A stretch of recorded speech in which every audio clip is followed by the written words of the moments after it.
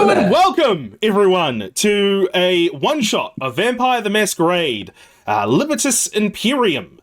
Very excited for this one. It's been a setting that I have been working on for a number of years, and I'm excited to have everyone have a bit of a glimpse into what's going on here. But before we get into that, before we get into the setting and where we are and what's going on, let's introduce our lovely coterie for today, starting with Joe. Go ahead. What's up, LARPers? It is I, JoeJotaro. I'm playing Ryan Fisk, the Malkavian. Hey, I'm Kieran, aka Karadan Zero, and I'm playing Reggie. He's a bit of a gangster and a gangrel. They sound almost the same. I hated that. Hello, I'm Sarina, and I am playing Helana Pierce, who is Clan Ventru. Hi, I'm Simone.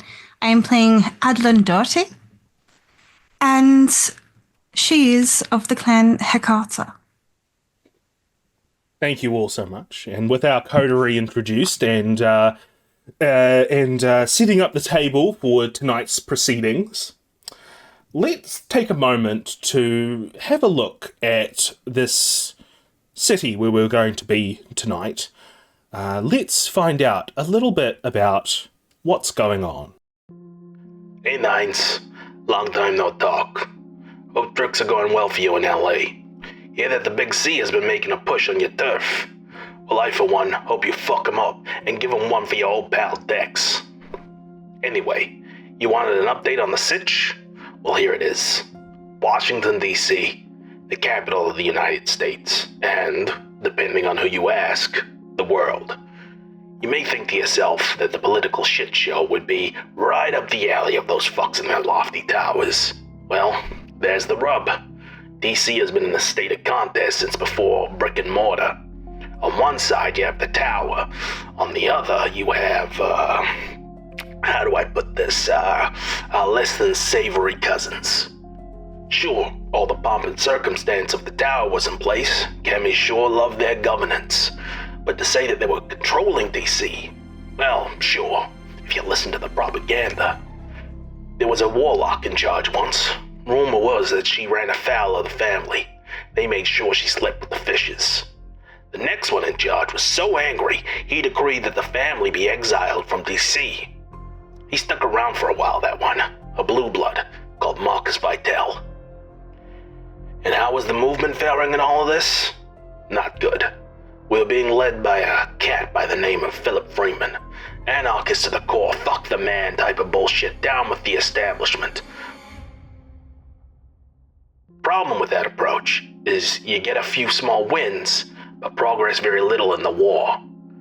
After Philip's child was discovered as an anarchist agent hiding within the tower, he was hunted, and so the light of day. I believe you know the rest. The wars between the tower and the sword fought over D.C. for centuries, though things took a turn for the city when Vitel vanished in the early 2000s. Rumors swirl around of the shadows in his ledger, the most salacious being that he met the end of then Ivory Tower lapdog Theo Bell's double-barreled shotgun.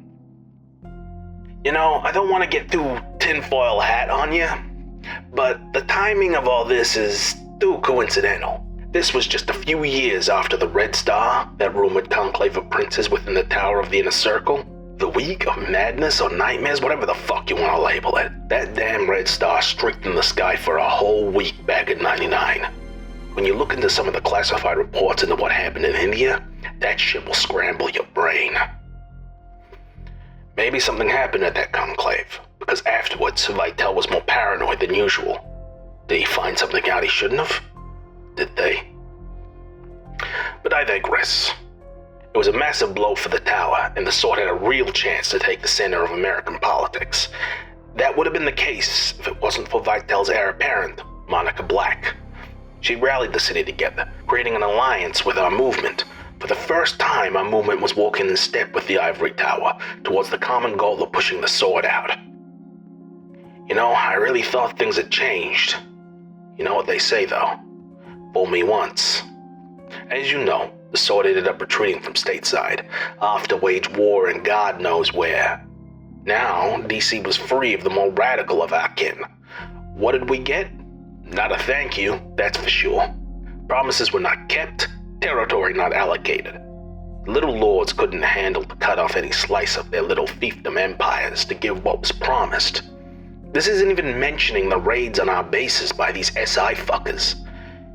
In the end, we were pushed to the fringes. Though, don't worry too much. They gladly welcomed the peddling snakes in their streets. With the wars, our forces were disorganized and depleted. Plus, after losing Freeman, we had no form of leadership. So that's where we are, stuck in the fringes. But there's an opportunity. With the newfound peace, the Tower has decided to thank Monica Black's leadership by holding an election for her position.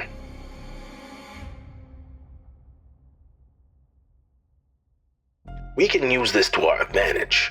With the right pieces in play, we could prime DC to possibly be a new free state.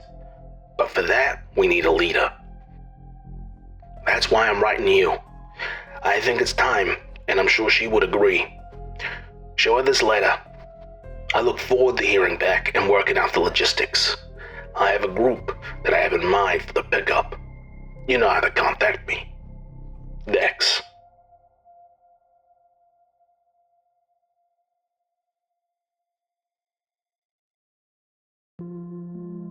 Now, with the table set, with the setting of Washington D.C. laid out, let's all sit back, relax, and tell a vampire story.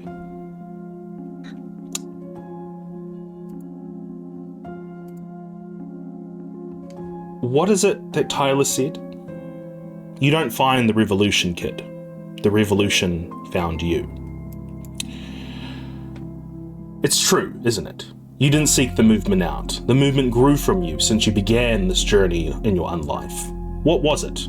Were you disgusted by the fat cats still standing above in their lofty towers? Did you experience the disappointment to have escaped from the money game only to have found yourself that you are now in a deeper game? That's smarts, kid. Hold on to that feeling. When the chips are down and you think you're about to face the last sunrise, let that burning sting of injustice fuel the fire in the pit of your gut. How does the beast feel? You know, that dark passenger that you now carry, the gnawing hunger never satisfied, the caged animal that you kept at bay. Don't be ashamed. We all carry that stranger with us. Want to know a secret? It too can be used as a weapon against those who oppress us. Just don't go saying that around polite company. Too much talk like that and you would begin to think that I had some cross to bear. We fade in over the green belt within Maryland, specifically Baltimore-Washington Parkway. The night sky is a darkness of dots, with dots illuminating the abyssal oblivion above. The moon shines, presenting a crescent shape showing the occultation on the moon's surface. Perhaps it places our coteries at ease. Rumours of lupines persist within this area, especially when surrounded by the wilderness. Perhaps those of the wolf kind were the more prosaic of the possibilities and rumours that lurk in these shadows. There are whispers of technomancers, reality-bending warlocks residing within the Greenbelt. These are quite popular between neonates and elders. But those are just urban legends, stories to keep the young inquisitive neonates from poking their nose where they shouldn't. Right? The job was easy enough. Dex had told them to pick up a delivery truck that was to be left on Baltimore-Washington Parkway. They were to drive the vehicle back to his auto repair shop in Chevy, where they would be dispatched on their next mission. They weren't told what they were hauling, they never were. Being loyal members of the movement, they knew better than to take a peek at the goods, so to speak. No problems with the pickup, a clean exchange. Now the drive back to Chevy, to Dix's repair auto shop. Nothing but each other, and perhaps the tunes and the blurring countryside mixed with the occasional suburb. If luck was on their side, this would be a simple night, but nothing ever is that easy, is it? So, we have a decision to make. Well, actually, there's a few things we need to start off with, because I forgot to do this before we started the game. First thing number one, is can we all roll a d10, please?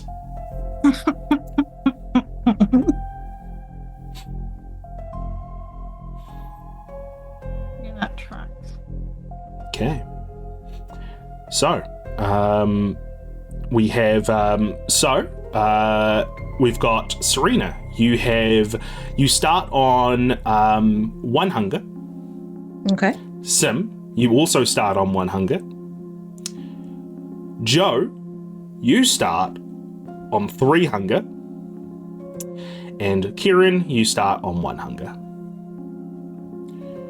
So, that's the first thing dealt with. We've all got our starting hungers.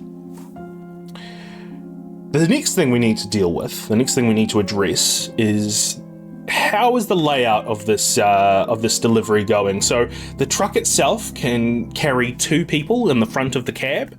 You've also got the sedan, as a sedan as well, that will be trailing the truck. Where is everyone situated? Where is everyone going to be? That's a good question. Who are the good drivers?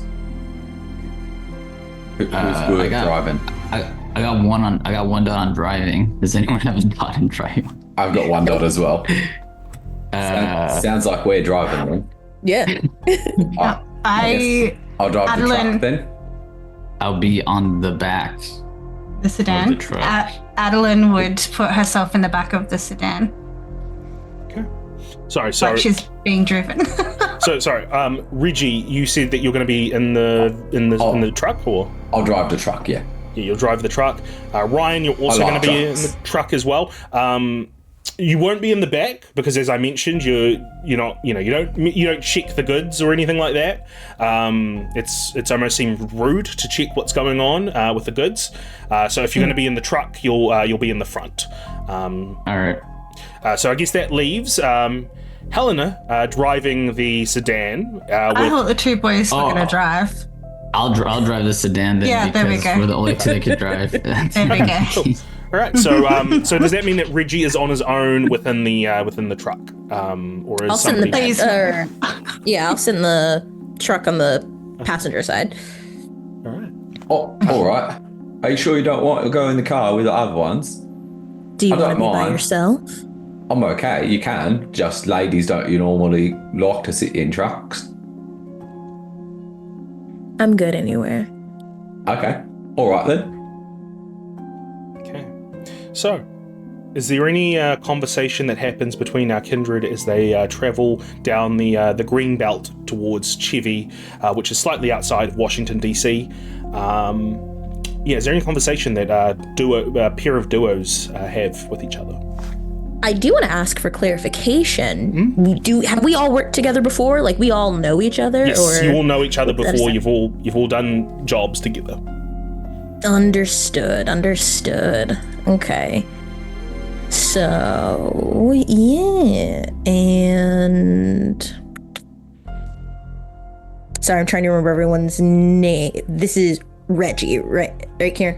Reggie. Yeah. Reggie, okay. Reggie, Do you know- I'm Ryan. And Adeline. Okay. Do you know where we're going, Reggie? Or it's For just the job, not questioning your capability, just for the job tonight. Yeah, just a drop off, isn't it? They tell us to pick it up there and take it there. Okay. We've done these before. You know how it goes. Pick it Yeah. up, drop it off, don't ask questions. Right. But I think we've proved ourselves now these nights that we're not delivery people anymore. But that's just me asking questions. I mean, like I shouldn't. sticking your head up like that it's a good way to get chopped off, isn't it? It's also a good way to see what's coming. Yeah, but I can see what's coming. I'm driving. Well, you're adorable. Well, thank you.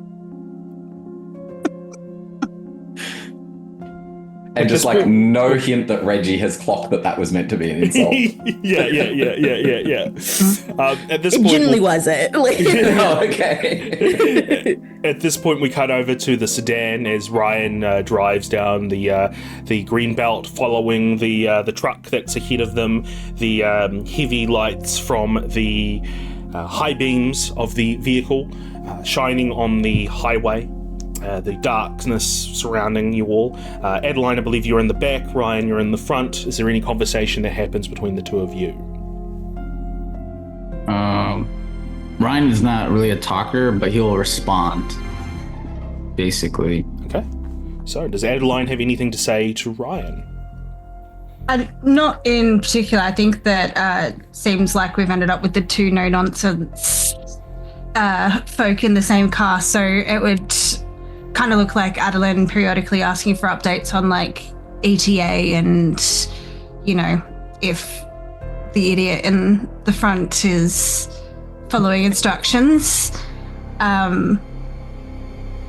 Would we be able to, I guess, be tracking where we are some way in the vehicle? Yeah. Exactly. Like the green belt is like basically it's like a highway that goes directly sort of through the sort of suburbs outside of in areas outside of Washington itself into Washington D.C. Off that sort of green belt way, there is a turn off to a little town. I believe it's a town. I'm not 100% sure, but called Chevy, and which is where Dex's auto repair shop is.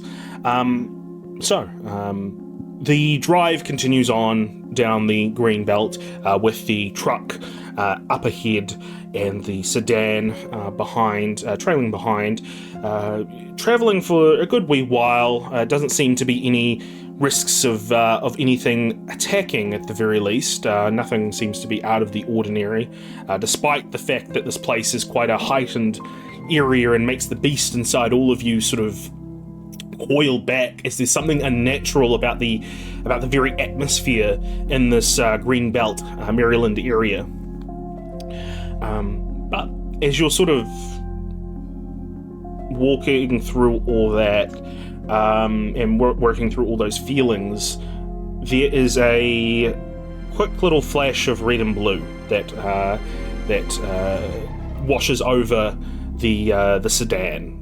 As you look, both Ryan and Adelaide, behind you, and you can see that there is a highway police vehicle that has turned on their lights and is coming after you. What do you do? I don't suppose you think they might be pulling us over for a breathalyzer? Whatever it is, you just deal with it. I was going to say, do we pull over and like as if we are pulling over for a breathalyzer, or are we going to potentially... Can we pull over? Like, I would say we pull over. Because, there's space to pretend pull like over. we're doing Yeah. Okay. Just Or do we act natural. slow and give the truck a little bit of time to get away? So when we're pulling over, do it slowly, linger. Probably wouldn't want to. I don't think we could outdrive this car because we're in a big car. So I'm assuming we should probably just park. Yeah, I'm thinking just like stopping and then just talking to the cop and see what is it, so we don't draw attention to ourselves. Perhaps we feign parking to blend naturally. Yeah, just see what this asshole wants and then just get out of here.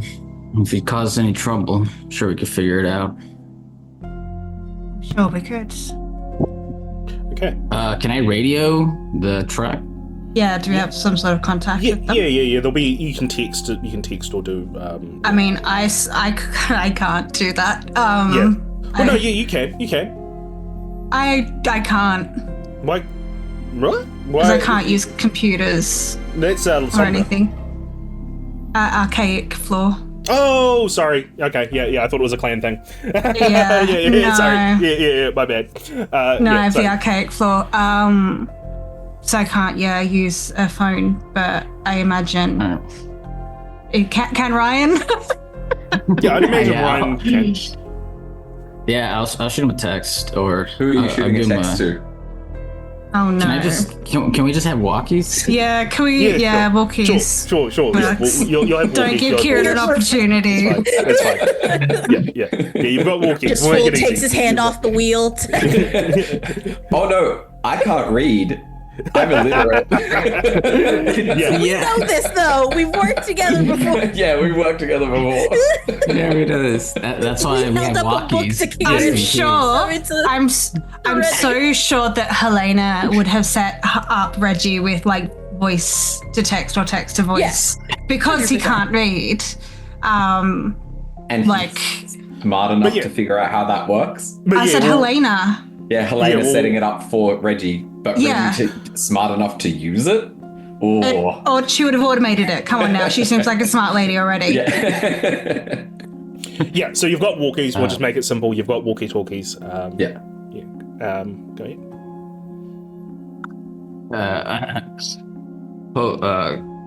Cop is on our ass, so we have to pull over real quick. Just a heads up. Are you I'll take forgetting the. something? I don't know if you finished talking. You gotta say over. Over.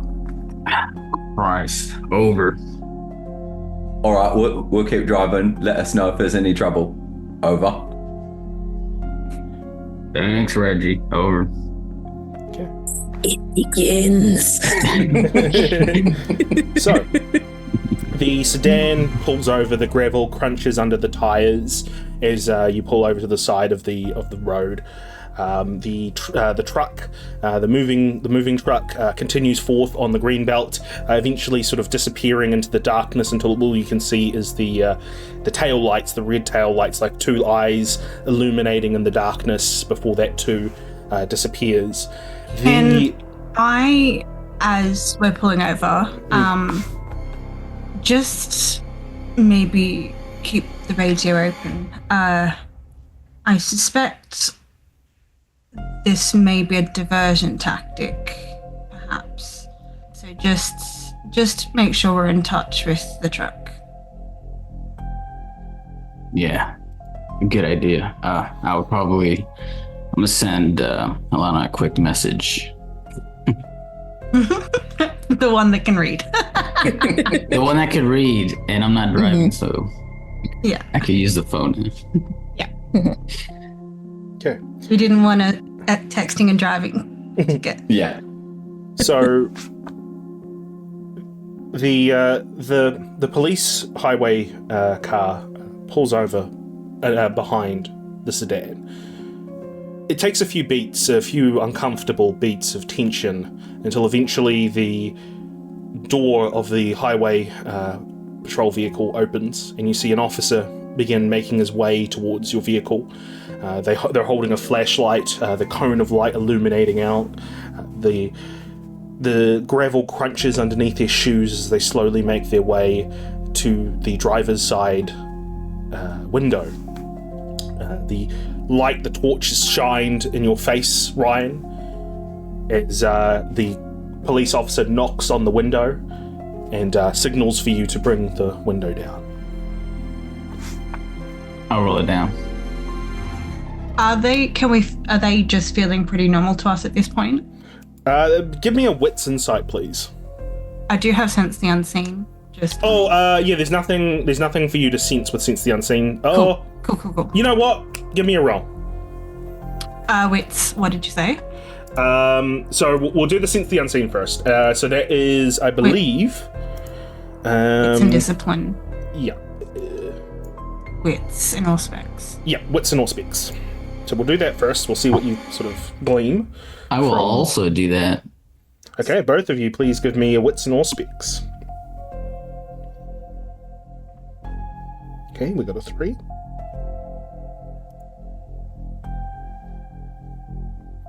Okay, 2 3s. Okay.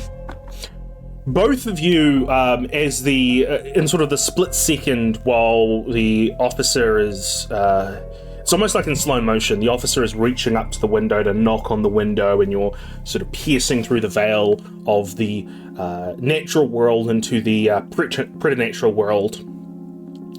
And you don't see anything in specific with the police officer. But what you do see is weird distortions in the aura around the area. Not specifically with this police officer, but just more of a case of you look out beyond the police officer and you can see, like sort of in the open field, you catch it for a moment. There's this sort of glimpse of something for a moment, which almost looks like a tear in the actual, like a sort of small little tear in the skyline itself. It's almost like the world is glitching almost for that brief moment until you sort of come back to your normal senses. And at that point, the officer knocks once again to get you to put your window down. Oh, I lowered my window. Okay. He shines a light at you, shines it sort of up and down, pokes it to the back, pointing it at you, Adeline. Then he eventually says, "License and registration." I reached, it's in the glove compartment, is that okay? Grab it slowly. I reach slowly, open it slowly, and I pull out my registration. Can I grab my wallet? It's in my back pocket. Slowly. Grab the wallet, take out my license, and hand it over. Now, I've got a question. I can't remember. Do you have a false identity? No. Okay. I don't think so. So, before you hand it over, I'm going to tell you this. The person is likely going to look you up. And when he looks you up, he's going to find out that you have escaped from a mental institution. Oh, okay. So, then I would have never stopped. I didn't know that. I would have never stopped. Okay. Well, actually, what did you spend your 10 XP on? I spent it on just like brawl, larceny, and survival. If I could use it for an identity, I could just... Yeah, take two of them off. Take two dots off somewhere, and you can Do either of you have dominate? No, I don't do... I'm not mental guy. Look, no. I took off survival and larceny. Okay, cool. So you've got a mask now, which is a false identity. So that's all good. So, all right, cool. The officer grabs your license and makes his way back to the police car. It takes a few moments until eventually he leaves the vehicle, comes back towards your sedan, passes you your license. He points the flashlight at both of you and then points at the back of the vehicle, and he says, "One of your taillights is out. You should get that repaired." What an oversight on our part. Fair enough. Thanks, officer. And with that, the officer walks back towards the vehicle, and you see him drive off and disappear into the Greenbelt Highway. Little birdie, we're good to go. We're on our way. Over. That was me in the walkie. Mm-hmm. Oh, yeah. Loud and clear. Over. Okay. So Just you get... perhaps mention the oddness. Yeah, we will when we see him. And no need to potentially mention it now, so they're aware that there's something. All right. One more thing.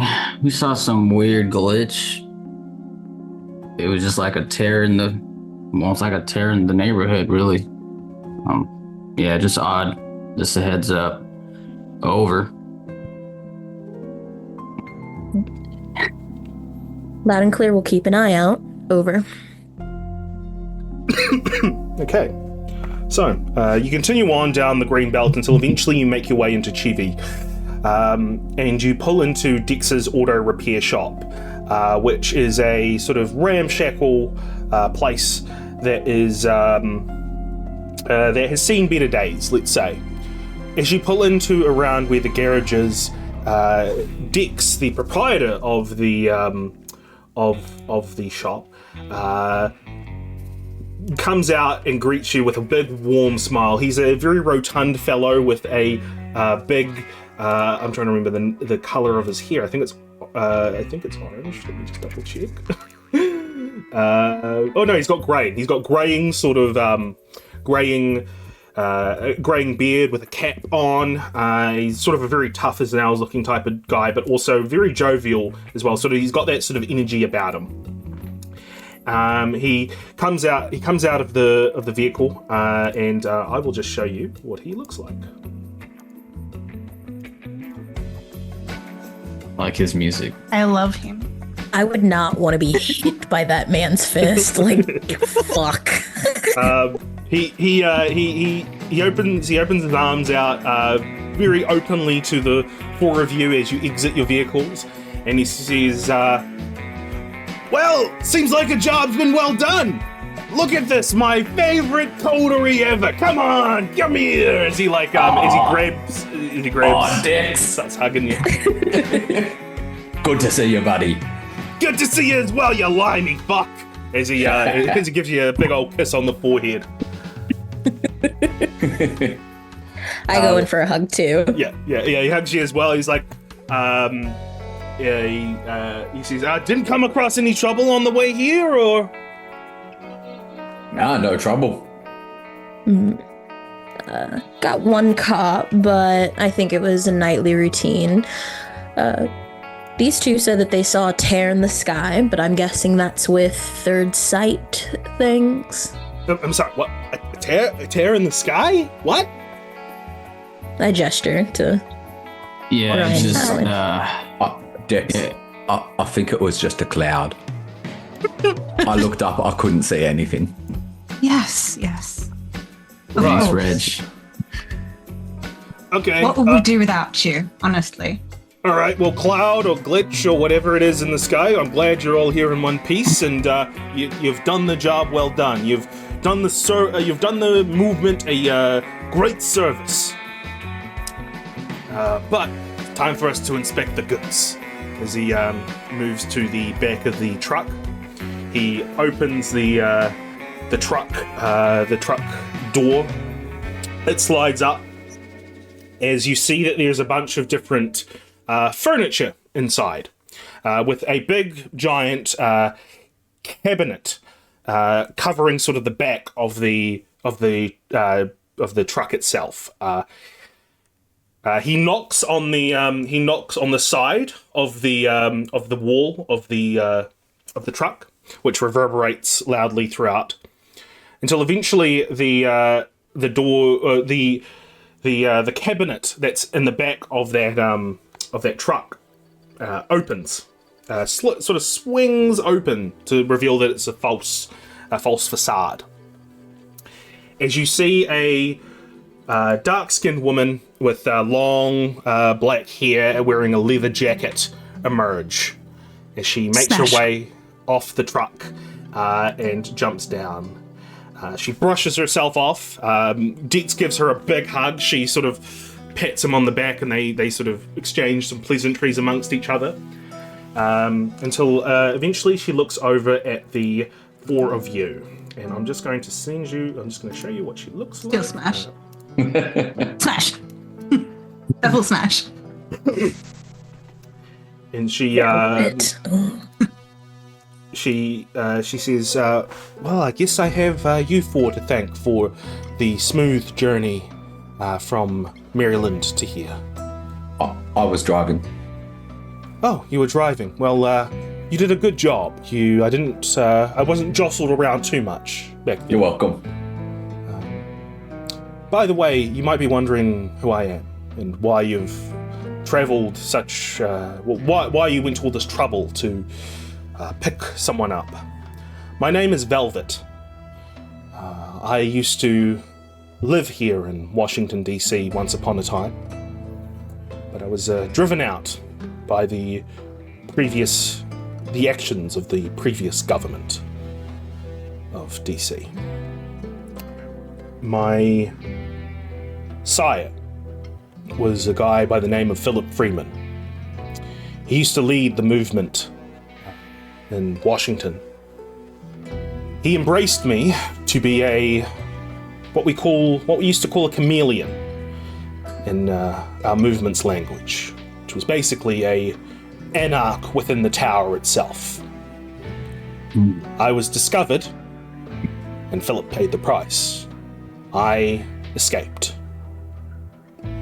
But I return here because I hear that there is something going on within Washington, D.C. and the Camarilla.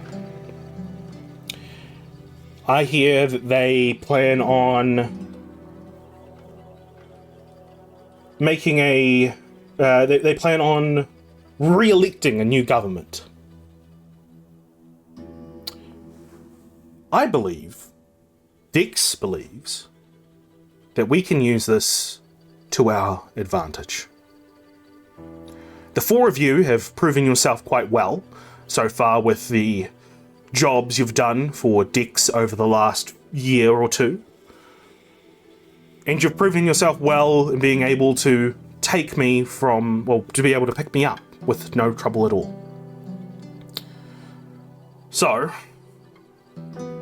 I believe, and Dix believes, that the four of you are perfectly suited to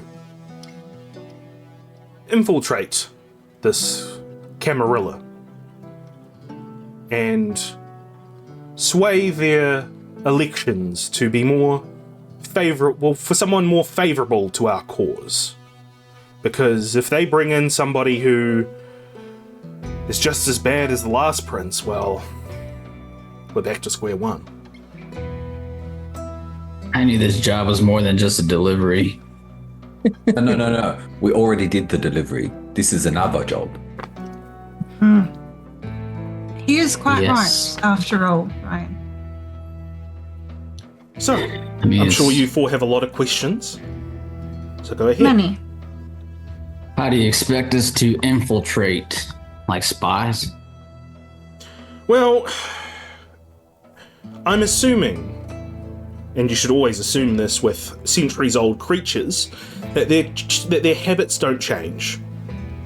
So those at the top of the tower pay very little attention to newcomers in the night. So unless anyone in the tower knows of your affiliations at the moment, there should be no issue with you just waltzing on into Washington, meeting up with some Camarilla, getting the lay of the land, digging some secrets, and then, well, revealing it at the opportune time. So it is to be subterfuge then. Sorry, what was that? So it is to be subterfuge then. Yes, a subterfuge. I do not know that all of our proficiencies lie in subterfuge. Some of us are far better suited to driving. Well, I trust that you all can work together and cover up any gaps in each other's skills. Are the kindred that found out you were a spy still a part of the tower here? Yes. But the man who killed my sire is not. That was Prince Marcus Vital.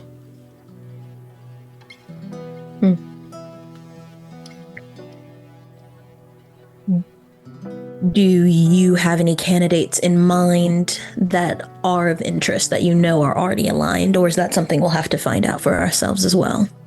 Dix walks forward at this point and he'll say, I've kind of been keeping an eye on the situation. We've got some contacts within the actual city itself. You'll learn more when you get to the city, but there are 3 frontrunners.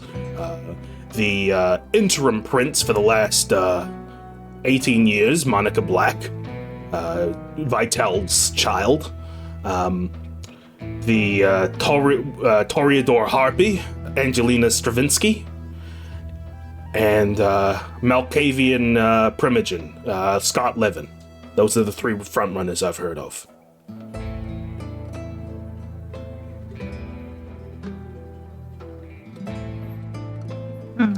And Velvet will step forward at this point and she'll say, I would recommend going to a place in the south of Washington itself, a bar called Purgatory. It is a neutral grounds, per se, where Anarchs can go and have gone. But once again, obviously no violence is permitted within Purgatory's doors. We have an inside man within Purgatory, a guy by the name of Emilio. You should probably meet with him or use whatever resources you have at your disposal to look into this possible investigation and what you can find out and what you can do. And what do we know about the purveyors of Purgatory? Well, Purgatory is run by a guy by the name of Bjorn. Very old, that guy. Very old. He may have been a Viking, I believe. And you don't see too many of those still running around these nights. Yeah, a lot of them get called away, so... Are we aware of his affiliations? He is neutral on paper, but he has sympathetics to the movement. He has sympathetic feelings towards the movement. And how do we contact Emilio? Emilio will be at Purgatory. He already knows we're coming? He knows you're coming. All right. Of those 3 front runners, Monica, Angelina, and Scott, do you have a preference, Velvet, Dex? Dex he'll shrug and he'll say, look, I don't know, I keep my head out of the bullshit, really, to be honest. I don't know a lot about where people's affiliations might be or like what their sympathies might lie. I do know that Monica, she, depending on who you ask, she either tried to help us or she used us for the wars against the Sabbat. So, depending on who you ask, either it was she had her hands tied and she couldn't deliver what was promised, or she never intended to deliver what she promised. Either way, that's someone who can be governed by what benefits them. So, regardless of sympathies, if siding with the Annex benefits her. Possibly. You need to look more into it, but as I said, I don't know the layout. And Velvet will sort of step forward at this point and she'll say, I've been away from Washington, obviously, for at least 20 or so years. But from what I remember, and as I said, kindred are creatures of habit, barely changing, even if it takes centuries. Monica was very close with her sire. Almost to a fanatical degree. Angelique, hopeless romantic that is an airhead. Scott, quiet, likes computers.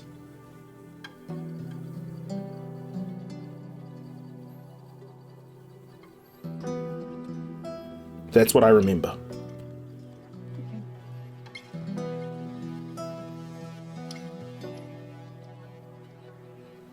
That's valuable information, thank you. Do you have any further questions for me before you head off on your task for the next few nights? What do we get if we, well, when we succeed? You get to know that you were part of bringing the movement forward into the modern Knights. Not enough. What did you take us for? You seem like a very intelligent woman. Surely you understand that without further incentive, it is unlikely. I don't think you understand. What you'll be doing will be assisting the movement to get another foot on the ladder. As we ascend up the ladder, those that helped us get up the ladder are also brought forward. As we reach up, we reach back. If that is not enough for you, then you've perhaps... you've been a part of the Camarilla perhaps too long, and you got caught. So, counter deal. We get a nominee invested in your interest, elected, and we get territory within the new bounds of what the Anarchs will be allowed into. And then we get a say in how the movement proceeds in DC. Been true, right?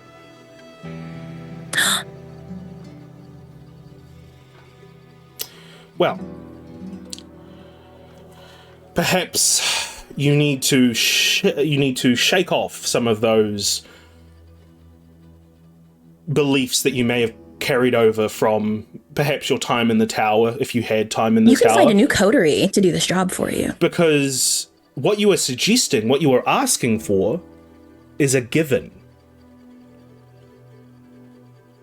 You need not ask for this. So, you're outlining more specifically what will be given. But your unwillingness to put the offer into words suggests perhaps you may not fulfill what you're offering. I talk, despite the fact that I spent a considerable amount of time undercover within the tower, I like to think that I talk pretty straightforward and to the point.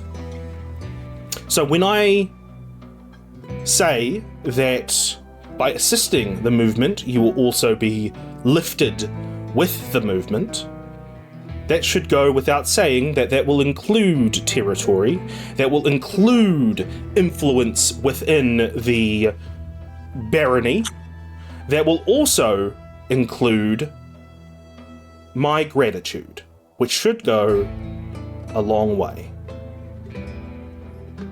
If that is not enough, then perhaps the movement is not the right place for the four of you. We just wanted to hear it. You can't make good deals on assumptions. But now that you've clarified, I think This we're is far a more comfortable. problem with our condition and the way that we have conducted ourselves for the past however long, is we are all too worried about who gets what bag and where we all go, when really what we should be worried about is where we all go together. But that's okay. my vision. I think you are definitely assuming something about our character. If we're going to be risking our lives for something, it's not an assumption or a pale on our characteristics to expect something back. And if you just think we're going to assume something based on your character when we don't know you, you got to earn that trust. And that's something that's fundamental no matter where you're at.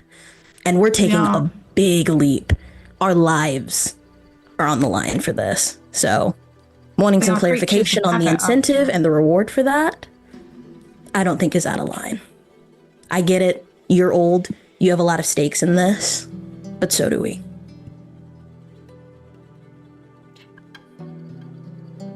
Perhaps you just haven't been around long enough to notice the repeating pattern of this.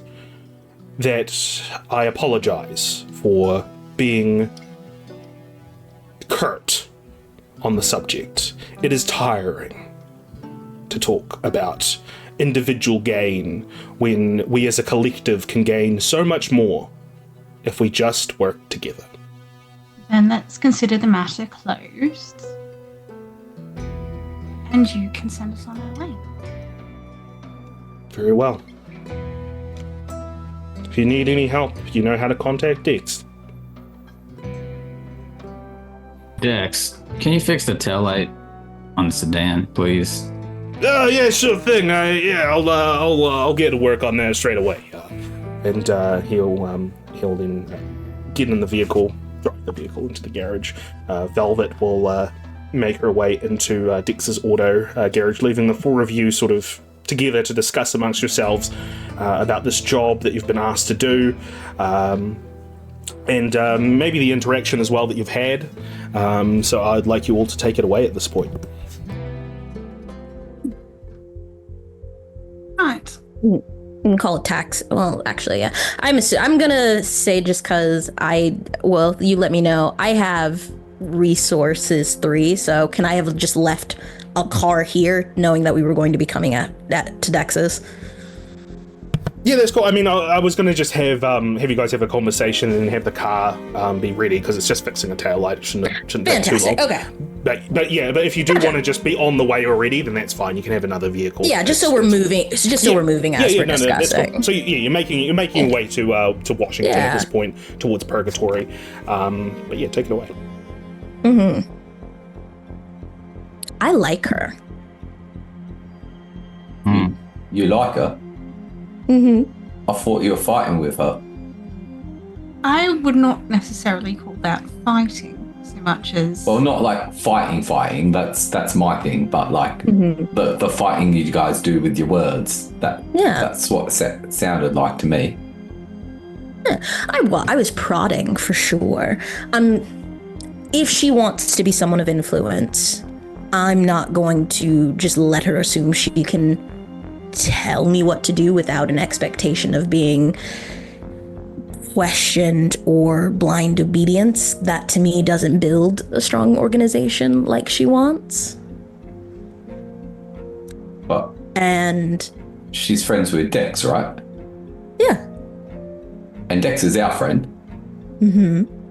So why wouldn't we help her? I think we absolutely should. But she is asking us to put our lives on the line. And on the goodwill of the movement, considering she is on the lam and having to hide is where she is, that means there are Anarchs that also don't want her near here. That's what I'm assuming of the situation. I do not know. Otherwise, she would have been able to walk through, I think, a lot subtly. Then again, the situation she's in DC could be a lot more dangerous. So showing her face anywhere could be in trouble. Just to assume everyone's going to be in a movement without an explicit detailing of rewards going on faith was not enough for me. But she didn't immediately back down, so that to me shows strong character. That's a lot of thinking, though. Like, what if she just likes trucks like I do and likes driving in the back? Like, I don't know. Yeah. Like I don't know her like I know you, though. So I can't take that chance. Okay. Reggie, let Helana do the thinking. Oh, yeah, they can do that. I'll let her do the talking, and Addie as well. Yeah, we'll do the fighting. I didn't think that we needed to be rude to her. That's right. I'm sure she didn't take offense. She seemed, I hope not. Seemed like a lovely one. Yeah, lovely. That's the... I think we've all lived long enough. If someone was offended, they would just rip our heads off. I wouldn't have let her do that. Oh, I appreciate that. Thanks, Reg. No worries, mate. Okay, so we are talking to this... What's his name? Emilio. I was about to make up a whole new name for him. To get information on the 3 candidates. And also possibly on a way to ingratiate ourselves within society. Isn't that where the Viking guy is too? Yes, Purgatory. Bjorn. You should probably have a word with them as well. Perhaps he would be a good person to have on site. And when do you get to see a Viking? So you just want to see the Viking? Reg was talking to me about it. Yeah, I want to see the Viking. And you also would like to see the Viking? They're good at fighting. Reg could ask him some questions. So, yeah. Reg could. Okay, so the 4 of you continue your way out of Chivi towards the center of Washington itself. You make your way through the city. The streets are fairly quiet tonight. Not many people about. Still pretty populated in comparison to like a smaller place, but it's pretty non-lively at the moment.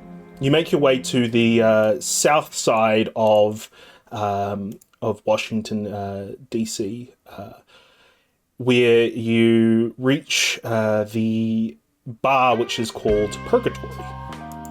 Now, the bar itself is just a small brick and mortar place with a buzzing neon sign at the top that looks like it's been in place for decades.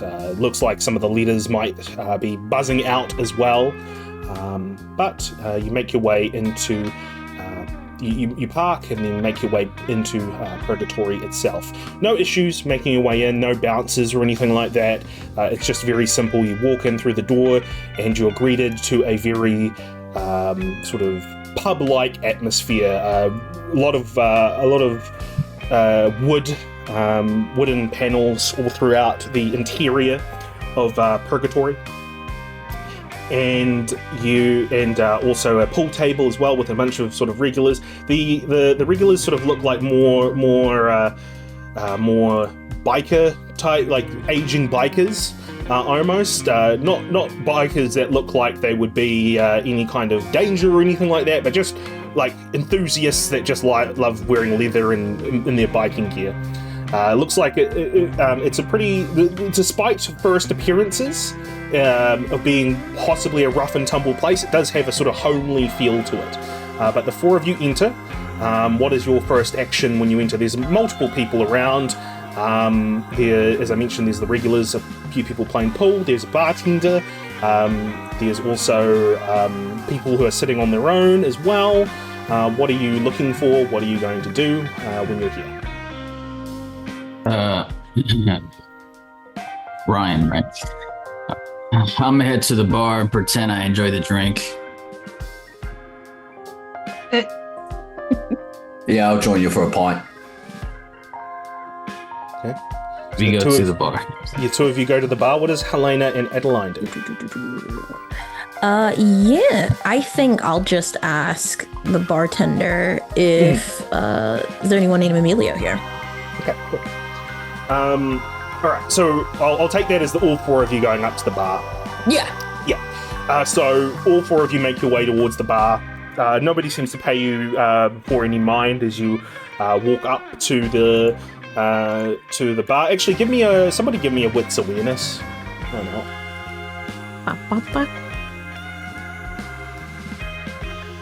I'll do it. I maybe. I could do it. Or total. I got 3. I've got dots. 6.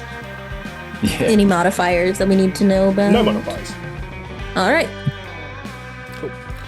All right. 3. Helena, you do not notice anything. You're too busy trying to talk to the bartender. Yeah. But Ryan, you notice that there is a Ryan and Adeline. You two notice that there is a guy in a grey hoodie sitting in one of the booths that eyes the 4 of you up as you sort of make your way towards the bar. But you make your way towards the bar. Ryan begins to start ordering his drink when Helena comes in and says, "Do you know anyone called Amelia?"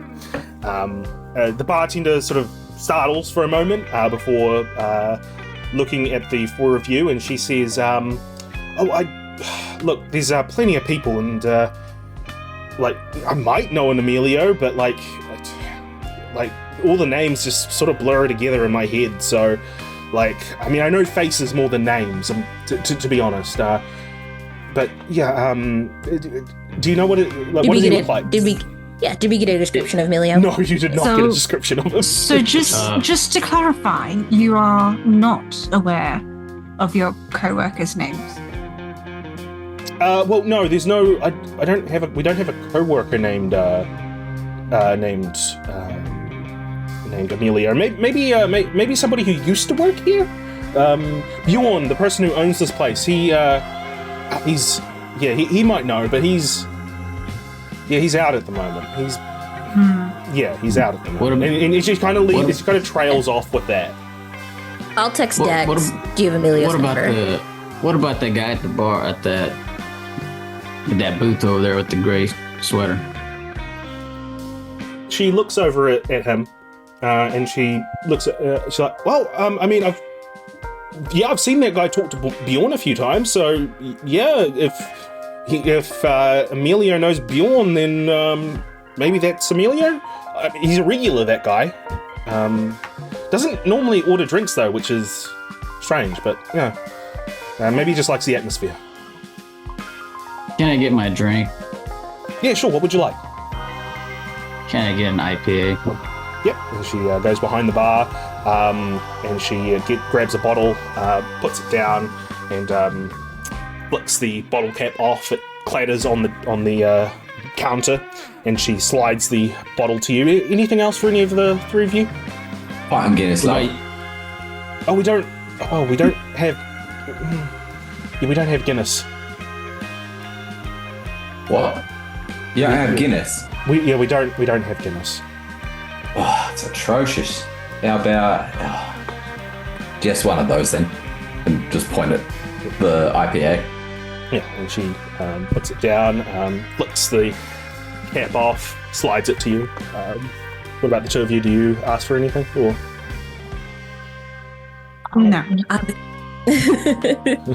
I would love a martini. Yeah. She sort of pauses at that. Almost like, oh crap. Okay. And then It's Oh my gosh, it's vodka, super. darling. It's okay if you know what? I'll just take your well vodka on ice. No, it's fine. I mean, I feel bad about not being able to give the Guinness to him, but I'll. You're fine. You're doing. It's okay. You're doing a The great vodka job. is just an extremely dry martini. Okay. And she slides you the drink, and I believe Adeline, you said you didn't want anything. Okay. Nothing here. So you've now been given your drinks. The bartender then sort of moves on to grab some cups out of the dishwasher and begins drying those, leaving the 4 of you a chance to discuss amongst yourselves or decide what you want to do. Ryan's just gonna walk to the booth. Yeah, I was going to say Adeline with a bunch of the booth as well. Yeah. So as you walk towards the booth, the guy that was eyeing the 4 of you up, he looks down, sort of almost purposefully avoiding looking at you guys as you walk towards him. I would slide into the booth. He looks at you, Good evening. sort of grumbles. Evening. You're a regular. Yeah, I like this place. Is it the atmosphere, the drinks? What in particular is it that you enjoy about this? The company. That feels like a compliment. You can take it that way.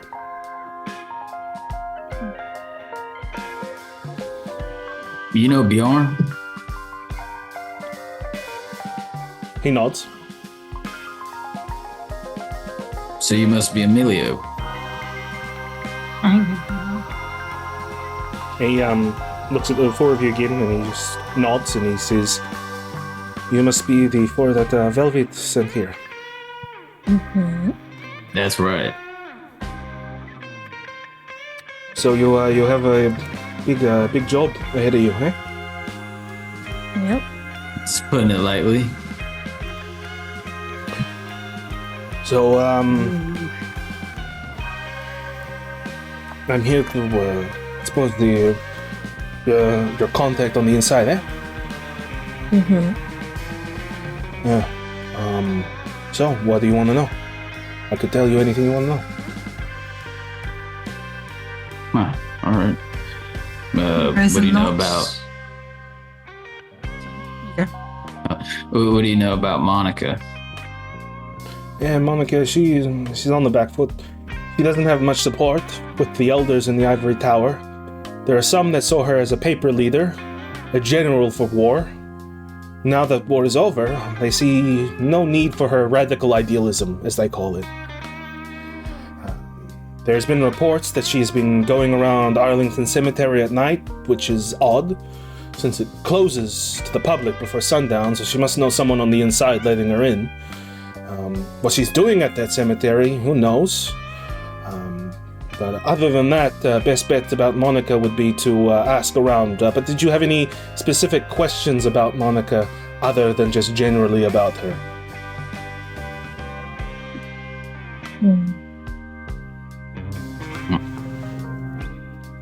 So, What's her clan? Ventry. and you mentioned this cemetery. How long did you say she's been going there? The reports have been for at least a few weeks. Once every night. Once every few nights. Maybe once a week. No, there doesn't seem to be a pattern for it. And is there anything special about this particular cemetery? Or? Well, it's the Arlington National Cemetery. It's where all the soldiers are. You said that the elders are not a fan of her. Does she have any supporters within the tower? She's got a few. She probably, she's got a few supporters. Though none that would wear it on their sleeve, let's say.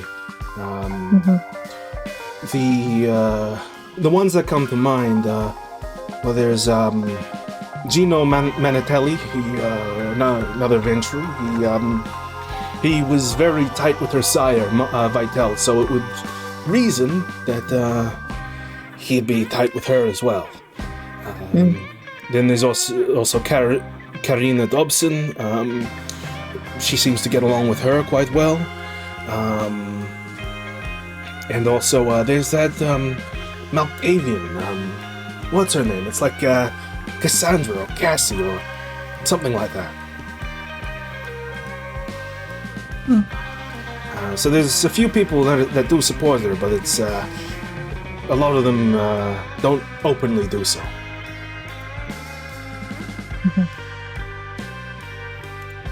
And we hear Angelique is something of a romantic. Angelique, it may seem like an airhead on the surface, but beneath the doting Russian facade is a shrewd political mover. She's a romantic at heart, as you said, but aren't all roses? she's had an on and off again fling with a blood warlock called Peter Van Dorn.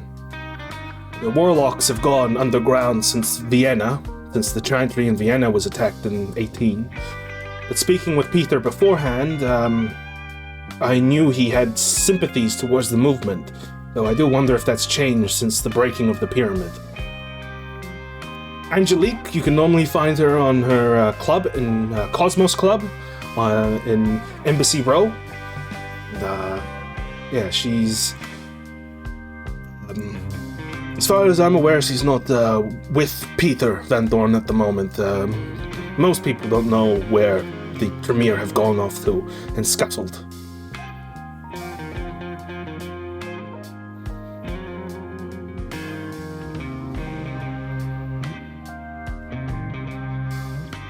And Scott, what do we know about him? He's a quiet dude. Not a lot of people seem to know much about him. He seems to know everything. He has someone or something whispering him secrets, maybe through that network that all of the madmen have. But he uses these secrets to climb the political ladder. Though I'm not sure what for. The guy, he's a complete charisma vacuum. He used this to be the face of the Malkavians, but he's very quiet. Not a lot of, doesn't seem to say much. Seems to have interest in computers, but you might do well digging into his fellow madmen, Dr. Stephen Norrington at the National Institute of Health, and Dr. Granger in the Bethesda Institute of Mental Health, which, Ryan, you know is the mental institute where you were assigned to. Who was the second doctor again, if I can get that name? Dr. Jeffrey Granger.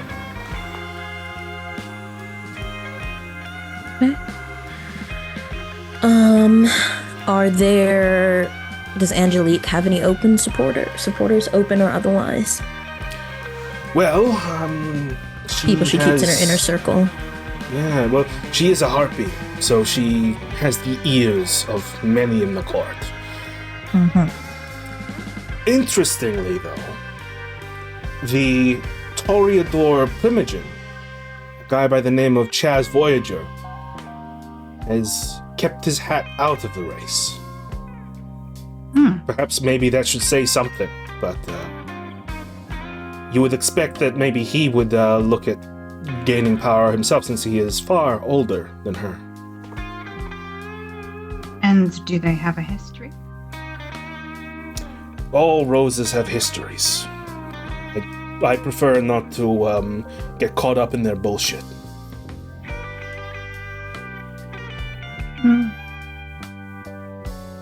Being aware of and being caught up in two different things. Or can be.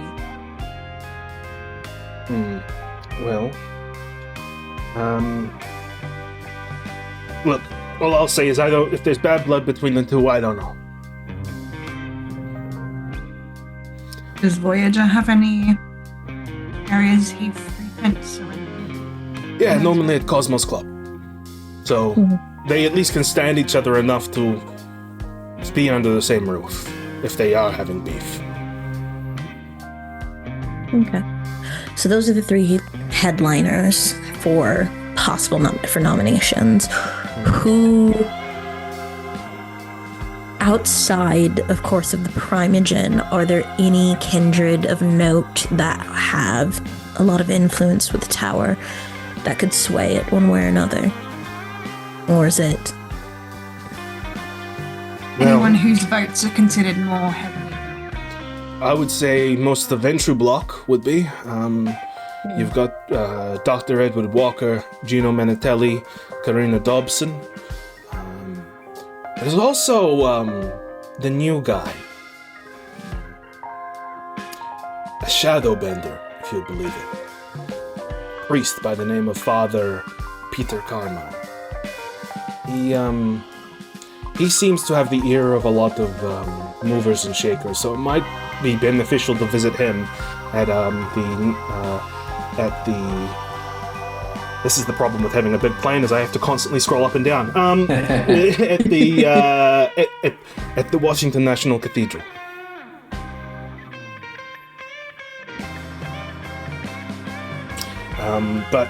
Sorry, you were saying if there's anyone else that might hold influence.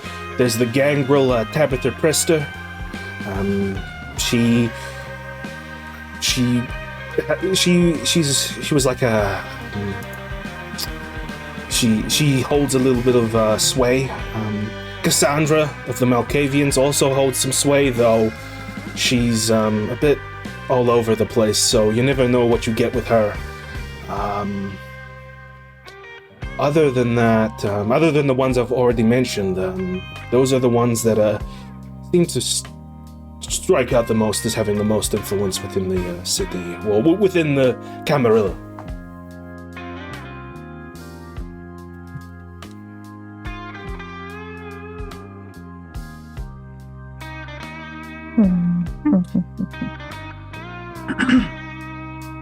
And do you have any opinions of your own? On? Who I prefer? Yes. Who's your preference?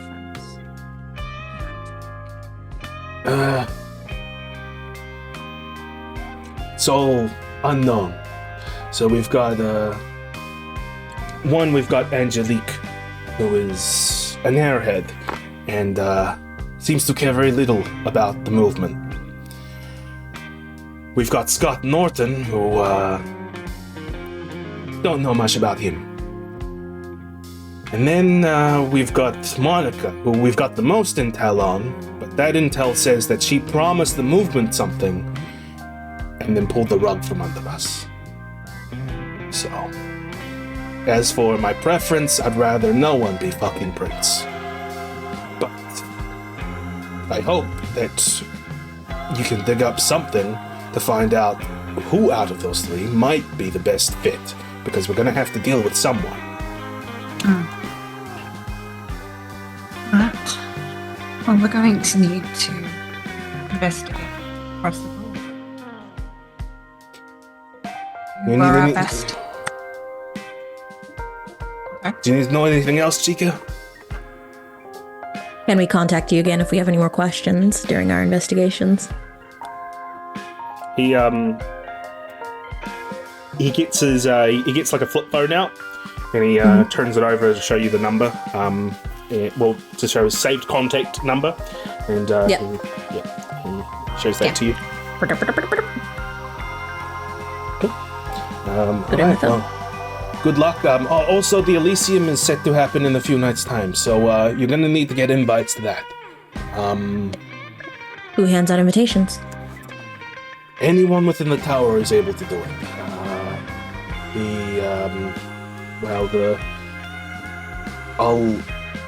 Anyone I've mentioned so far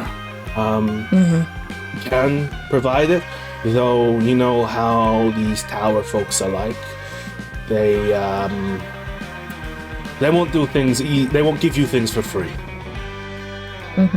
So take from that what you will.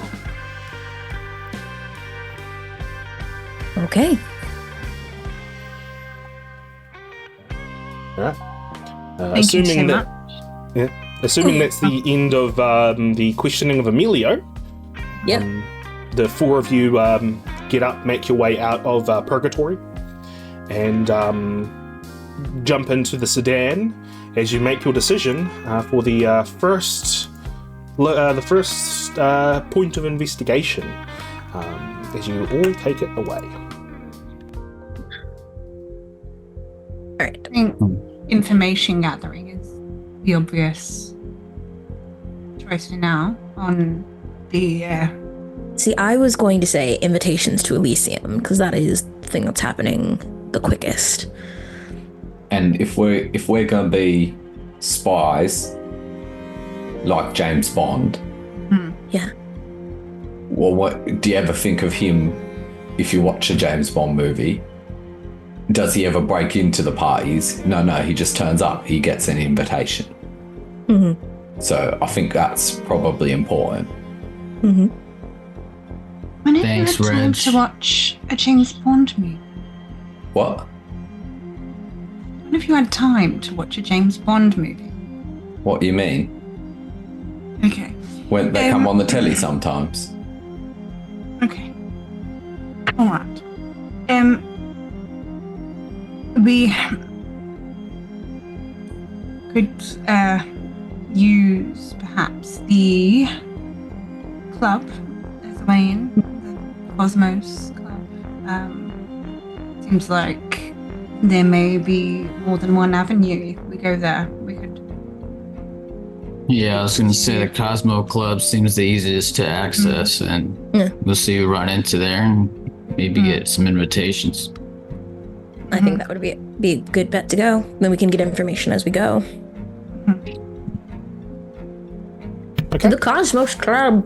So, the four of you make your way to Cosmos Club, which is on Washington D.C.'s Embassy Row, which is named as such because it is the sort of row that has the multiple international embassies on it. It also has a lot of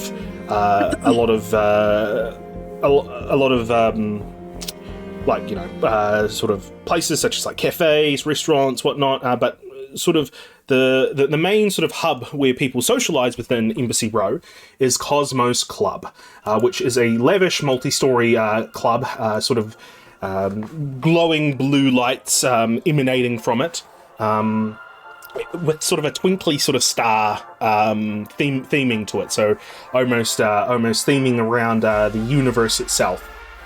As you make your way into the club, there's obviously bouncers there. They let you in with no issue. You come into the main entrance until eventually you reach the main dance floor, which is a wide open floor a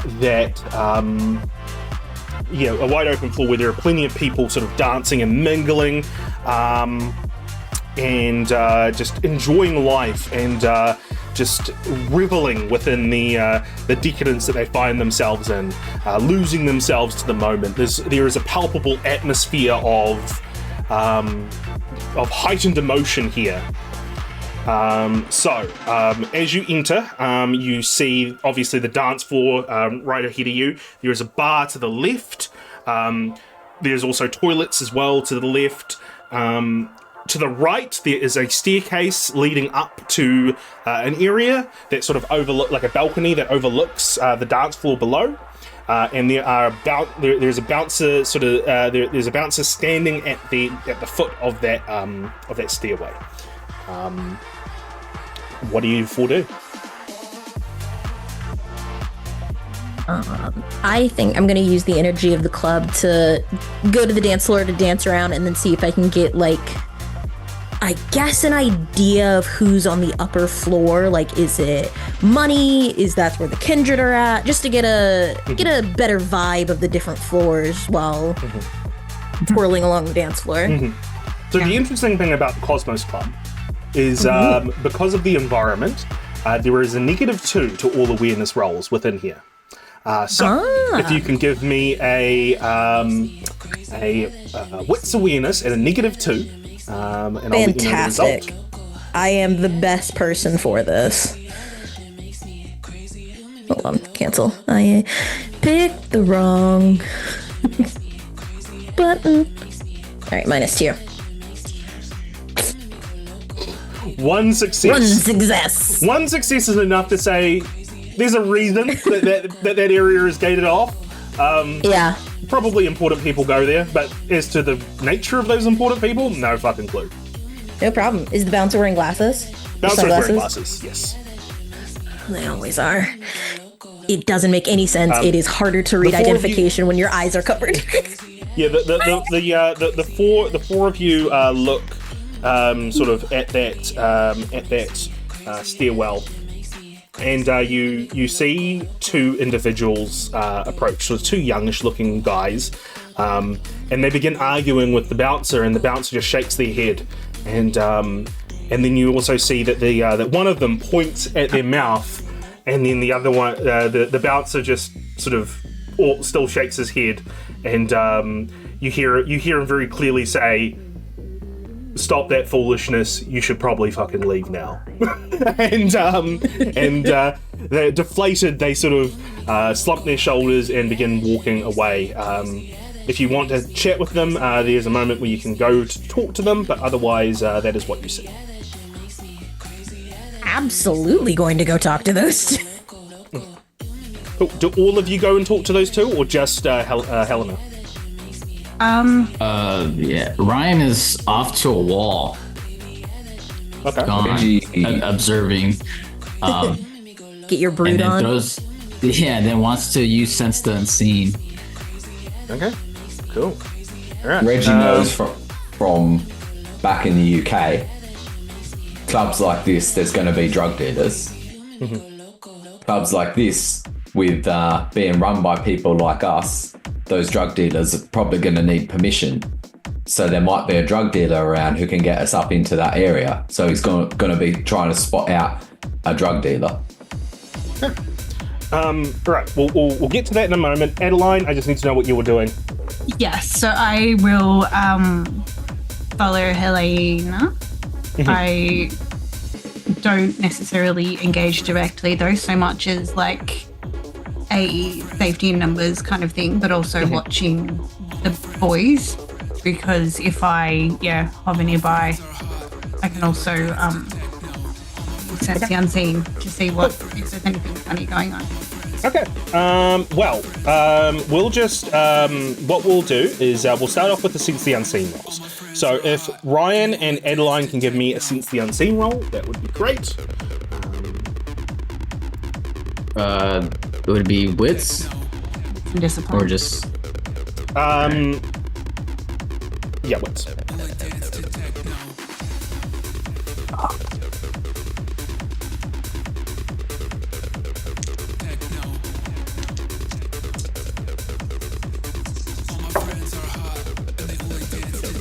Okay. Who we got? Aroused. Oh yeah. So you roused for extra dice. I'm guessing. Yeah, I don't know. I think I just clicked the wrong thing or something. Oh right. Yeah. You clicked the wrong thing. Yeah. 5. Cool. but use it. So, we'll start with you, Adeline. Adeline, you walk with Helena to the two individuals, the two gentlemen who are beginning to make their way towards the exit of Cosmos Club.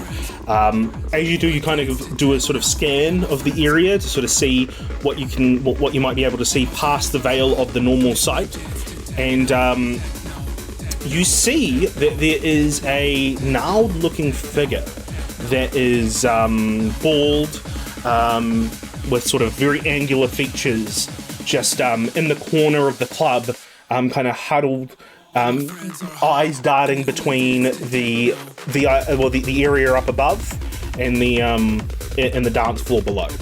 Ryan, you try to pierce the veil of and connect to the supernatural world. You had a bestial failure. So, what's going to happen is your compulsion, your bane, or your compulsion, your Malkavian madness, if you want to call it that, triggers at this point. And that is going to be your roleplay prompt for the rest of the scene, is that you have to experience the mental discombobulation that you would be having based on your history. So I'll leave you for a moment to think that up and to think up how you're going to act moving forward. Now we're going to move over to Reggie. Reggie, you scan around the place. Can you give me a wits awareness, please, at a -2 because of the -2 of awareness on this place. Wits awareness or wits streetwise? For this particular one, it's wits awareness. That counts.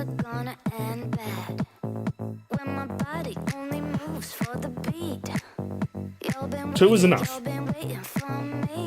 So you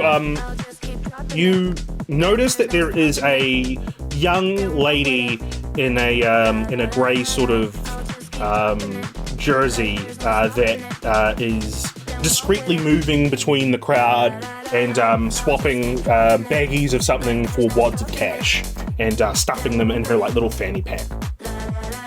So obviously the drug dealer, but also what you notice that there is a lady sort of standing at the bar with sort of neck long sort of trimmed hair and wearing a sort of very sleek dress, staring daggers at the girl that is selling drugs within the club. What do you do? Addie and Helana already kind of walking over. Yes, they're already walking towards. Yeah. Yeah, okay. Ryan, meanwhile, is freaking out. So whether or not you want to turn to Ryan. I was thinking that I would sort of hold off and like mentally note that has happened between the two. Turn to give that information to Addie, but then notice that Ryan is having a bit of a time, and I'll go over to him and go, "Hey, buddy. Hey. Back I'll up. just say, hey. It's coming. It's all right, mate. It's in the tunnel. No. There's no tunnels here. Guys. We're in a club. We're just in a nightclub. It's all right. Pull yourself together, mate. Do we need to go outside for a bit of air? Gotta get out of this tunnel. All right. We gotta get to the let's exit. let's get a breather. Let's go outside for a breather, and I'll take him outside. Cool. Start shoving people out of my way. As much as I can, like mitigating him. Cool. You know what? Give me a fear frenzy check, Joe. Not gonna be high difficulty, just difficulty 2. Just frenzy? Yeah, frenzy, difficulty 2.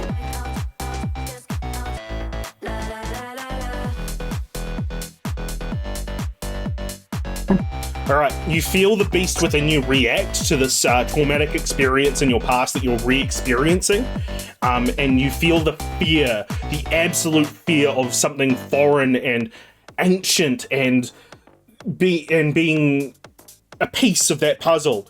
And you manage to get your wits about you and just stuff that feeling down to control yourself and not just burst into a fearful frenzy where you might rip through people to get out. So you're able to get out fairly unscathed. Meanwhile, we're going to go back over to Helena and Adeline. Now, Adeline, you as you're making your way with Helena, that's when you notice that figure in the corner. Did you want to bring that up before talking to the two? I would kind of, as we were walking, quite subtly place a hand on her shoulder to slow her for a second, to be like, there's a presence watching everything going on at the moment. Seems old, not pretty. And she would just kind of let her continue walking, obviously if she wanted to make comment, but yeah. Want to talk to them? Divide and conquer? I don't know that talking to them is going to necessarily be conducive to conversation. Because they look, Chris, to clarify, Chris, they look like, I don't know, more like almost crone-like. They look monstrous. Kind of, yeah, they don't look capable of conversation. Okay. Although, give me an occult plus intelligence roll.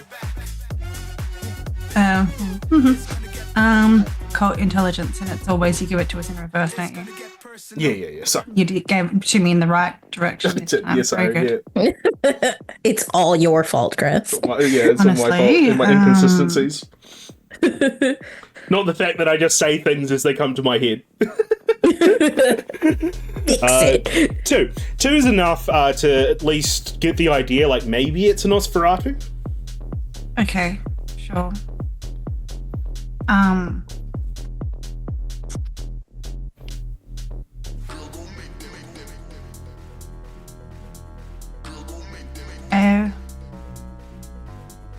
Can they communicate?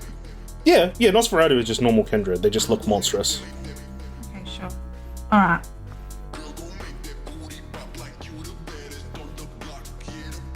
I mean, worth, going to have a chat, maybe. Okay, cool. So you split off from Helena Yeah. to head off to this figure that you see in the corner of the the room. Helena, you make your way to the two individuals as they're walking away. How do you get their attention? Yeah. I think I'm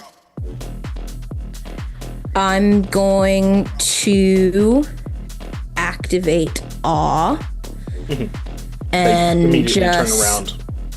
It's like, oh, leaving so soon. Dance with me. They sort of look at each other, they sort of point at themselves, and they're like, me? And then they're like, huh? Me, man? So just curl my fingers, both of them. Okay, cool. Give me a charisma persuasion plus plus your level in presence plus 1 because you get a +1 social to all social rolls while in this club. Understood. I'm also stunning, so they find me attractive? This is going to be a very big dice pool, so you also add that on top of it as well. And this is like a check that only requires 1 success as well, so that's funny. Okay, just don't mess up. All right, so that's 4. That's +5. Yeah, because it's 2 for social, 2 for presence, and then 1 for the club. Yeah. I think it's just 5 in the modifiers. I don't add the plus symbol, right? Yeah, it is 5, yeah. Okay. Oh my god. How's that not a critical? Oh yeah, it is a critical. It just didn't load. It is a critical. Okay, yes. Cool. Very much. That's not a lot of. You didn't get a lot of successes on your dice, actually, considering that it's a critical. I didn't. Thank God for that critical. Yeah, they very. It would have been embarrassing. They very happily go with you and come with you to the dance floor and begin dancing with you. What do you say to them? Absolutely. So in just this close proximity, using the dancing as a method of just keeping the situation, like I won't say manipulating the situation. I think I will ask them, like, why are you trying to get upstairs? Oh, look, it's a very exclusive club upstairs. You got to be a certain type of, and then they're kind of stammering over their words, and the other one says, kindred spirit? And yeah, kindred spirit. Yeah, you got to be kindred spirits with the ones up there, and they're kind of like stuttering and stammering over their words because they're not too sure, because obviously they still think you're immortal. Absolutely. Then I think it's like, okay. So, I think then I will just then face the other one because I'm also trying to make them compete against each other because bad bitch. So I get, which one of the ones that were pointing to their mouth? That was, so there's a brunette and a blonde guy. That was the brunette guy was pointing at his mouth. Okay, then I'll turn to the brunette, get really close, run my finger over his lip. It's like, so how do I get into this club of these kindred spirits? You gotta be part of a special club. It's like a social club. And then the other guy says, "Hey, maybe you should not say as much. Ixnay on the Camarilla, eh?"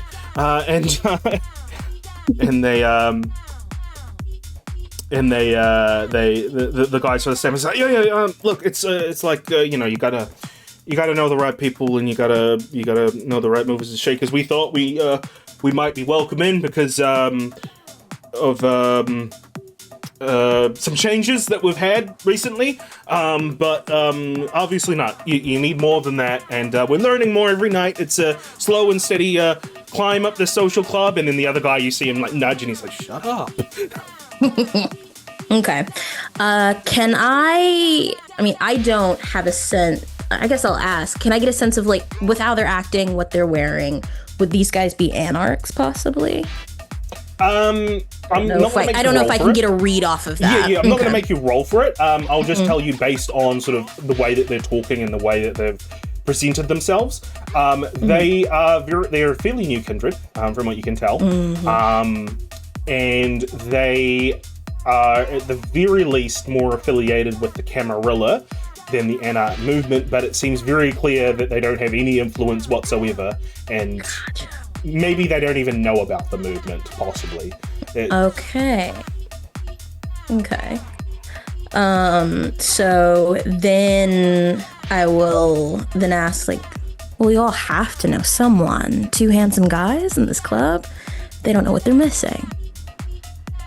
Well, I mean, the most of the people we know, most of the people we know they're like kind of on the outskirts of the social club. We're trying to get into the social club, but that's become a problem because of our affiliations with those outside the social club, and but the social club makes dealings with our people because we bring in a lot of money, and and then the other guy's just like looking at him going like, what the fuck are you talking about? Stop spilling. Okay.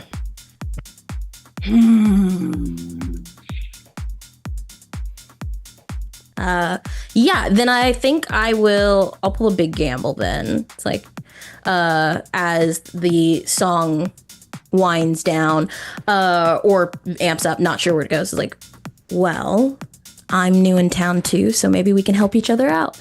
And I will smile and run my teeth over my fangs. And then I'll walk away.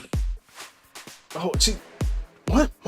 And then they kind of look very confused for a moment. But yeah, did you want them to pursue you, or were you just more? That's the end of the. Yeah, I think I will. Okay, cool. Yeah. The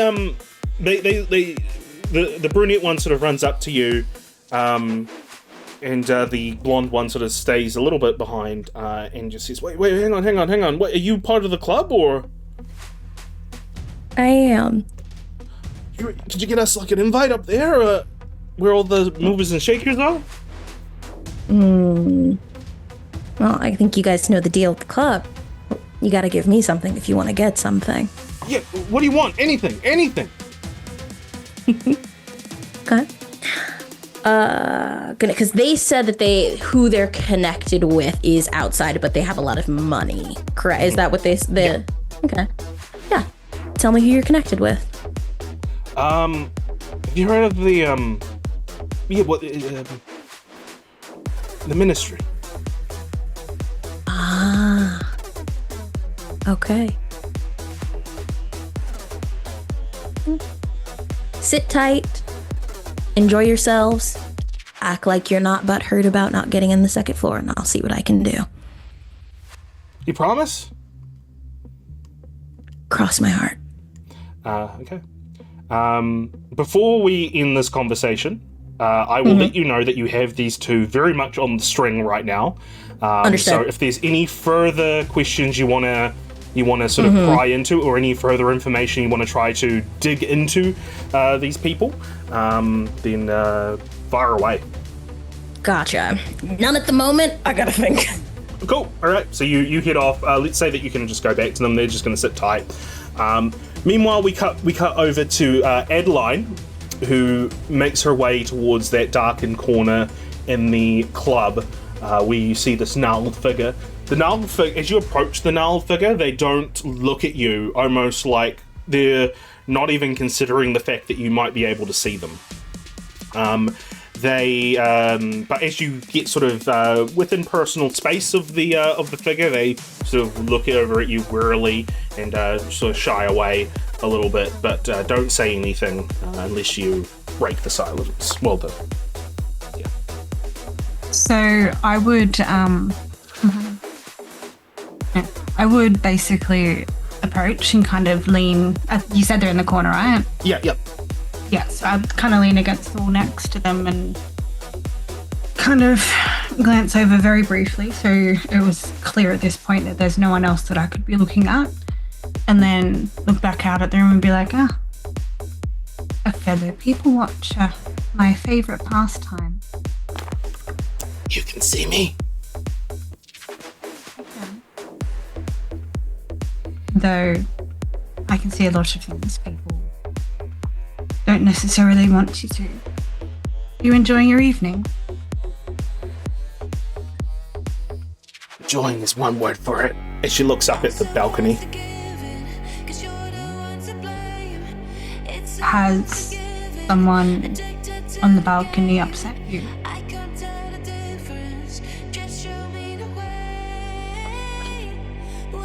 I don't know if upset's the right word. And what is the right word? Throw me away.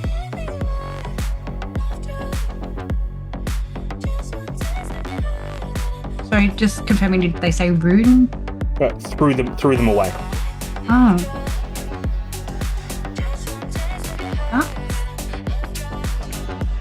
That's not the kind of behaviour that I would really get behind. What on earth possessed them? She told me she loved me. But then he came along and she left me behind and left my fucking job for her. And she left me homeless like a fucking addict. I looked for a way to be on the same level as her. Now I look like this. Even the best makeup can't make me look better. And how long have you looked like this? 20 years.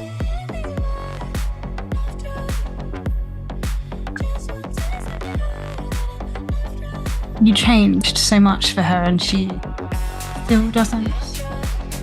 I went to her after it happened and I begged her to take me back, and she laughed at me. She had some other bitch with her at the time, some paralegal.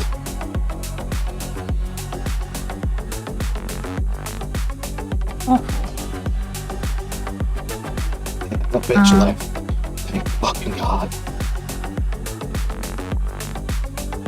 She'd be gone for some time. The bitch that she was with, a year or so. Her name was like Elsie or Elise or something like that, or Elena.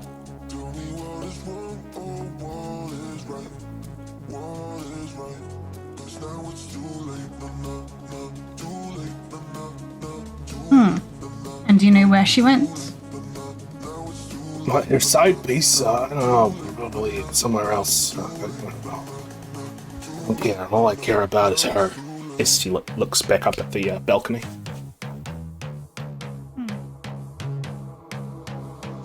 And what's the name of your beloved? Oh, she's got the most beautiful name. Angelique.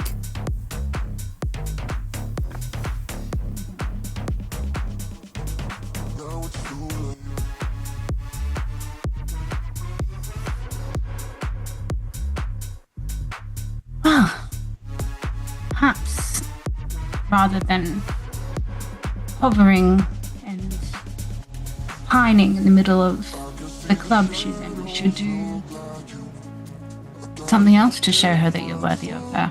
Or perhaps that you're better than she ever could be. Maybe. You know, maybe she just needs to notice me again, you know? Like, I just miss the way that she used to look at me. And, you know, the others, they told me that she has a habit of this, finding people, falling in love with them, ruining their lives, embracing them. But no, it was different with me. No, she loved me. She loves me. Believe you. Sometimes, though, when people don't realize what they have, the best way for you to retaliate or to get them to notice you is to do something else. What do you suggest? find yourself another person to desire, someone similar or different enough that she'll take notice. Give me a charisma plus persuasion. With a +1 because of the club. And I have manipulation instead. Sure.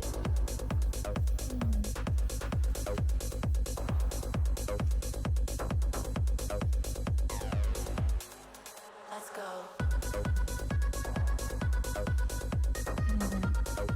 My mouse isn't clicking. Sorry, +2.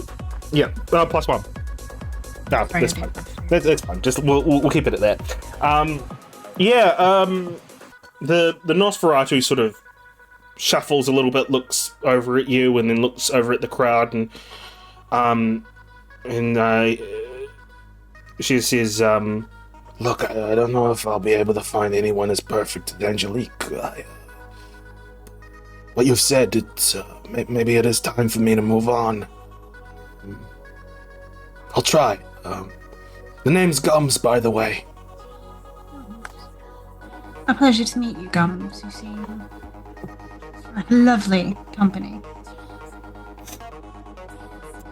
Well, I think I should make myself scarce and take some time to think. It's not a bad course of action.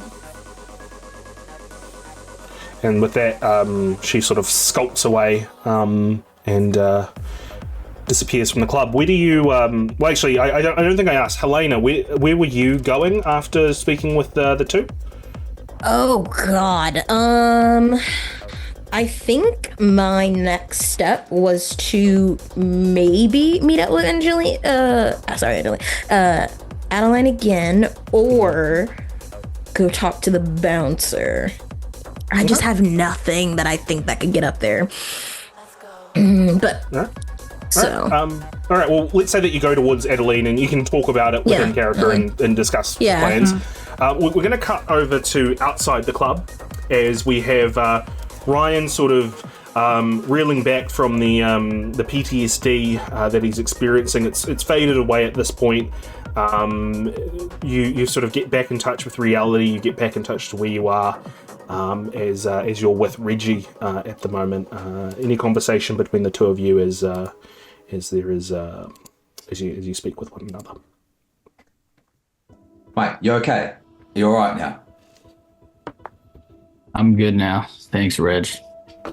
Yeah. You looked like you were having a bit of a moment in there. Yeah.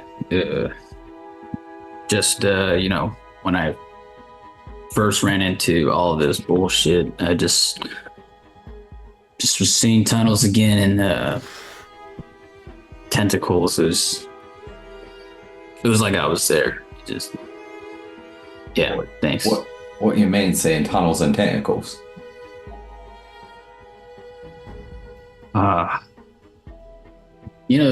Those times where you could just be quiet and I just start screaming. Yeah. Well, it's not just because of the war. Even the stuff I was doing after the war.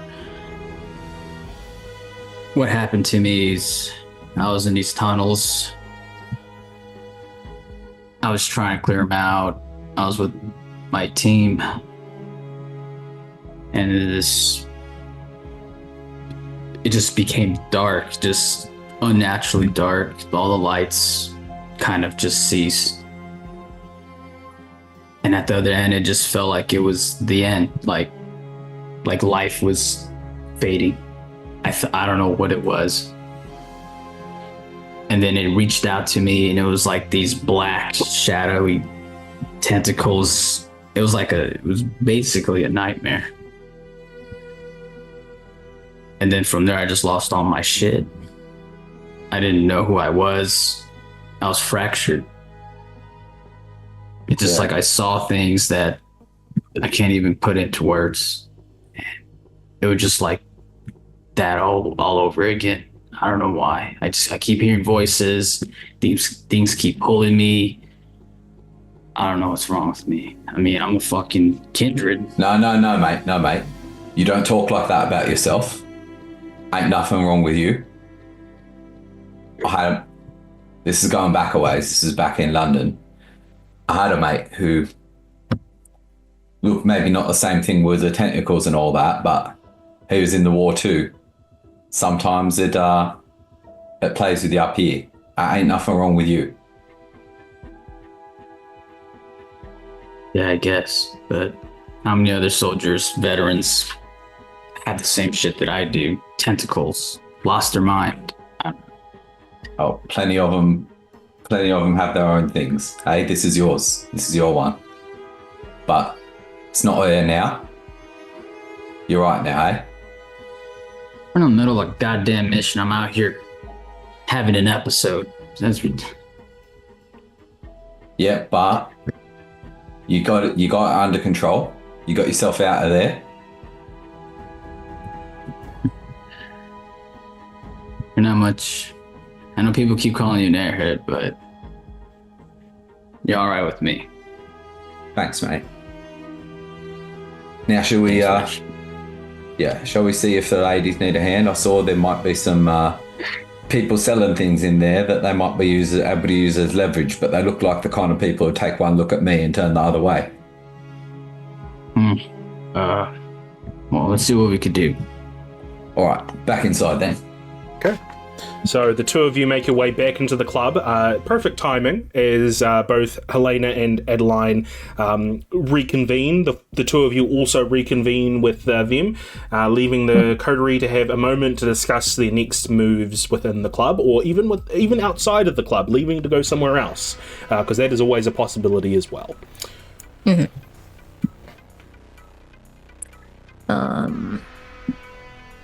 I think in the club for now, if we're in a spot where we can just like pretend like we're sitting, like taking there'll be a booth break somewhere. Yeah. Yeah, excellent. Mm-hmm. Okay. Though, I mean, those guys didn't know. Well, they knew enough for them. They're with the ministry, so ties of their own, not enough to get them upstairs. No. Upstairs is definitely where Angelique is. I found their devastated former lover who had been embraced for her and left to cover in the corner of the club and hope for the best. Absolutely pining. I mean, we can use that if we want to cause a scene. I don't know that they were a scene-causing type, if I'm being honest. They seemed content to just wait and fine. Well, if you're looking for a way upstairs, there's someone who's selling the naughty stuff. See that one? Walking around there in the hoodie. But also, I think there might be someone else who wants to be selling naughty stuff or doesn't approve of her selling naughty stuff. That one over there has been staring daggers at her.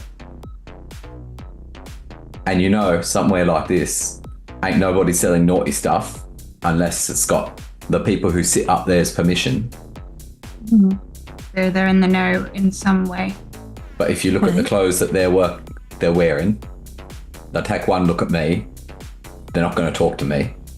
But I think they can talk to either of you, and you might be able to get us a way in. The one staring daggers, the one who's selling, do you think? Well, I think we'd need a bit more of the story. But one of them could be that the one staring daggers is allowed to, and the one who's doing the deed is not allowed to, and that's why she's pissed. Shall we ask? Not you. She points at Reggie. I didn't think it was going to be me.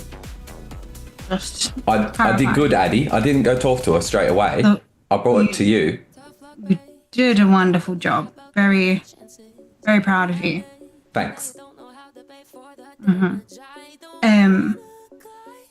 Shall we go ask the upset individual? Perhaps they'll be willing to talk if prompted the right way by the right person. Sure. Cool. Do you want to take this? Yeah? Do you want to both go or one of us? I don't talk to drug dealers often. I don't know what the protocol. You don't need to know the protocol to use that quality that you have to get her talking. With the boobs. The boobs. Yes. Okay. Okay, so Helena and Adeline make their way to the lady who is at the bar steering daggers at the drug dealer. Meanwhile, Ryan and Reggie, what are you two doing? As the other two walk away. I think we would just be kind of, I mean, Reggie anyway, would just be kind of hanging out, keeping an eye in case things go awry in an unexpected way. Yeah, on Overwatch. Okay, cool. Just out of curiosity, because you made mention, Kieran, about how Reggie probably wouldn't be talked to by the drug dealer. What was the reasoning for that again? Just because he's a bit more of the, like, he doesn't give off a refined vibe. Yeah, no, I'll let you know that there's no specific sort of code that you can tell in terms of like the selling of drugs. They're just kind of sold to whoever seems interested. Yeah, but Reggie also has like unrefined to the point of is going to tell someone that you're selling him drugs as soon as he leaves the club. Like, I also thought it's just that Reggie's a big ass scary guy. Yeah, there's also that. Yeah, okay. That's cool. That's cool. Cool. If we want to like outside of it, I have shit social stats. Yeah. And they're going to do a better job in the social interaction. Oh, remember, you got +1 to all social roles in the club. Okay. So he has 1 in total. Yeah. If you blood buff, that's 3. If you blood buff, that's 3. Anyway, all right. So we're going to go over to Helena and Adeline as they make their way to the bar. You make your way to the bar where this lady in the silver dress stands, just staring daggers at the person who's clearly selling drugs within the throng of humanity. She looks at the two of you as you approach. As I mentioned, she's sort of got like neck length sort of hair, and she turns to the two of you and she says, "Can I help you?" I'm sure you could, given the right opportunity. Though at the moment, it looks as though you're a little preoccupied with someone perhaps encroaching on your territory. I like to think myself as an unofficial security guard. So I'm keeping an eye on the place. Insight plus wits, please. Yeah. I have a specialty in desires. Yeah. Would that apply? +1. Yes. Wits 1. 7. All right, 7 definitely enough. Okay. So her saying that she is secure, that she sees herself as unofficial security, is not a fabrication per se, but it's more of you get the it's a messy critical as well. Okay. Yeah. You get the impression that that what she's really meaning is that she wants to keep something safe here, but but is not being appreciated or authorized by the people who actually own this club. Because you're looking into her desires, from what you can tell when she looks at this person selling drugs, is pure hatred. You think that if she, if she's merely worried about, like, stealing turf, the venom and hatred in her eyes is a lot more deep than that. There is something personal here. And the messy part of this is your Ventru compulsion or bane or whatever you want to call it, because I don't really remember what the two different ones are, but I remember this, is that you want to dominate this person having known this information in terms of making them feel like they're lesser than you. The one we're talking to. Yeah. Because in your head, you're like, she's revealed that she's not of anyone of import here. She's not good enough. Waste of fucking time. Again! Oh, God, okay. How do I want to play this? Oh, please go ahead, Simone, if you have things that I gotta think of, like, how I'm going to have to switch this up to be an absolute... So an enforcer, almost, then. You could say those that. Upstairs. There's some upstairs. As she sort of looks at Oh. The sun. Is that a story I hear? Well, it depends on how much in the know you are.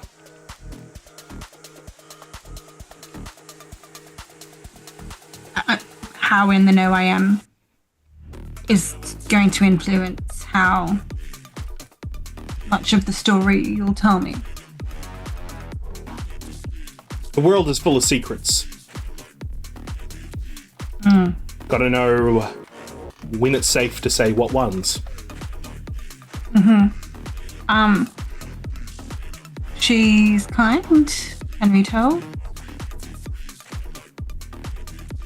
Sorry? Can we tell if she's kind? No, I don't think any of you have the ability to, like, see the beast within. Nah. So, I mean, I will say that she has got a very pale pallor. But other than that, yeah.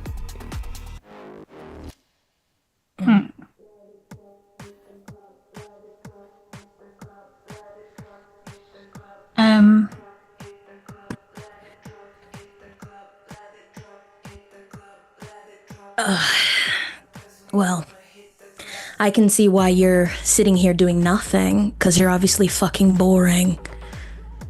She looks over at you, arches an eyebrow. What makes you say that? Well, you're sitting here stewing, not doing anything, and worrying about us, about secrets, when really this is an evaluation on how much you're worth, which, right now, is nothing. But we can change that. That is, if you want to do something about it. And who are you to say that you can change? I haven't seen either of you before. My sire didn't have an incentive to send me out, but he notices the change that things are going, and he sent me to evaluate potentials. Interesting. Well, first things first. If you knew anything, you would know that the reason I'm standing here doing nothing is because it is not allowed in our society to do anything here. So I merely watch and observe, collect what data I can. Point number 2. Obviously your... How do I put this? Your sugar daddy or mummy has not taught you well. Because using terms and slinging terms freely as you just have to somebody that you do not know, well, that is very dangerous. Especially in these nights. Answering point 1, again.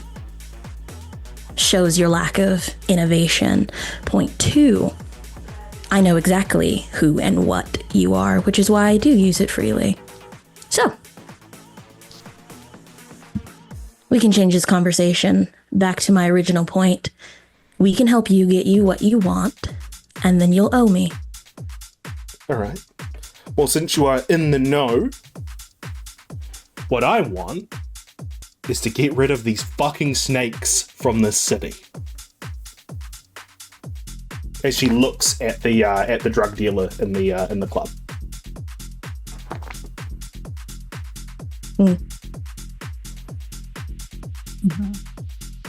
City's a big ask, but I think I can get him out of the club. Okay. And what would you want for exchange in that? Because nothing is free in our world. Of course not.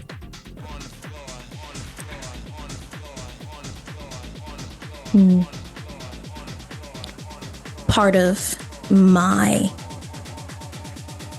improvement here, my sire didn't give me an invitation to Elysium, and he said I needed to earn it on my own. You get me and mine an invitation to Elysium, and I'll handle your problem.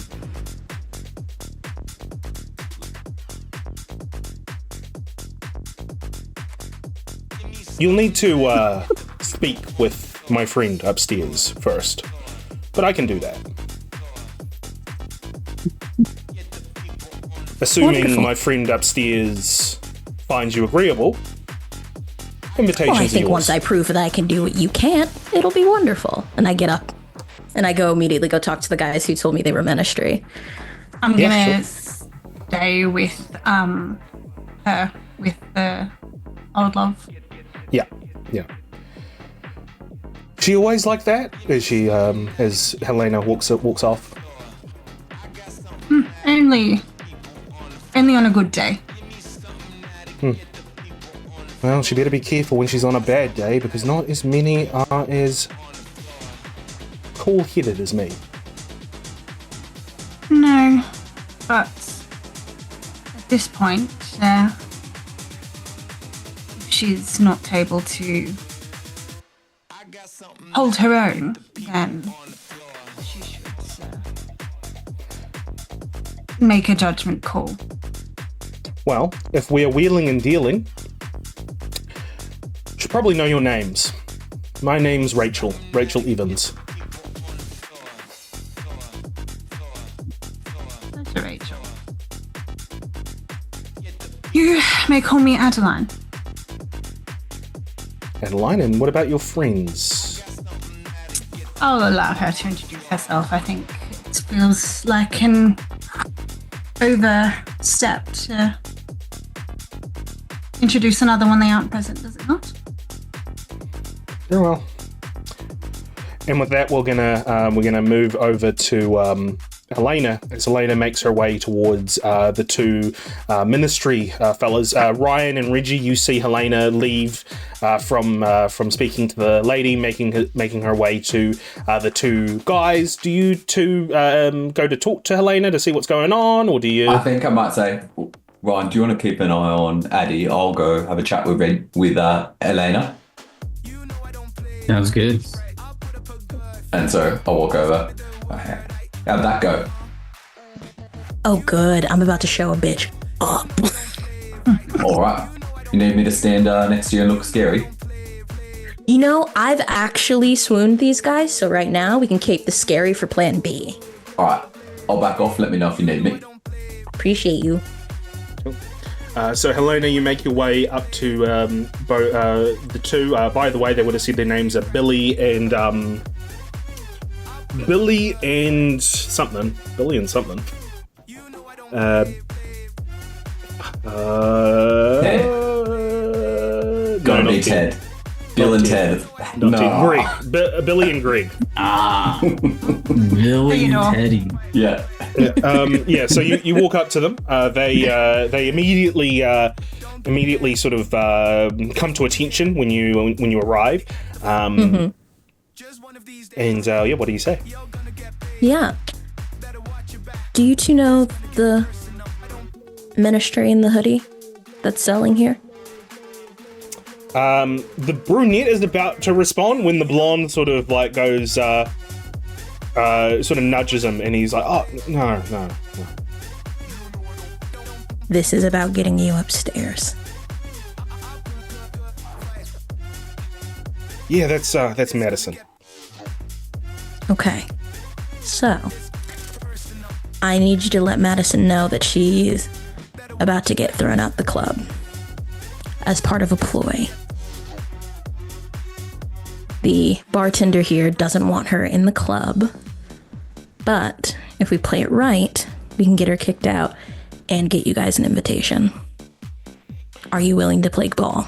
Manipulation plus persuasion plus all the extras that you will add onto that. Okay. So I think it's 5, right? Yeah. Unless you want a bloodbath, then it's 7.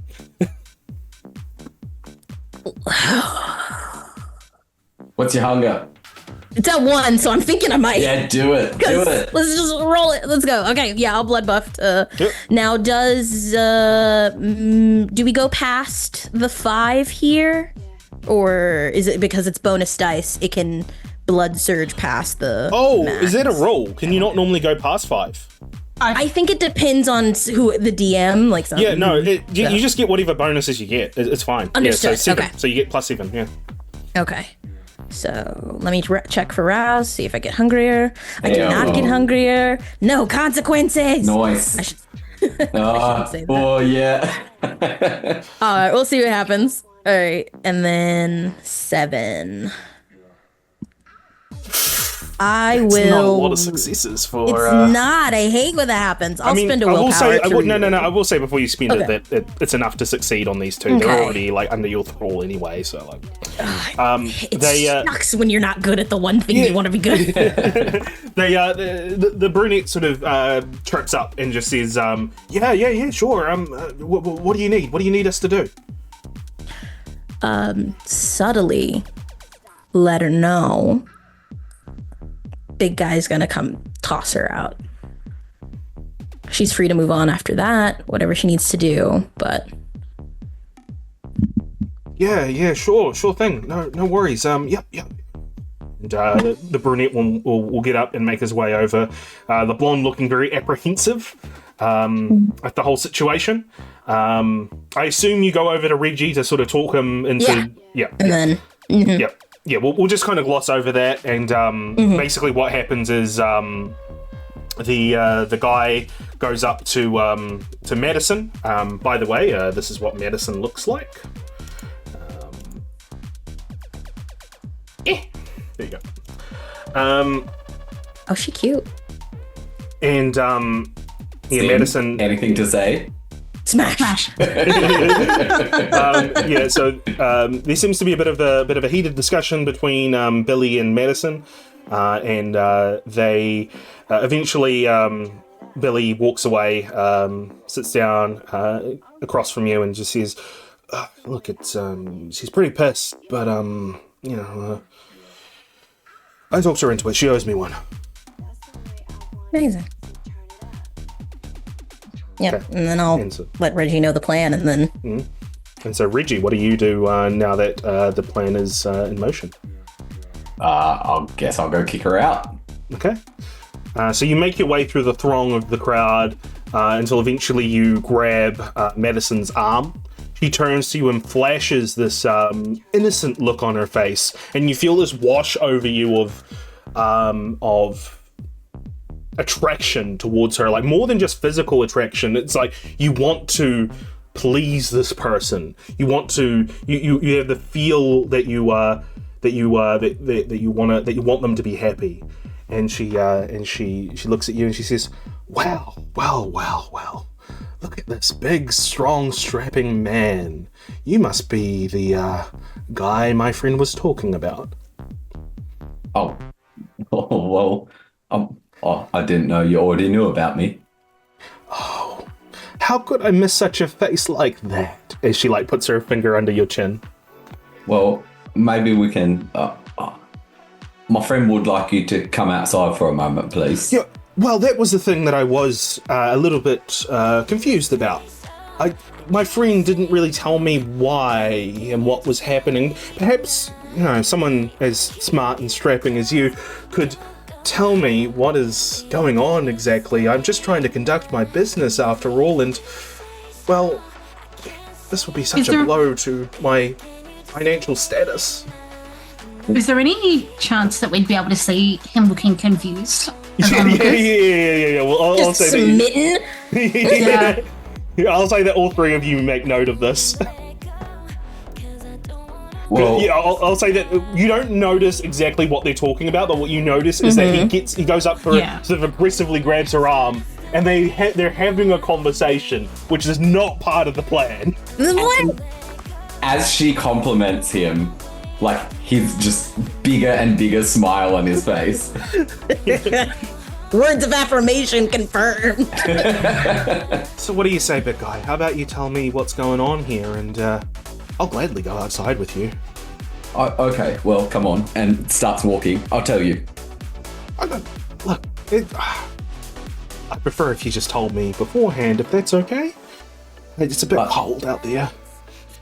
I can get you a jacket. I'm gonna go. So, Helena, you make your way through the crowd as you sort of come across the situation where Madison has clearly wrapped Reggie around her finger. Looks at you, Helena. You also feel this, like, intense emotion, but you know exactly what this is. She's using 100%. Awe right now. I also have unswayable mind. Okay, I don't know if that'll...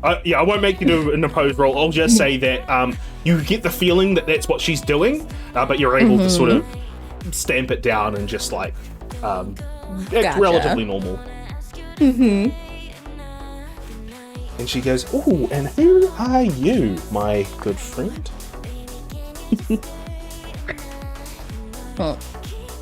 Helena.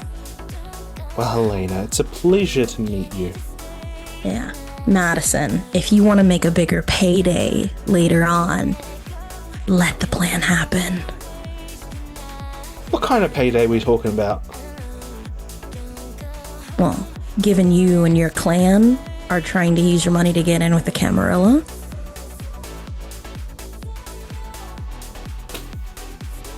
Get in with the tower. If you're just worried about humans, I can get you human money easily. You think me such a base creature that mere money is enough to push my buttons? No, see, the but problem money means power, and power gets you what you want. Yes, but power attained through corrupting others, that's a very delicious flavor.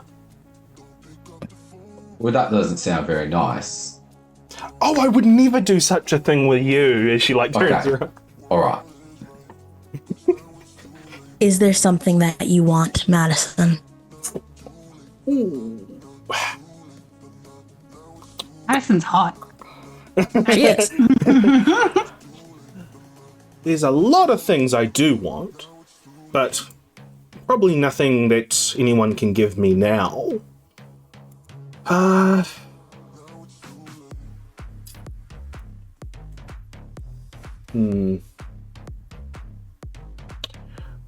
I'll tell you what.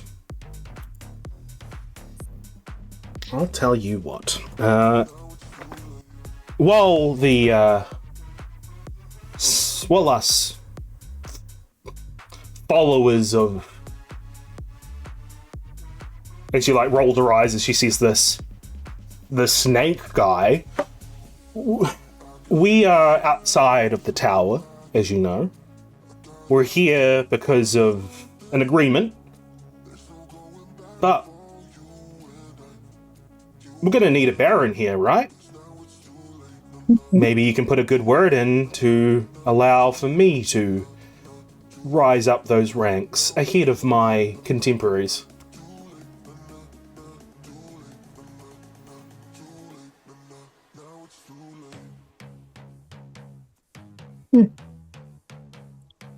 Only if you show you can play ball.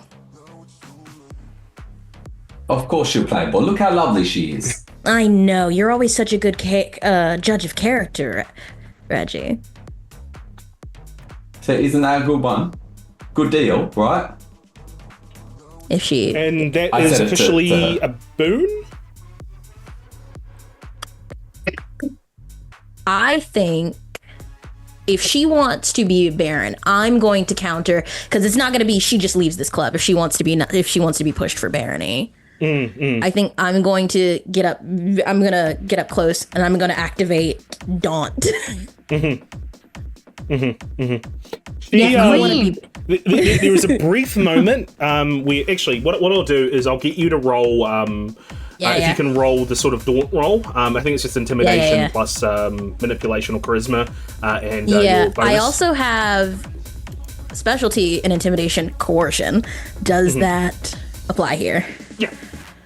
Okay. So, yes, I believe Daunt to any intimidation rolls. Okay, so. So, you said charisma or manipulation? Either one. I'll let you choose. I'll do manipulation. Manipulation. Except I need to actually click the skill. And then it'll be +2 because I have presence. All right. Okay. I think 6 is pretty good. Let me see here. Because that's a crit in there too. You know what? Just to solidify the fucking point. You know what? I'm gonna see 6. 6 is enough. Cool. All right. What do you say? Because I think I asked you to roll that before you said anything. Yeah, I say.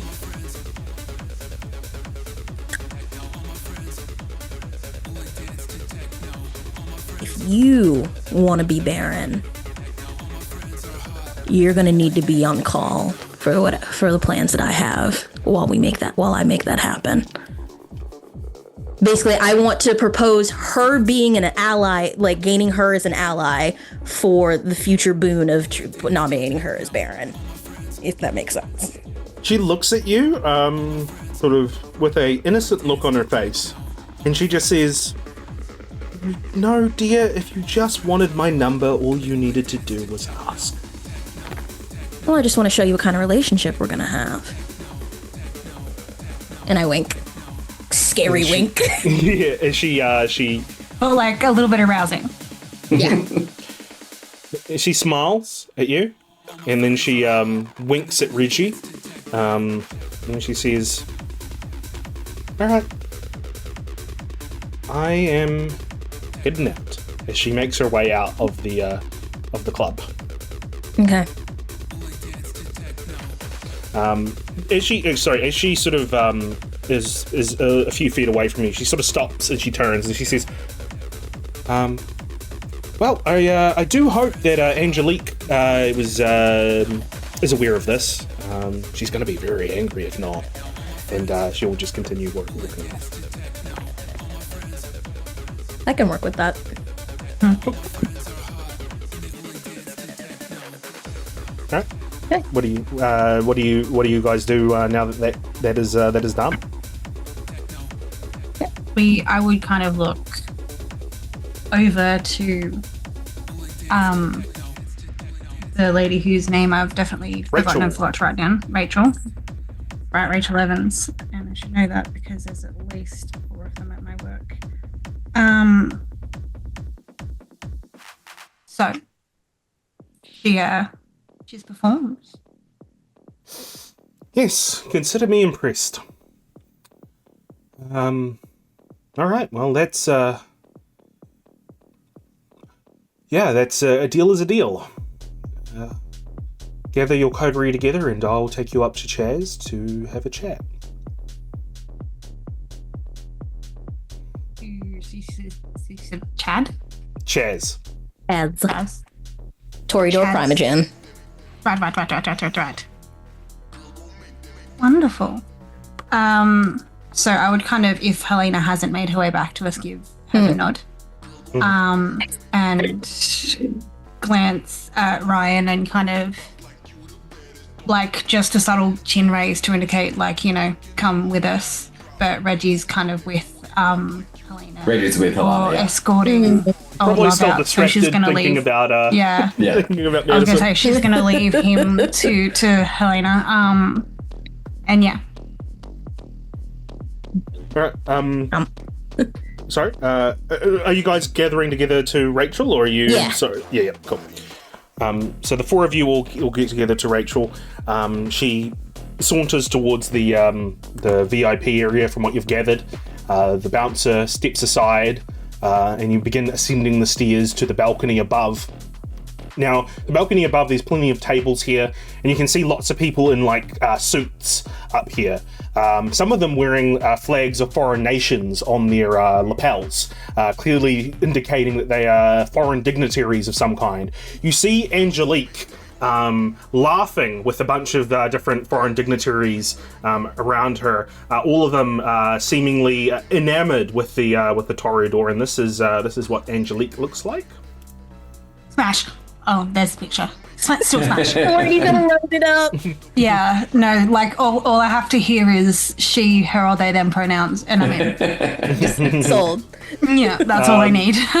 Sometimes yeah, see him, but very specific situations. There is a moment where, in the middle of the laughter, where Angelique sort of glances over at the four of you with Rachel, sort of with a quizzical look before returning to her conversation that she's having with these dignitaries.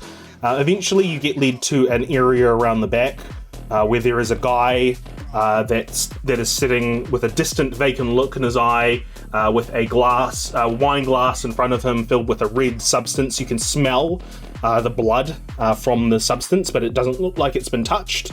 It's just sort of sitting there as this guy is sort of staring in the distance. Rachel introduces you four and says, I'm going to assume, by the way, that you all have exchanged names, so she can just make this easy.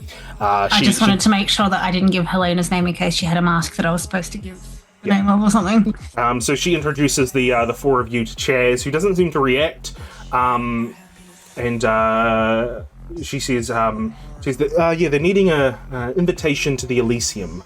I was hoping you could talk to these people and maybe get a gauge on them and see what you think. And Chaz just sort of nods, and then just sort of with a hand just dismisses Rachel. Chaz looks like. And he just continues sitting there, sort of looking into the distance, as the four of you sit down and engage in look to engage in conversation with Chaz.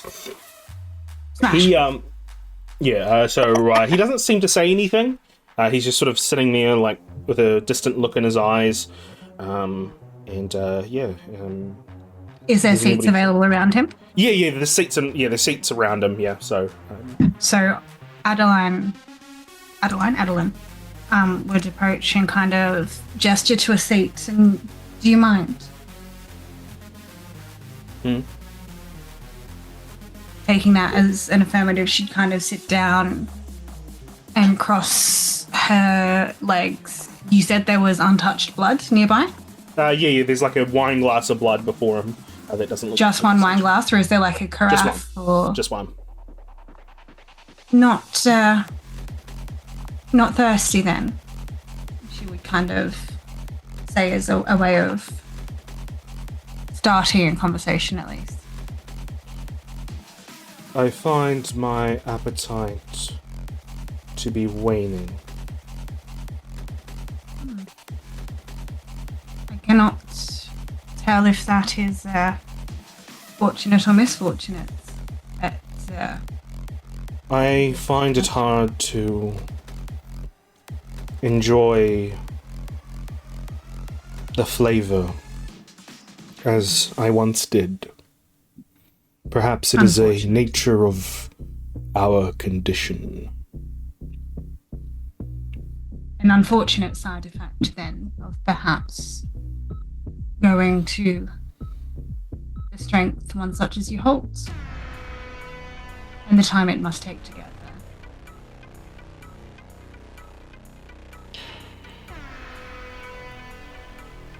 What is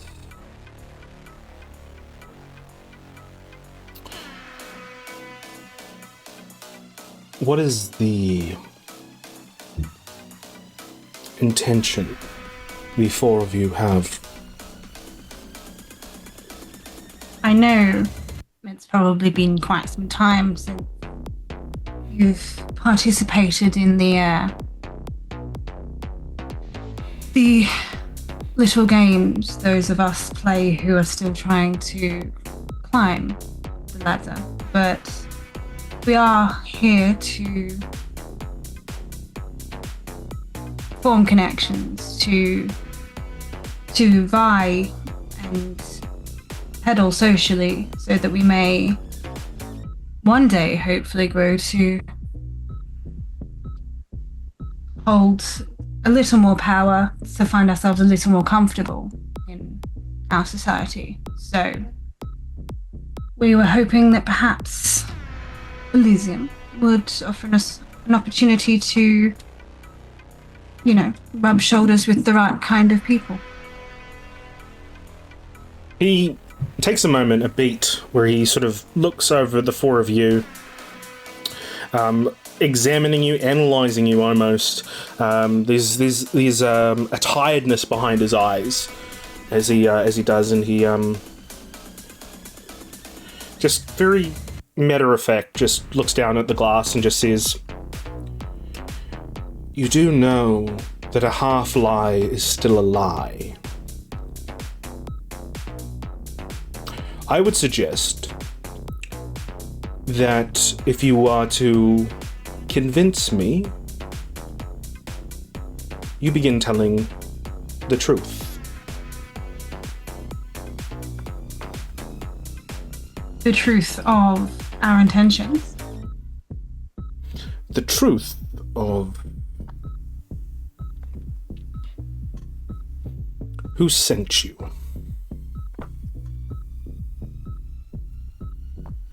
And what makes you think we were sent? Oh, I don't think Can I know. Can I get a read on Chaz? Just with the description of him, and just how he's reading. Is telling him the truth going to put us in danger, or is it just a matter of importance to him?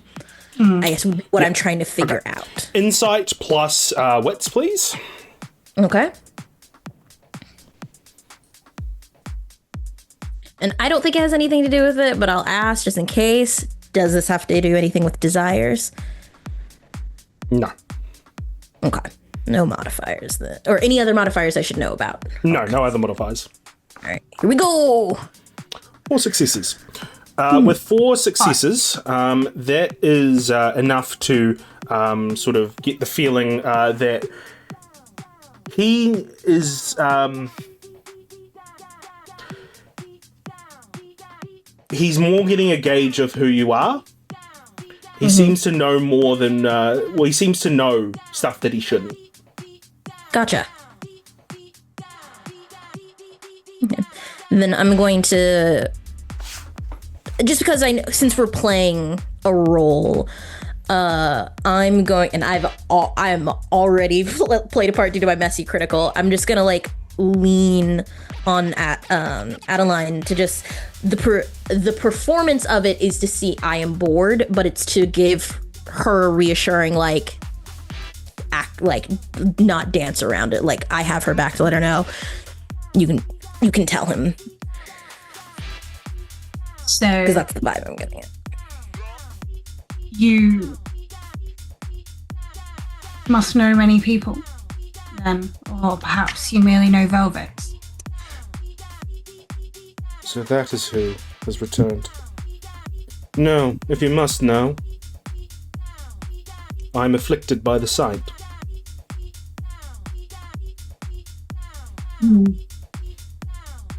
Afflicted is a way some view it, others would perhaps see it as a blessing, though I can understand it may... How long have you been in existence in the Sun Life? Fucking remember, Chris? Just make it up. I don't think you've established it. Okay. We're 11th generation, so we have to be back. You've got to. You'll be less than. You have to be less than 20 years, by the way. Yeah, cool. 15 years, give or take. I've been around for a bit longer. I suspected that may be the case. You tire of these things after a while. When you say these things, what is it you refer to specifically? These things as in, and she'd kind of gesture around the club at the, clear vying for attention and, status going on everywhere, or your visions, perhaps? Both. But that's beside the point. You, have been sent here. And it is of my assumption that you are truthful with what you say, that you wish to parlay for a better future, which I do admire. Although my contemporaries may not. He kind of glances over at Angelique. But do not worry. She does not take kindly to others trying to increase their power, then. She does not take kindly to your movement. It is, she has a history. She rarely talks about it, but I do see it in her soul.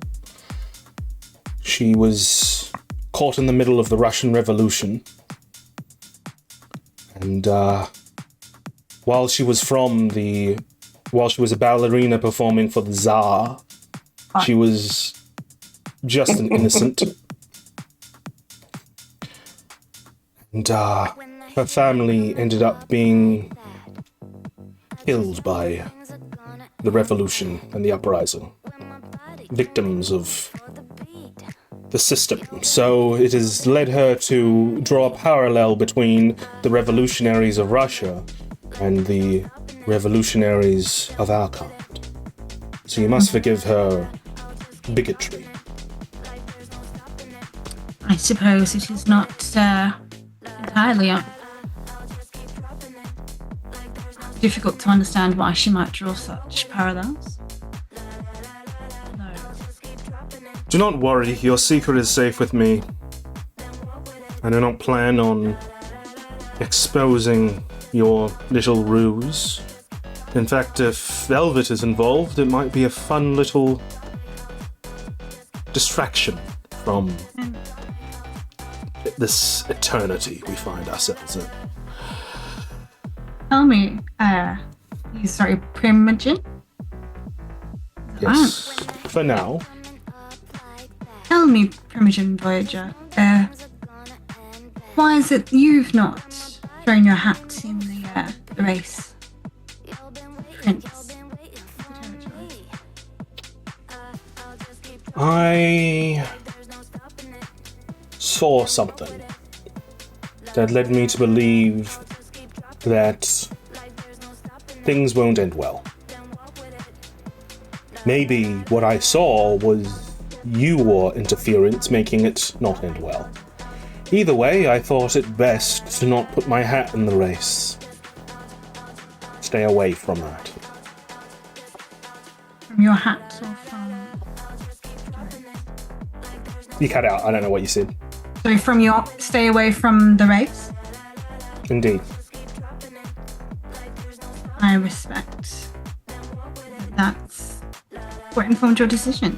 I don't suppose there's anything that could be done that might convince you to potentially take a part if it were to benefit yourself and also kind within barony. Sorry, in the territory. Yeah, it's just the city. It's just yeah. Yeah, and would also benefit other kind within the city.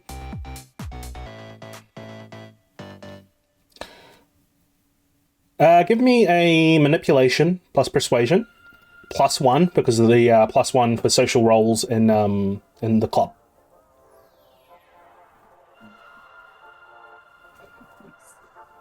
This time you don't want to manipulation and +1. Yep. want to willpower any of that? Yeah, I would like to willpower reroll, please. Yep, go for it. I can only You can do 3. reroll, but I can only reroll not hunger ones. All right. Yeah, but you've got 3 that are below 6, so... Yeah, I just wanted to double check that I was remembering correctly. 5. Chairs will say, well, the obvious choice for my support would be our dear Angelique, though her past indiscretions make me question whether or not that is appropriate. Best option. And he looks over at you, Ryan, and Reggie, and also you, Helena, and he says, you 3 have been relatively quiet.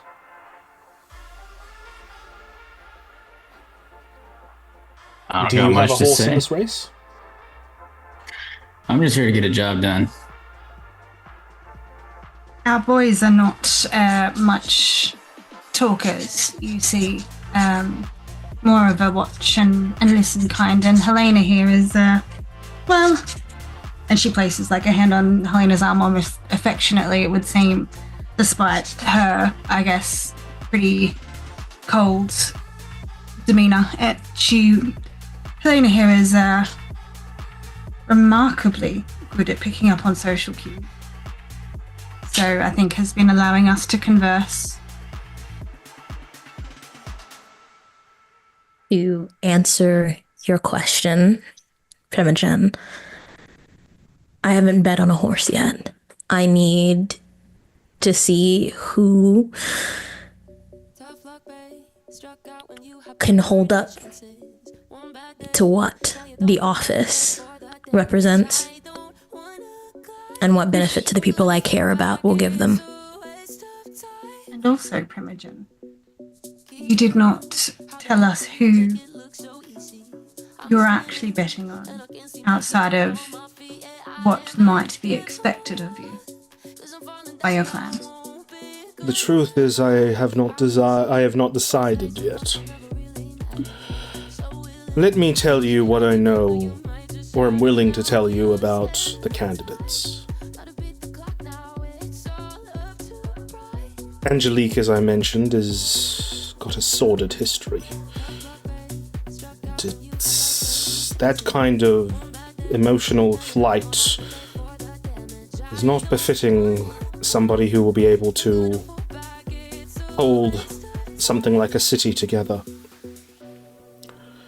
Scott, he's quiet, but he's known as a seer because of his accurate predictions of raids from the Inquisition.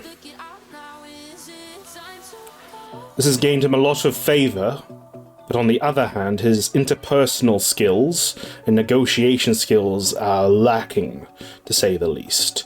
And as for support for your movement, he has worked with your movement in the past, though I wouldn't say for their benefit. Monica has led this city well for as long as Vital has been gone. She led us into the wars with the Sabbat. She built an alliance with your movement. All ticks on her side, though I am disturbed of the dark secrets her family holds.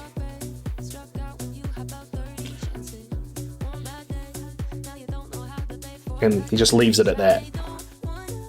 Angelique has a dirty past that you can't quite yourself get past, it sounds like.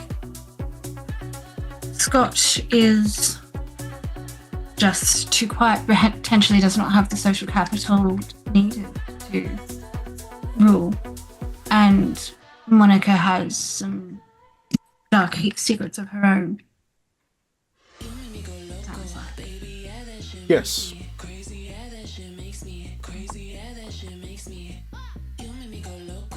I don't suppose you're in a benevolent enough mind currently to share what it is exactly that you've done to cause you such grave concern.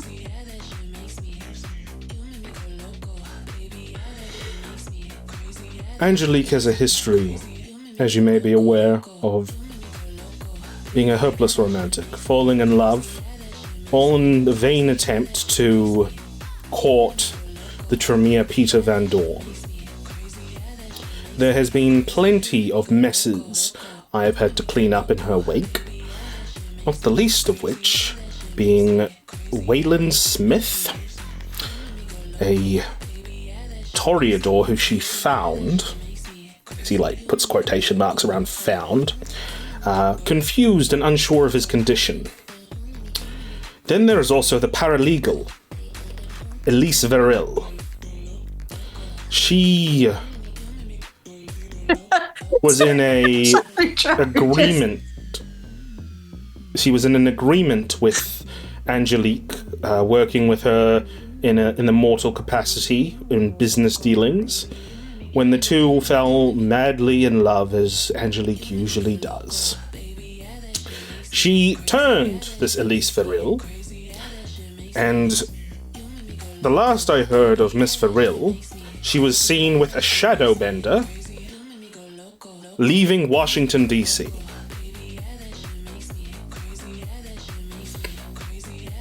So, not quite the stellar track record there of great decisions. No.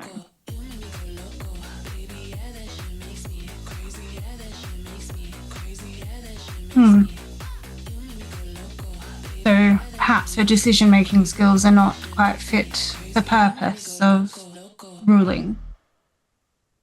Seems she may allow her heart to lead far more than she should. My sentiments exactly. So as I mentioned, I am undecided. I'll wait until the Elysium itself to make my final decision. And should we come across any information you may not have found yourself or seen, perhaps we will share if it should benefit all of us. Yes, that would be quite beneficial indeed.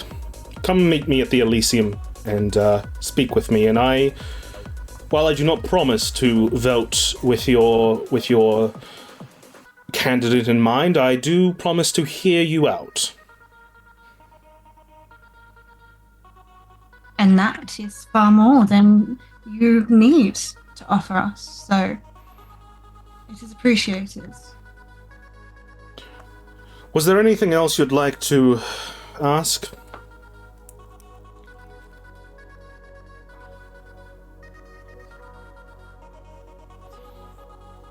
Do you now, by mentioning that you'll see us at Elysium, is that your way of saying you'll get us tickets? He reaches down, grabs the glass of wine, sips it, takes a moment. You see a sort of a twinge on his face where he crumples his face, and he puts it down. And he says, "Yes, this, at the very least, will make things interesting again." It truly has been a pleasure to have this conversation, Imogen, and Adeline would offer a hand for shaking to see if... He grabs your hand and kisses it daintily.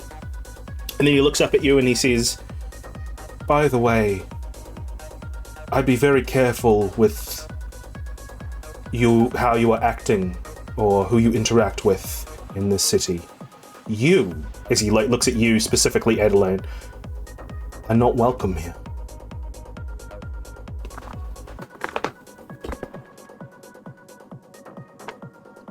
I do not ever know what you could mean by that. Is that because she was rude downstairs or something else? I wasn't rude downstairs, son of a bitch. Oh, no, you. Sorry, I confused the two. Retracted. Thanks, Reggie. Yeah. He'll say, Remember what I said about the truth, Adeline. At the very least, if your coterie isn't aware, then probably you should let them know of your family.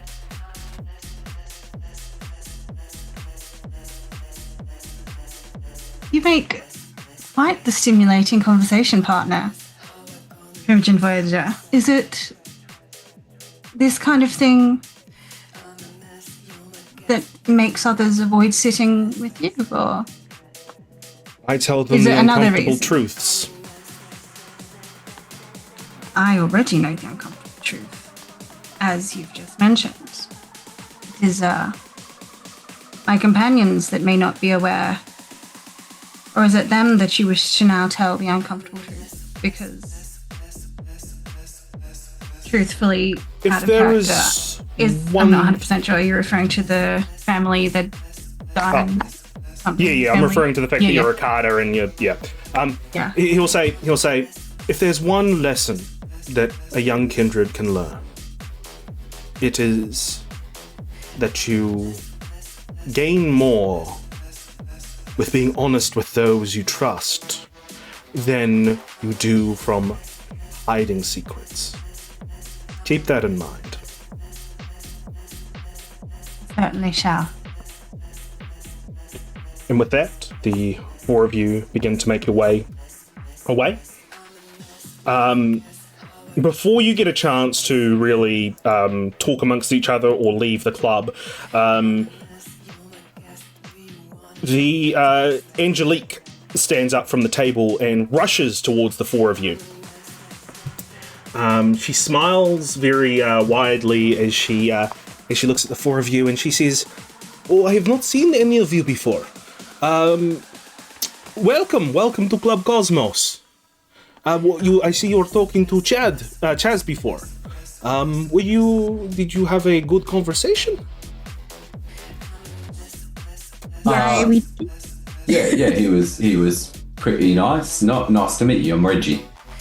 I was going to say I would probably stay out of this conversation a little more because of the fact that she's a romantic. She's going to leave it to the hot one. The other a nice hot one, way because to describe me.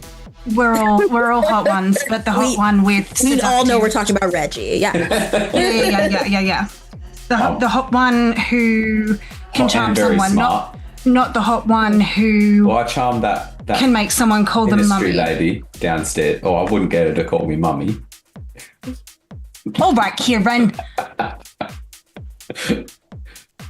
Yo. As we were before, I wanted to insert. So I believe she said something like, did you have a good conversation with Chaz? And I can't remember if there was a response. He was very polite. He was very kind to us. Nice to meet you. I'm Reggie. Well, lovely to meet you, Reggie. And she looks at the other three of you, waiting for... Helena. Adeline. Brian. Do I hear an accent? Are you from Europe somewhere? Oh, I don't... yes, I have not yet shaken off the accent, even though I've been here for, at least, let's just say a long time. Probably a bit longer than me. I've still got my accent too. I'm from Mother Russia. Oh, I'm from the UK. You could probably tell that one though. Yes, I did. I could tell that. I did have a question though for the four of you. Can you please explain to me, why you kicked out my drug dealer? Oh, I can absolutely take care of that. So, I just heard on the grapevine that Rachel was a bit unhappy with her posting, and, she offered me a pretty weak deal to try to undermine you, but... what was her? Sorry, I'm also getting the other girl's name. Right. Yeah, but Madison mentioned that she works for you, so I decided to, I will be honest, I flexed a little bit to try to just, show I was capable while double dealing. That's why I didn't rudely kick Madison out and she can come back at any time, but just to show that, Rachel's not getting anywhere just complaining to random strangers. But There's a She still moment gets. after you say that Angelique, it's almost like she's processing everything. Like there's just a pause Yeah. until eventually her smile returns and she says, "Oh, is that not adorable? You're just wanting to try to help out another fellow kindred. I will need to have words with Rachel, though. But thank you for letting me know." Is Rachel one of your normal cohorts, or is she someone who is Unfortunately. so not one of your favorites then, I take it? She has an axe to grind with the snakes. And bad experiences with them while she was mortal. Wow.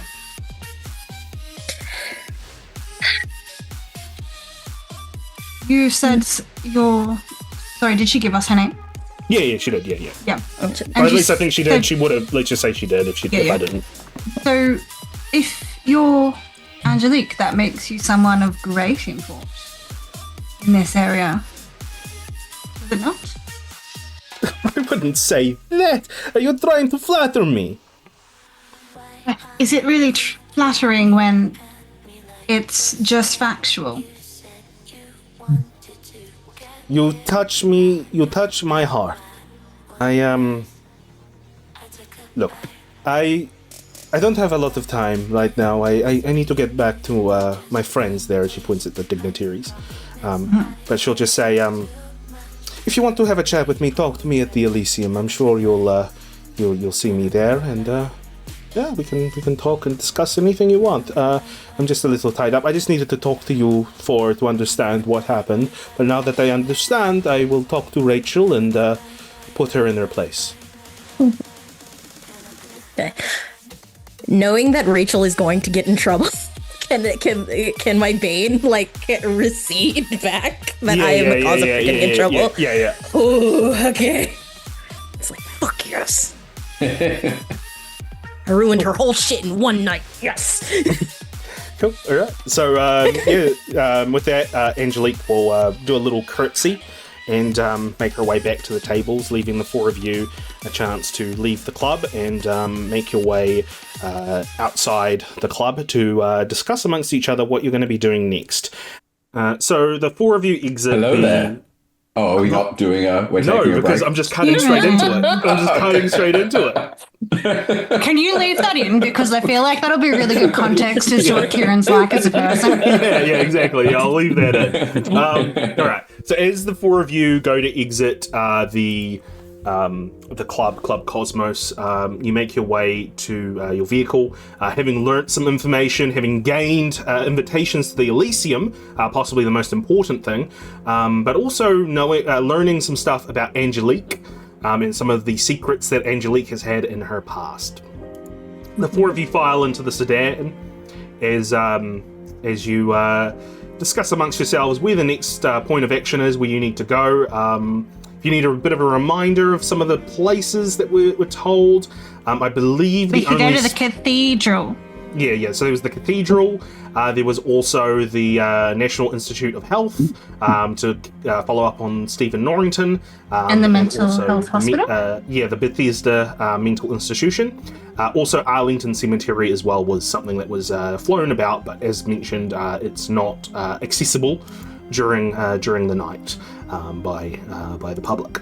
So, with that in mind, I want you all to sit down, take it away, discuss what you've found out, and what we're going to do moving forward. Well, that was an exercise not wasted. You got what we came for and some extra. What did you mean by you're not welcome here? Well, we are Anarchs after all, are we not? Yeah, but he didn't say all of us. He just said you. Mm-hmm. Adeline, we're not gonna rat you out or use it against you, like. Okay, perhaps it is time for me to trust you with this information. And if it Yeah, and if it makes you comfortable, I have something that I can share. I was going to anyway, since it was going to come up, because it was very pertinent to this mission, but we were around other people, so. Sorry, if it makes you feel better. To not be a cattail anymore. Yeah, is that the secret is you're a La Sombra and that's one of your shadow tentacles? Yeah. Deep fake. Yeah. Start freaking out immediately. I am not the best versed in terms of lore and how people would communicate this, but would they just mention it? Just the fact that, you are all aware, of course, of my clan. There are many different bloodlines that come from my clan, some of whom are not as welcome as others, and as a banker, I am not as welcome in some places, or perhaps he was merely referring to my clan. It is unclear. And what is your clan? I am of the Hecata. So, Chris, would any of us know anything about this? I also want to point, I have nothing in a cult. You were all aware of the Hecata. They're a fairly new clan. They're like a conglomeration of different bloodlines that seemingly have come under one. The main figurehead that you would know from the Hecata would be family Giovanni. They were kind of incest guys. Yeah. So that's so you know that they're involved with Clan Hecata, and you do know that the Giovanni were banished from Washington after the death of Prince Marissa in the mid-century to apparently to the hands of the Giovanni themselves. So Prince Vital made a decree that the family would not be allowed back into Washington D.C. after that event. Okay. So you're not meant to be here at all. No, not precisely. Why did you come then? No. Well, no one outside of us truly needs to know, and it seems that the Primogen understands some form of delicacy, despite having given the information to you. Look, we're not going to rag on you or anything, but No, of course not. this is some vital information. Yeah, because we need to, can we hide what you are? Because I don't. I mean, unless we were to come across someone who had the appropriate skill set to determine my heritage, there is no reason I couldn't continue to not advise people and to imply I am of a different background. Is that not a common thing? Being able to see what Chaz did? I don't think so. Chris? Scrying to that level? Is it common? You would know that there isn't really any kind of Auspex ability to do what he did. What it most likely would be is that he saw a vision at some point of your lineage, which is why he was aware of it. Just like he saw a vision of you for being Anarchs. So I suspect his knowledge was obtained through a similar manner to how he determined who we were as a collective. I don't think that he is necessarily someone who is a danger to us, at least not based on your assessment. Okay. Helena, and I do trust your judgment, after all. Yeah, I think he's not interested. It has to be something that he finds interesting for him to do anything, from what I saw. Or inspires him, from what I could get. So, do the two of you have any concerns with this information? She would be looking at the boys. No, not at all. But if there's anyone who objects to it, you just let me know and I'll sort them out. Chivalrous as ever, Reggie. We're friends, of course I will be. Mm-hmm. All right, so we got 2 targets: Anarchy, Hekata. We gotta be watching our 6s at all times. Mm-hmm. We're spies. I'm not a spy. But please don't start humming the James Bond theme song. Why would I? That'd be a bit silly, wouldn't it? We did it for 30 minutes before we took off. No, I didn't. Did I? I'm stuck in my head now. That's your fault, Heidi. You mentioned it. Yes, of course. That's entirely my fault. Yes. So. Helena. Yeah. You said you want to share something? Yeah.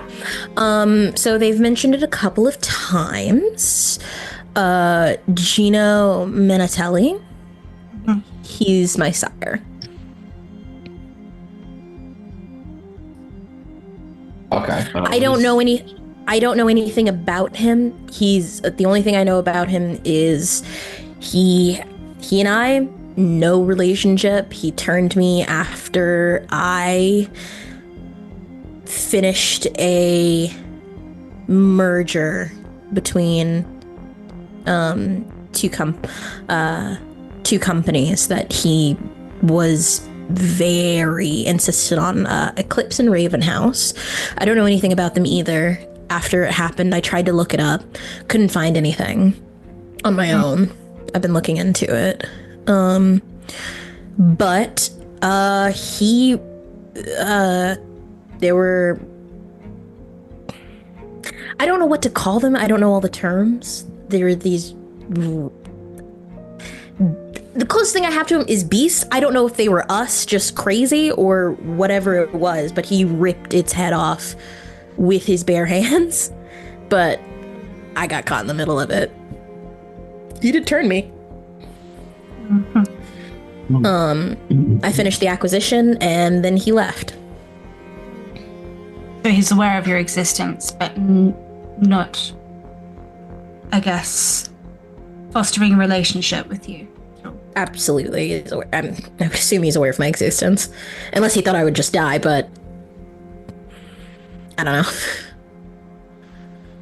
And it's possible. It wouldn't surprise me if you had. So you said Gino. Mm-hmm. Menatelli. Right. And is it possible he might cause us some problems? That I don't know. I think whatever relationship sires have, I found out a little bit of stuff, and I've been rich long enough to know that nepotism goes a long way, even in undead. So, but he said the words, I'm free of him, and I guess that means no obligation to him, but I guess that also means he has no obligation to me. Unless it were to be beneficial to him, then I'm sure he may oblige himself.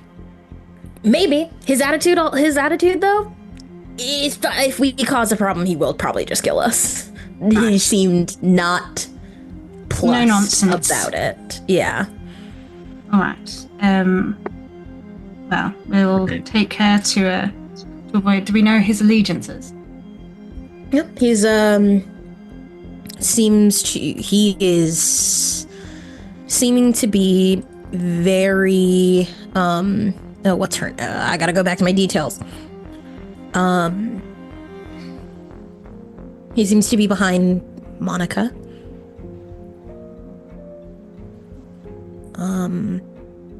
What I got from him, even as a mortal, he doesn't negotiate. So whatever he's behind, he's going to stick with.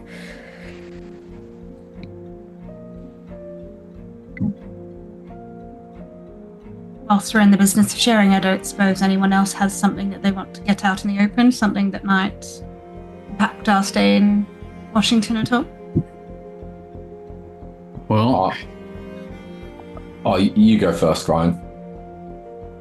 well, didn't expect we'd be visiting the hospital in Bethesda. That's actually where I turned. So I was in 2011. I was in Afghanistan, and I was clearing out some tunnels, and these black tendrils came out of nowhere and engulfed me. Lost my mind completely, just not me. Didn't even know where I was. Eventually, I gained consciousness at the hospital that I've been apparently for a few years. And I just became a kindred, and it was kind of a blur. And I should technically still be there. So there could be something with that. Is there someone there who's staying there who's got your name on their door? Or do they know you've left? Well, no, they all know I'm left. They're actually looking for me. That's why I created a different identity, changed who I was, my license and everything. Right. Yeah. And the hospital, is it here? It's where we have to go. So could our friend Granger, Dr. Granger at the hospital know you, possibly? Most likely. So I don't know what I should do when we get there. I'm wanted. We may be able to not take you there entirely, unless, of course, you wish to go specifically for reasons for yourself. I think that it may be safer both for you and for us if you don't. Much as I like to take a scenic route, I'd rather just get the job done first.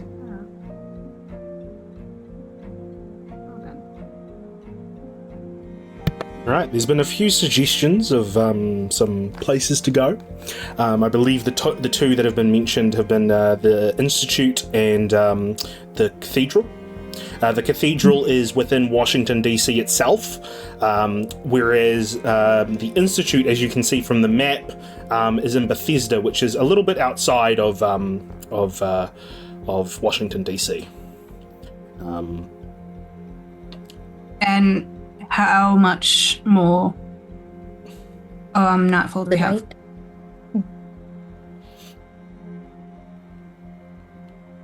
Considering the pace we're going through this, what I'm going to say is there's not much night. However, what I will say is that we will reach the next night. Well, actually, I'll ask before you guys left the club. I think only Ryan had a hunger level above 1. So Ryan, would have you tried to feed in the club, or would have you just left it? Yeah, I mean, definitely been thinking about feeding since I rolled that. Yeah, that's fine. I'm going to make it really easy because it's a club. It's really easy to, and you weren't doing much anyway within the club. That you can take off 2 hunger. That's fine. That's not a big deal. But the end of that is basically that we'll be ending that night, and then we'll be going into the next night. We're pretty much the same conversation that you've just had is taken place, but the one extra thing is that you all will need to give me a rouse check for the next night. Gotcha. Not the D10. Oh, no. Fuck. Can I live? Can I live life? Just let him live. Let him live. Where's my character sheet So gone, it for looks God's like the sakes? beast is being. Yeah, it looks like the beast is being very tempted tonight. Heightened emotions, perhaps, after the sort of being thrown into this mission, this job, as the beast is uneasy within you. This sort of pit of emptiness, almost within you all, that the beast is coils from. Except for Adeline. Adeline, you're used to the darkness within. You're used to this feeling of something oppressive in the air. You're in touch with the abyssal side of life, of unlife, I should say. So yeah, your beast is perfectly at home right now. But anyway, sorry, it's the next night. You've just had the conversation that you've pretty much just had. Where are we going? What are we doing? Reggie, did you have something that you're going to tell us? And keep in mind that this is a very apprehensive ask. She doesn't know what he's going to come out with. Well, it might seem like a little thing, considering what you all have disclosed, but there's a bar over near the President's Park, and I got into a bit of a row there a couple of years ago. How bad? Oh, I just punched a guy once. He was okay. So you But didn't kill someone? The bouncer told me not to come back. All right. We'll not go to a bar and drink then. Well, I mean, we can go to other ones, just not that one. Okay. Okay. All right, Reggie. Thanks, Reg. You asked if I had anything that I should tell you, and I figured. To be fair, we did. No, you did. Thank you. All right. Shall we go then? Where do we want to go? Let's- Cathedral or the hospital? You visit that bar. Oh no! Just immediately? I failed the mission for you all. I'm so sorry. No. Look what you two did. Maybe I'll go to the cathedral. I'll figure it out there, and you guys can check out the bar if it's that important. I don't think so. No. No, I don't think you should go anywhere on your own. Safety in numbers. Okay, all right. Where to then? But Reggie has a good idea. We should go to the cathedral. Yeah. It's the closest. You're Okay, always so- full of such good ideas, Reggie. The four of you pile into the car, drive through Washington D.C. Towards the National Cathedral, the Washington National Cathedral. It's a grand, lavish, giant building that has stairs leading up towards it. You make your way up the stairs towards the large oaken doors with intricate patterns of religious significance carved within. You open the doors and are led into a wide and opulent looking area where there are plenty of stained glass windows and a lot of candles being lit. The candles, the flames flicker, which make the beast within you uneasy. Perhaps it's the flames from the candle, perhaps it is the fact that you are at such a holy place. You're not too sure. You walk in, and you're overwhelmed by the religious iconography until eventually a figure in a blonde figure in a priest. There's a word for it. I can't remember the word Cossack? for it. Yeah, okay, that was the word I had in my head. I just wasn't sure if it was right. Yeah, Cossack. Yeah, they're wearing cassock. Yeah, sorry, cassock. They're wearing that.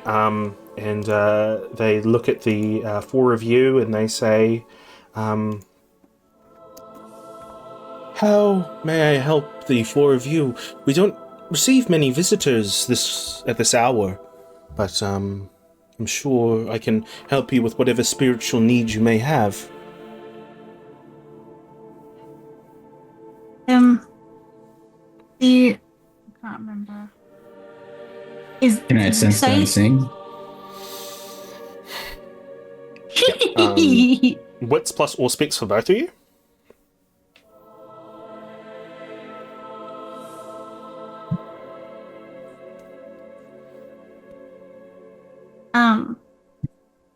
Oops, hit the wrong one. You got a success on the wrong on the one time you roused for. Oh, okay. All right, that makes sense. Why? That makes sense. 4. Okay. Both of you notice this. There is a very unnatural aura that exudes off this Father Carmine. Almost like dark tendrils that snake out from his very dark sort of suit. And Velva already said that he was the child of the shadows, didn't she? Yes. Yeah, so we're aware. You're aware of his La Sombra nature, yes. Okay, cool. But the messy part for you, unfortunately, Ryan, once again, and this makes all the sense in the world, is the presence of this tenebrous oblivion around you. It reminds you once again of your embrace. Well, no, sorry, that moment in Afghanistan. And I'm not going to say that you're like going to freak out like you did last time, just because I don't think that will be helpful in this particular situation. But what I will say is that you do feel that sort of oppressive feeling, and I'm going to twist it on its head almost and say that you're almost fascinated by it and want to learn more. Okay. So, that's what you get from your Sense the Unseens. I believe Father Carmine said, how can I help you for tonight? Don't get many visitors here at this hour, but I'm sure I can meet your spiritual needs. Something along those lines anyway. Yeah, not exactly that at all. I think Selena was about to speak before I really interrupted. Yeah? I haven't formulated my question yet, so please go ahead. I'm thinking. Adeline would, I guess, then approach and Father, I believe we've found who we are looking for, actually. You always find what you're looking for when you're looking for the Lord. Mm-hmm. You're La Sombra, aren't you? He looks over at you, and he, quite forward of you. He is not known for his tact, precisely. Ryan, stop staring at the good Heavenly Father, if you wouldn't mind. I suspected that you four may be Cainites, but... I am gonna reach out and kind of grab Ryan by the elbow in what looks like any onlookers a tender, little comforting thing, but she's digging her fingers in quite sharply as if trying to snap him out of his little Malkavian moment. Father Carmine will, he says, I suspected you may be Cainites, but I wasn't 100% sure. Perhaps it is more appropriate for us to talk in my chambers.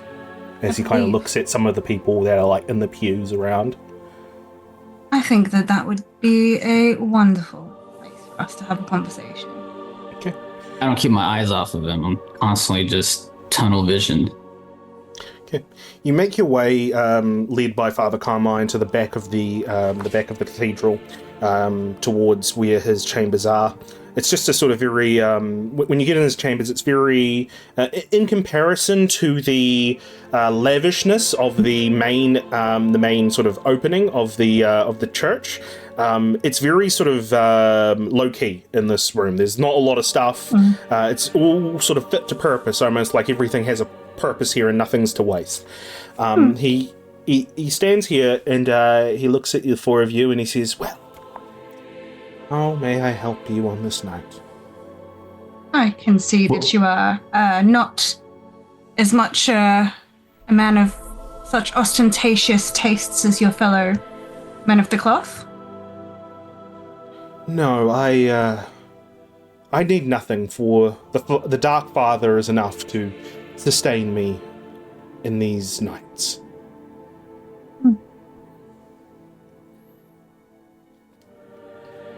Reggie was about to say Well- something. Was he, or was it Ryan asking more questions about the shadows? Yep, there we go. Never mind. Sorry. What were the La Sombra doing in 2011 in Afghanistan? In the tunnels? Well, it may surprise you that not everyone knows what every other person in their clan is doing. Afghanistan is a very far away place, and in fact, in 2011, I was in Rome, getting my or learning about my position here, so far away from the revelations of the Dark Father. So I do apologize, I cannot give you any clarity on what may have been happening in Afghanistan in 2011. Don't bullshit me. You must have heard something. There's no fucking way. Ryan. Do I believe the father?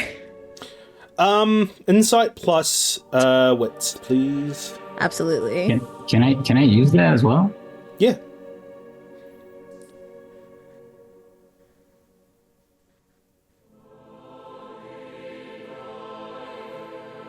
Any modifiers I should know about? No modifiers in the church. Mm-hmm. I No have detect modifiers lies. in the church. Yeah, you get +1 on that one. Okay, 3 successes. Oh my god, Oh dude. boy. Are you okay? The dice are here to tell a story. Hmm. Okay. At Joe's expense, but it's fine. Yeah.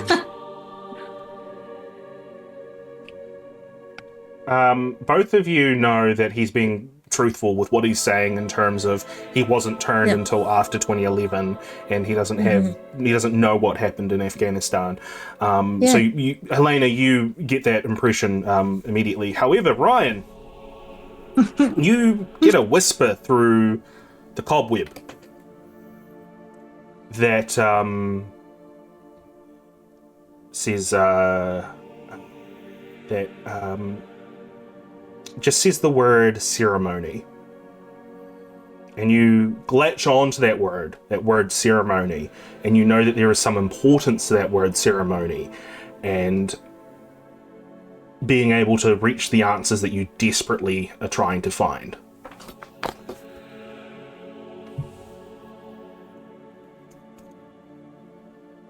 Do you know of any ceremonies that happen in Afghanistan? Or any ceremonies at all? No, but perhaps the four of you would like to indulge in a bit of a meditation. You mentioned ceremonies. Yes. Perhaps we should engage Yeah, we in a should. ceremony. Something's telling me that we should. Besides, What does... If I can ask, Ryan, like I just want to know, and turning back to the father, what does the ceremony do? And how long will it take? We do have some things to do. It won't take long.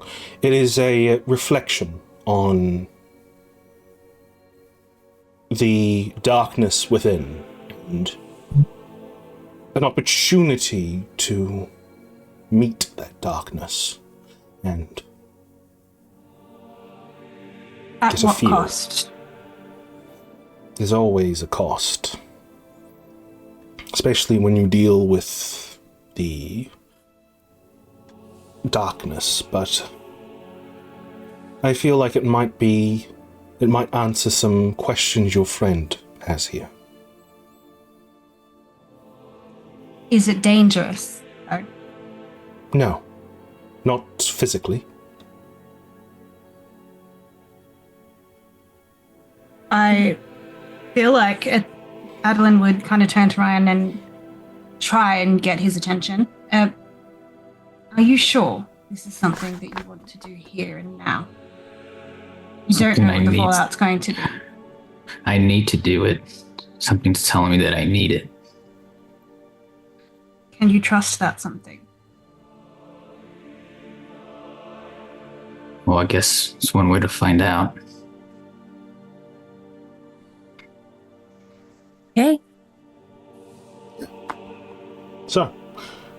Father Carmine will invite you all to sort of sit cross-legged in a circle on the floor.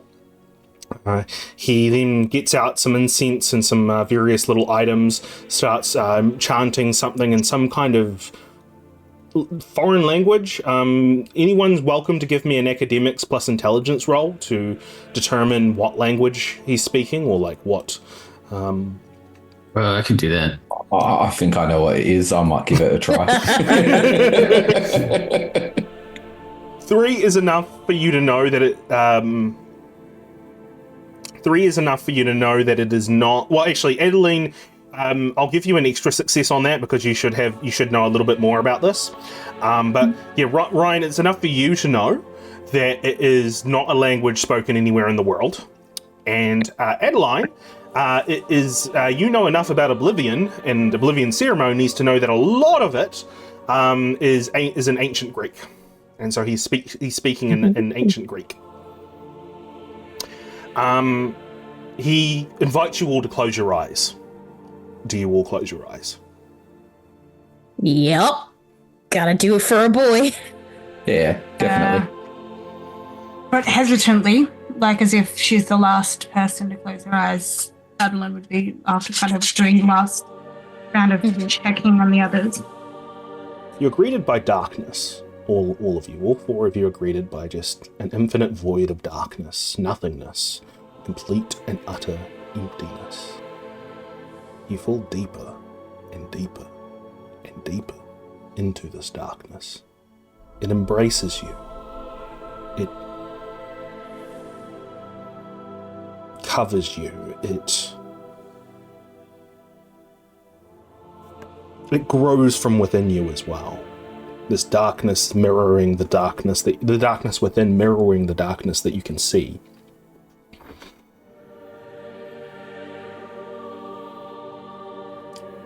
You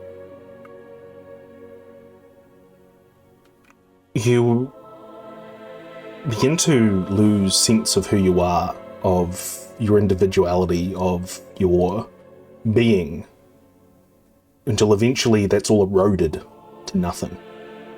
You are nothing. That is where everything is. That is where everything will go. That is where everything begins. Nothingness, the abyss, oblivion. As you stare into this nothingness, this vast emptiness of anything, you feel it stare back at you with an ancient hunger deep within its guttural. It wants, it needs, it has to consume all.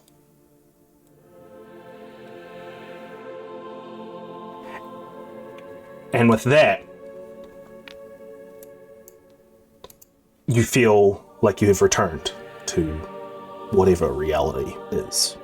You feel normal again, mostly, though there is an emptiness inside all of you now. A dark pit. It was always there, but it's grown. The hunger has taken a part of you. Please, all of you, abstain on your humanity and 1 aggravated willpower damage. Jesus. A stain is what? A permanent A cross? A slash? Yeah, it's a cross. It's an X. Oh, sorry, a stain. Yeah. A stain is just like, it's a slash at the very end of the track, of the humanity track. Or like a loss of 1, right? Or... No, not loss, just a stain. So just So you can't ever get to full. Yeah, sure. No, because we do a remorse roll. Yeah. So maybe you lose a humanity, probably you don't. You return back to the room but as you actually realize that this whole time Father Carmine has been speaking to all of you. He just says, I trust you saw. I just saw, it looked like what I normally see when I close my eyes, like it goes dark, but it felt different. What was it exactly that you showed us? What I showed you is the true beast. nature of the world. The true nature of reality, where everything leads and everything comes from. We all have an emptiness inside of us, but it is my belief and the belief of others that instead of focusing on the person outside of that hole, we focus on the hole itself.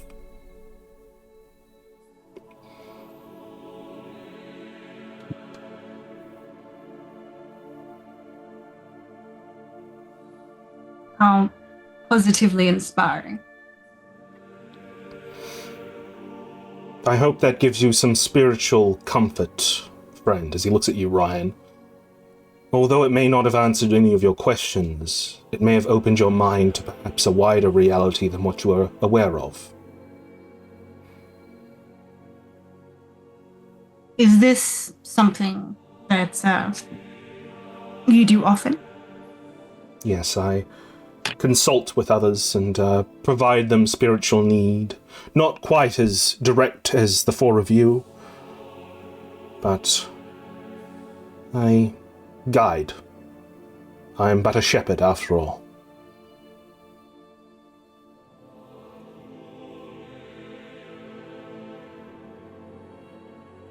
We appreciate your time to lead us on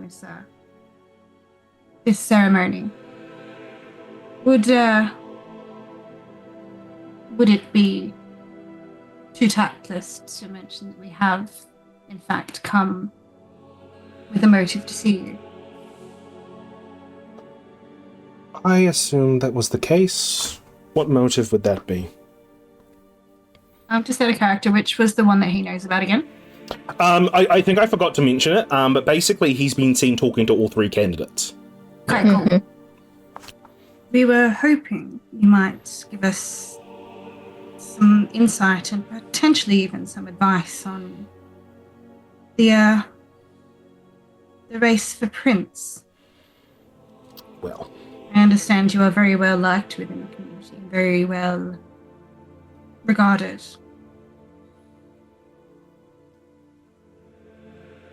So, if you have come here to pry me for secrets, I'm afraid you've reached a dead end. It would be unethical of me as somebody who is a spiritual guide to divulge the dark secrets that some have told me. But if you must know who I support, what little influence I wield, Miss Black. And is there something within her character that pushes you to support her?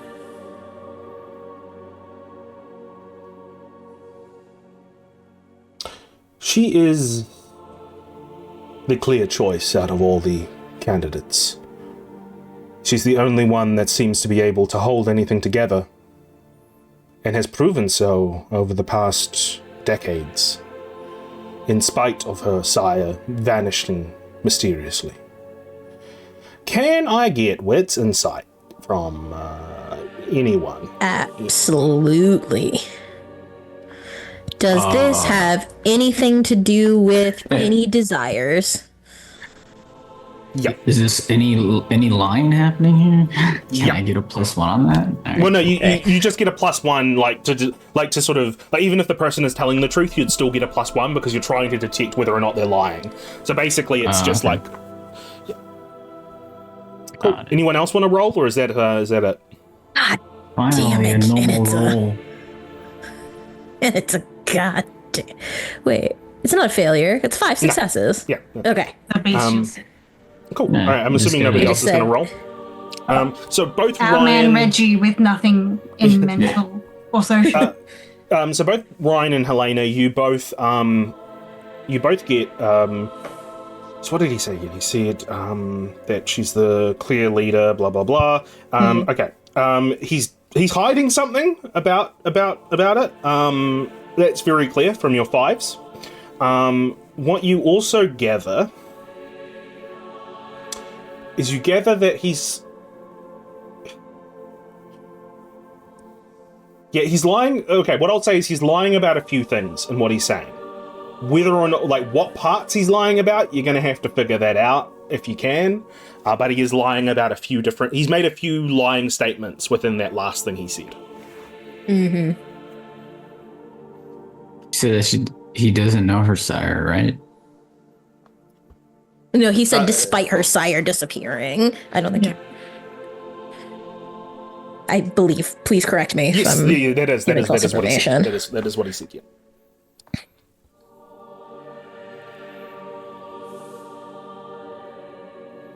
Um,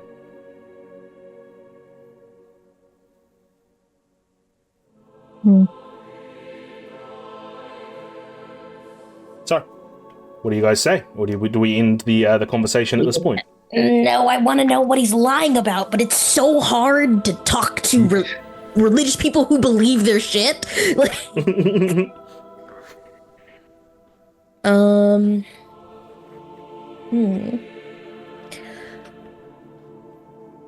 Does your... What, if I may ask to just alleviate my ignorance, do you hold a title within the organization, like Primogen or any such moniker, or it's just Someone of my station and clan are barely allowed, let alone holding a title. It would be quite scandalous, I would think, for someone like me to hold a title within the city. Whitson site, please. It's scandalous, but doesn't necessarily mean. If I then again, new to the city, so I don't know the layout quite yet. Have you? Why are you allowed to hold presence here if your kind is barely allowed? I'm confused on that. I thought there was such a strict regulation on territory and allowances. Well, have you heard the stories that have come out of Chicago? A few? Something about beheading other kindred? A rumor is that they have allowed the La Sombra within the Camarilla. So, if that is true, already the inner circle has softened their stance a bit on my kind. But if you must know my origin story, it is this. I was beset by a pack of ravenous canines who tore me apart and embraced me for their religious devotation. I scrambled, confused, not knowing what I was, until eventually I found the light, and I found the way. Sorry, with your wits, did I answer your wits insight, Ryan, by the way? No, he didn't. Okay. So I believe the statement he made was that it would be very scandalous for someone of his lineage to hold a position of power within the Camarilla. The way he said that, there was a slight tone that he puts on, and you're not sure if it's intentional or not, but there is a little hint of sarcasm with what he is saying. But it's very subtle. Yeah, it sounded like to me is that he's saying that it is scandalous and it's a thing, but he's not admitting or denying that he has a position of power. Scandalous.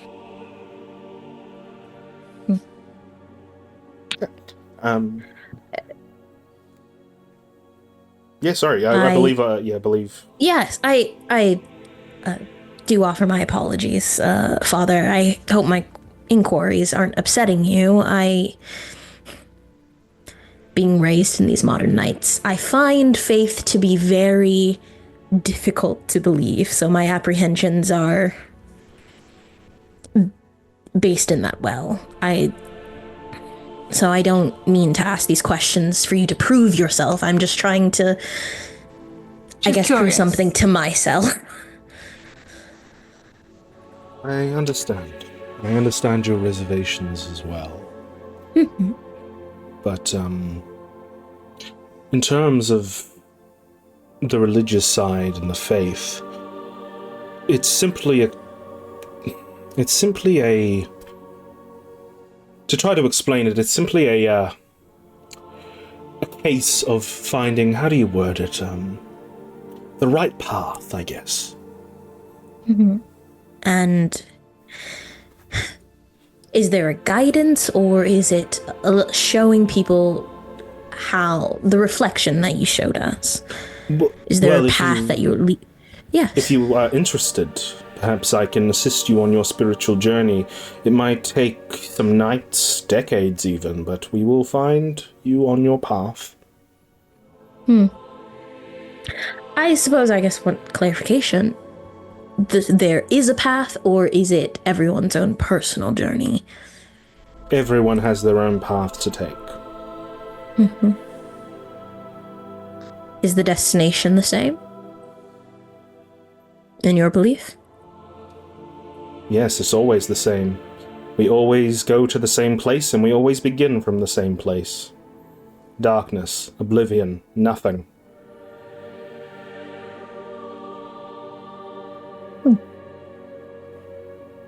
I'll consider it.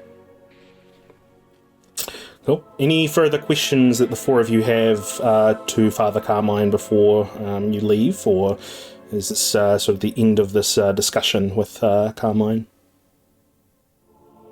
I think for now it's I might come back later when I have more. This is a don't have enough information for this dialogue option. I don't really like this guy very much, so I think we might just leave. Cool. So the four of you begin to exit. Ryan, you're still wrestling with the darkness that overwhelmed you. That overwhelmed you back in 2011.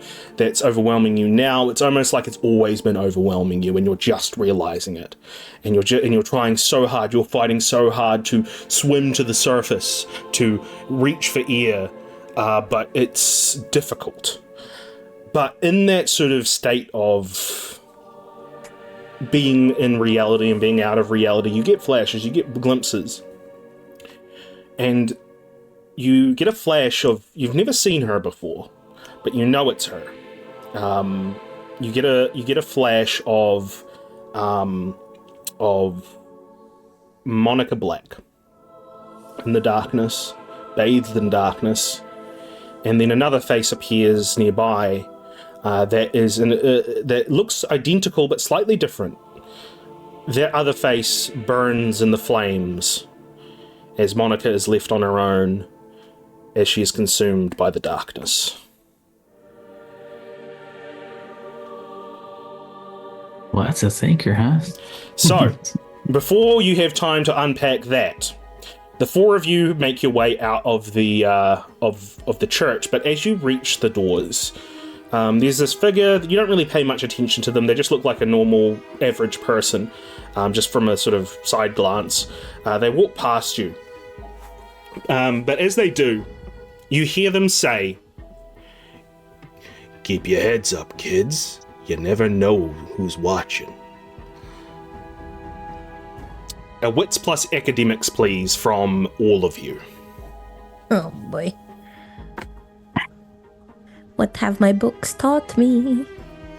I read books. I have like a specialty in academics. I get a +1. What's or the is it, like, specialty? specific to architecture? No, it's not. It's you can't. Yeah, that one gives you a +1 for this one, unfortunately. Got it. Are you fucking joking?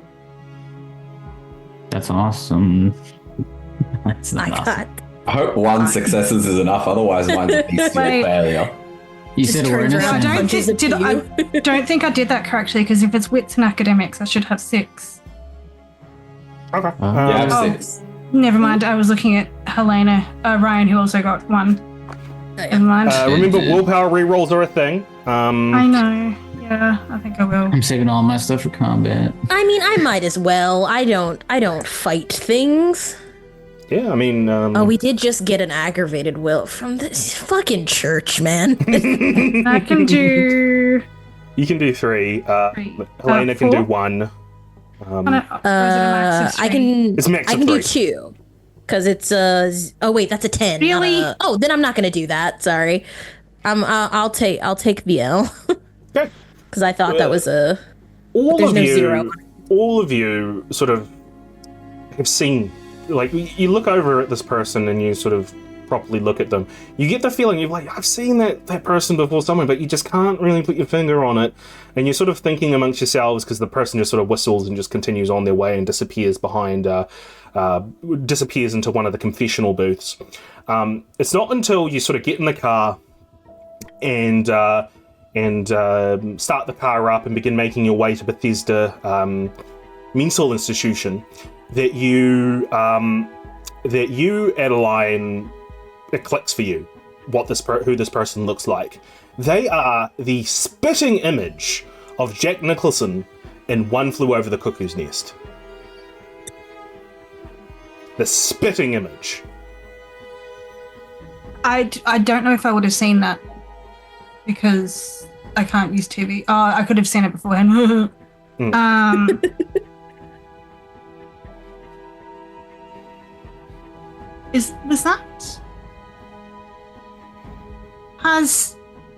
Is everyone aware of the actor Yep. Jack Nicholson? I live near Hollywood. Yes. And everyone Why are you- saw the gentleman who was walking into the church.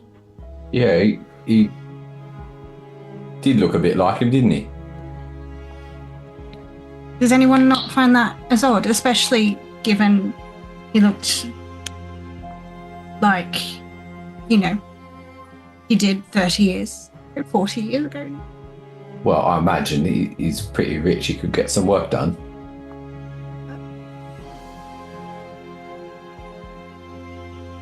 Saying it's a disguise.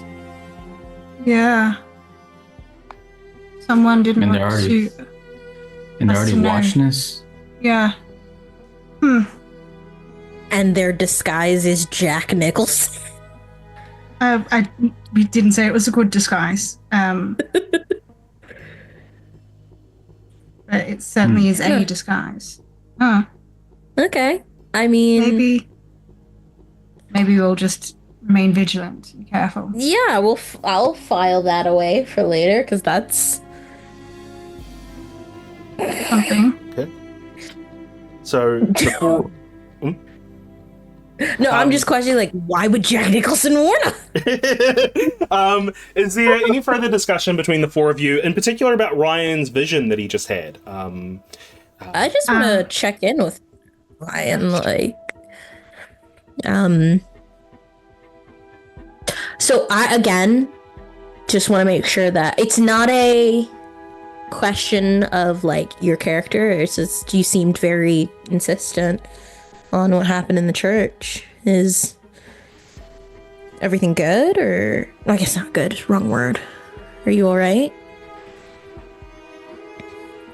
I don't know. Ever since we started this thing, these whispers, these visions have become more active. Before, I could kind of just ignore them and just scratch it off me being crazy, or, you know, I don't know. And But did it's gotten worse. you get what it was you thought you were going to from that ceremony?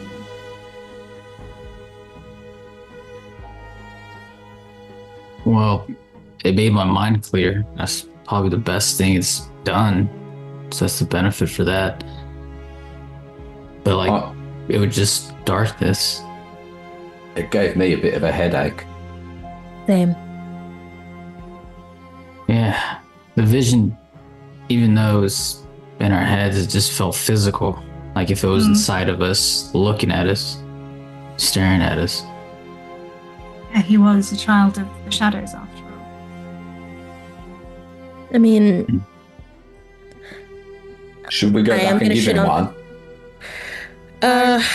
no, I think he's a lot more connected than he gave off to, but every single member of the church of organized religion is, so that's my bias flipping through. No, the way he said to Ryan that he was, his kind, his clan aren't allowed to have positions of power, that didn't seem as truthful. Or He spoke was I a perhaps- lot of half truths. I just noticed in his inflections, what words he said. This feels like an calculated. Elysium. Like, right? Am I jumping to conclusions about that? That's what this feels like. People coming in here to confess with him, unspoken rule of not to cause trouble. It feels like an unspoken Elysium. And I feel like you have to have a lot of pull, even if no one says it, to do that. Well, he's definitely somebody of importance. There's no. I mean, why would they turn him, keep him there? It's more than just religion. Right. And what did he do to get this position if La Sombra are slowly getting let in? Are they being let in, or are they finding themselves in positions of power because of their power? I guess it depends. I don't know a lot about La Sombra, but if Chicago, one of the staples of the Camarilla, is like dictating whether or not a clan comes in or not, especially like, I think that's, I mean, of course there's some people who can override the rules based on who owes who a favor.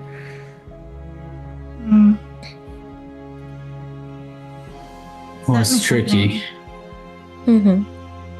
Certainly something I think for us to keep in mind. Yeah, add it to the list. Yeah, it's very odd. If it were easy to pick someone to run a regime, then, well, they wouldn't. I guess they wouldn't be an old job about it. That's true. Well, the important thing to know is that people know that we're here because that Jack Nicholson guy. He's in on it. And Peter knew that we were coming anyways. So who told him? Did he mean, know?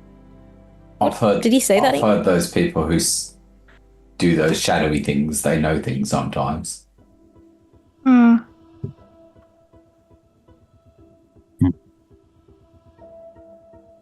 I also saw a face. I saw Monica. Okay. In your vision? Yeah, one of those. But it wasn't a violent vision. It wasn't like a memory or anything. But it felt like it was. Like I was seeing something happening. Or remembering something. But What she was was the bathed in context? darkness. Well, she was bathed in darkness, and there was another face that was almost identical as hers. But there was a slight difference. What was the difference? Was it something you could put your finger on? It's like if that person took her face and hit the actual Monica. Okay. I don't know. I could just be talking crazy. No. Let's not use that word, shall we? It feels derogatory, given the Yeah, we circumstance. talked about this, mate. Don't be so hard on yourself. You're right. So You're right. we're thinking then, based on that, it's possible that the real Monica is no longer present, or will no longer be present at some point. Like that Jack Nicholson guy? That they're taking faces and pretending to be other people? Cemetery. She's been going to the cemetery for a few weeks. Cemetery. Every few evenings, she's going. Does anyone know who owns the cemetery? I think the city, if it's the... We could look at Yeah, it's the city. It's the city. It's yeah. It's a very so yeah. If it's closed at night, how closed is that? Is it large gates? It's I'm not familiar with one of the biggest military cemeteries in the world. How do you know that? Well, I like docos, right? Huh. And sometimes I'll watch the war ones. So only military people are like buried there, or? Yeah. Huh. Interesting. Wow. So. So is it locked down like a military facility? Like You need military ID card. Yeah, there is security, but like it's not impossible to get in. There are high gates there, but once again, not impossible to get in especially if you're supernaturally Or vampire. Yeah, or if you have a portable battering ram. Yeah, or Reggie. that would if you've be got contacts disrespectful. that can pull some strings. You might have some contacts that can pull some strings to get you access. Yeah, let's shall we see if we know anyone? Well, I think this might be the perfect moment for Adeline Doherty to flex the Look at her character family sheet. the family coffers a little bit by spending that law sheet that you just bought today. I believe it's like you get the equivalent of like money chalks. All you have to do is spread a little money around and people jump out of the woodwork to tell you things. Once per story you can find information as if you had the contacts background with a number of dots equal to your resources. And how many resources you got?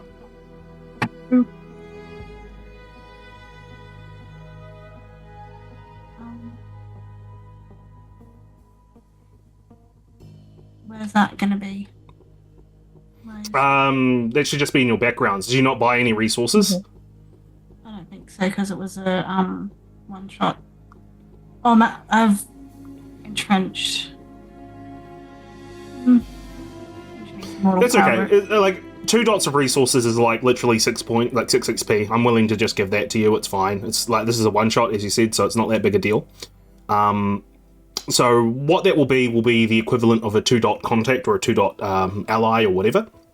Yeah. All right. You make some calls, you call around the family, see what people know, because, the family has been keeping an eye on DC. They just haven't been in DC. They pull some strings, they get you a contact of someone named once again, I hate how I've written how long this plan is, because it means I have to scroll up a lot. I love it. I love that you put so much effort. Andy Kepler. Kepler. Who's an administrator within the Arlington National Cemetery. You also, what I'll say is, I'm going to give you a bit more for this as well, because this is a law sheet. What you get from this is you get a few things. One, these might be true, these might not be, but you learn a few things, specifically asking about Monica. You hear that Monica had a twin sister at one point, Cynthia, that was rumoured to have been swayed by the sword of Cain and was slaughtered. You also learn that she has a ghoul named Lorenzo that is constantly with her, she barks orders at him to do the most mundane things, from making phone calls, sending a tweet, or looking for something online. you also find out that you also hear a possible rumor that Monica has Giovanni blood. Her family is wealthy empire. She came from a family with a wealthy empire, and what name was on the accounting ledgers of that wealthy empire? Ewan fucking Duncern. So, the thought is that perhaps she is of Giovanni blood, and I think that is probably all that you glean from your two. Okay, I would definitely share that information with everyone.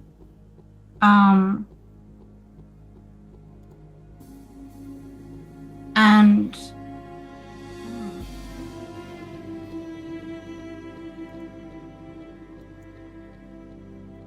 so a child of Giovanni is what we're saying. Yep. Once again, I want to make this very clear.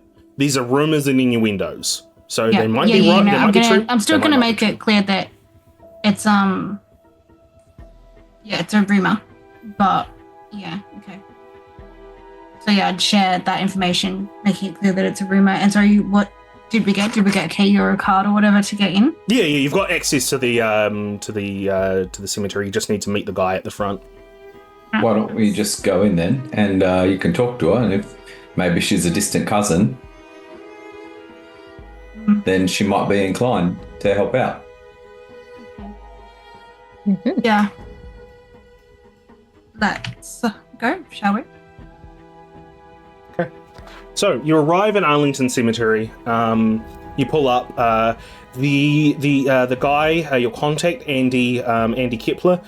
You see him sort of pacing back and forth at the front of the gate, looking very sort of nervous and like sort of talking stuff. Like he's talking to himself, almost like practicing a conversation. But yeah, the four of you approach. What do you say? What do you do?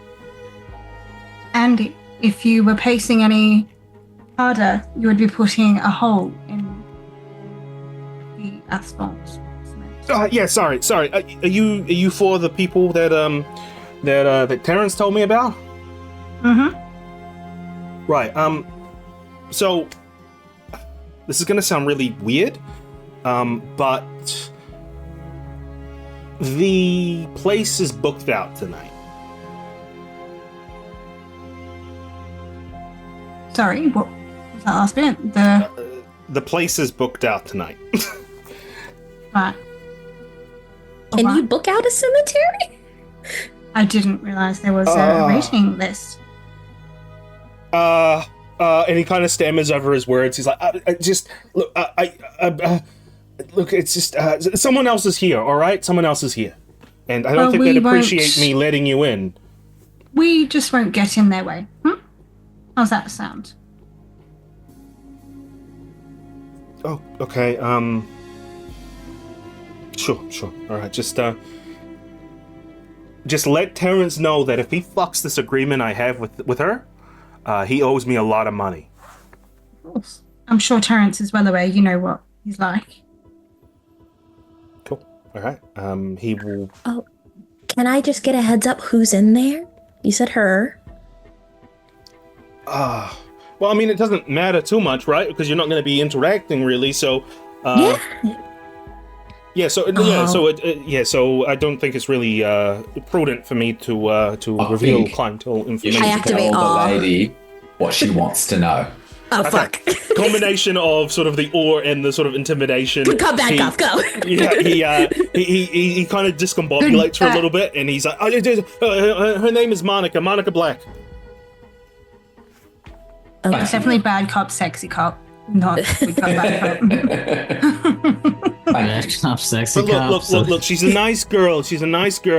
I mean, she's got a lot of money. She's got a lot of fucking money. But, like, look, she just misses her sister, all right? And she works during the day, so she can't visit during the day most of the time, so she visits her sister, all right? So just be cool, all right? Okay, thank you. So, perhaps the rumors are somewhat true, I would say, as we're kind of entering the cemetery. He visits her sister. Perhaps her sister died when she was in service. Was it with her twin? I don't want to offend you, Addie, but would that make a difference if she is part of your family? No. But that would explain why her sister was in this cemetery, would it not? I guess it will also explain why she's coming to visit. She can ring her up for a chat, right? I can't ring anyone. No, like just not actually ring her up, but like if she's dead and buried here, can't she just... Well, that rather depends, doesn't it? Might be why she's coming here. I sometimes miss my family from the old country, but I can't do that, can I? No, perhaps she can. Is there any indication as we're entering the cemetery which direction? Thank you for asking that question, because I was about to say things that Ryan and Adeline notice because of their sense the unseen. I'm not going to make you roll for it. It's very, very apparent. It's a cemetery. There are spirits fucking everywhere. Ryan, you like fucking everywhere. So everywhere. what in the afterlife? Yeah, they just fucking In the the whole time. afterlife, you no longer need to get consent to do voyeurism. Oh no, they are into it. Yeah, very into it. So Ryan, what you notice is there seems to be like a conglomeration of them, like they're attracted to a certain mausoleum to the east of the cemetery. But what you notice, Adeline, and this is because of your your connection to the necromantic side of unlife, is that there is an actual split in the veil at that mausoleum.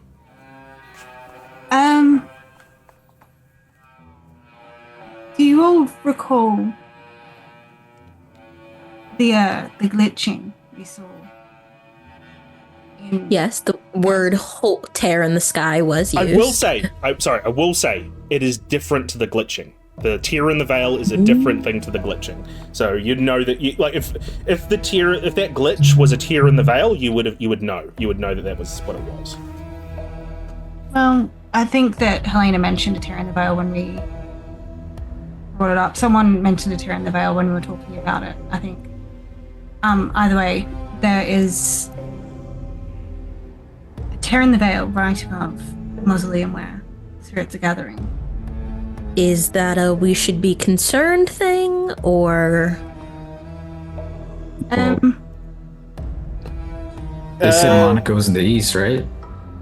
Yeah, so the just to let you know, because I'm sure you've got the question of what that means, is basically what it is you've got the physical world, you've also got the spirit world, which is like also called the skin lands, it's called many different things.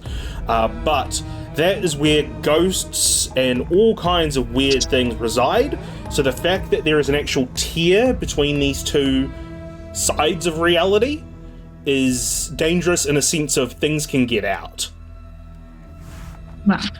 Fun fact, my character in Munich has one in his apartment now. Just the whole tear in the veil? Yeah, we did some stuff. Some stuff is letting it one way. And how do you get a tear in the veil? Is it through a ceremony? Oblivion ceremony is usually how you do it. Alright. Also, tears in the veil can happen due to very traumatic events, such as like mass murders, that kind of stuff, or like insane asylums, like anything where there's really heightened emotions that could possibly pierce through the veil to the supernatural world, could possibly tear the veil. But in order to physically, like to do it yourself, it has to be done by a ceremony.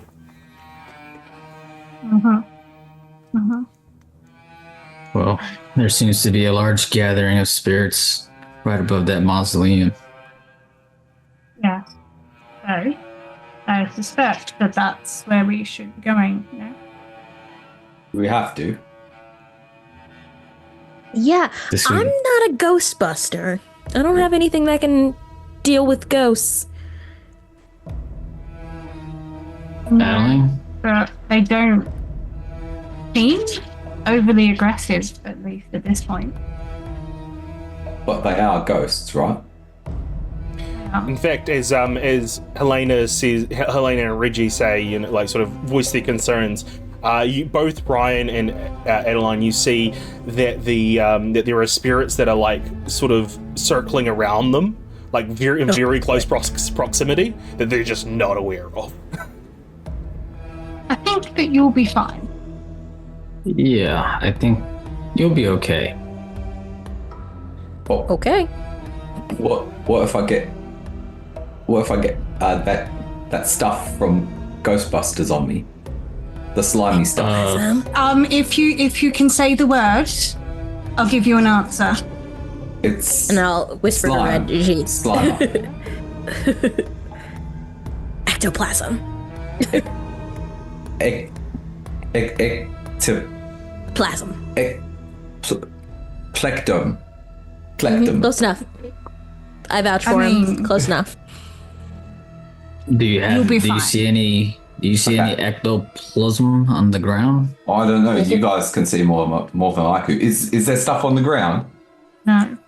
I look No, around. that's what we're saying. Okay. You'll be good, Reg. All right. Don't like ghosts. Oh, they love Yeah. you. Found out they're real. So the four of you begin to make your way trudging across the cemetery towards the mausoleum. You reach the mausoleum. Once again, Ryan and Adeline, you feel this. You definitely feel the stench of oblivion around here. Reggie and Helena, you can't put a word as to what this feeling is, but it's just a pit of emptiness within your stomach, very similar to what you experience at the church, actually. Do you just open the doors of the mausoleum, or do you scout out first? What do you do? Yeah, I'd like to scout first to some degree.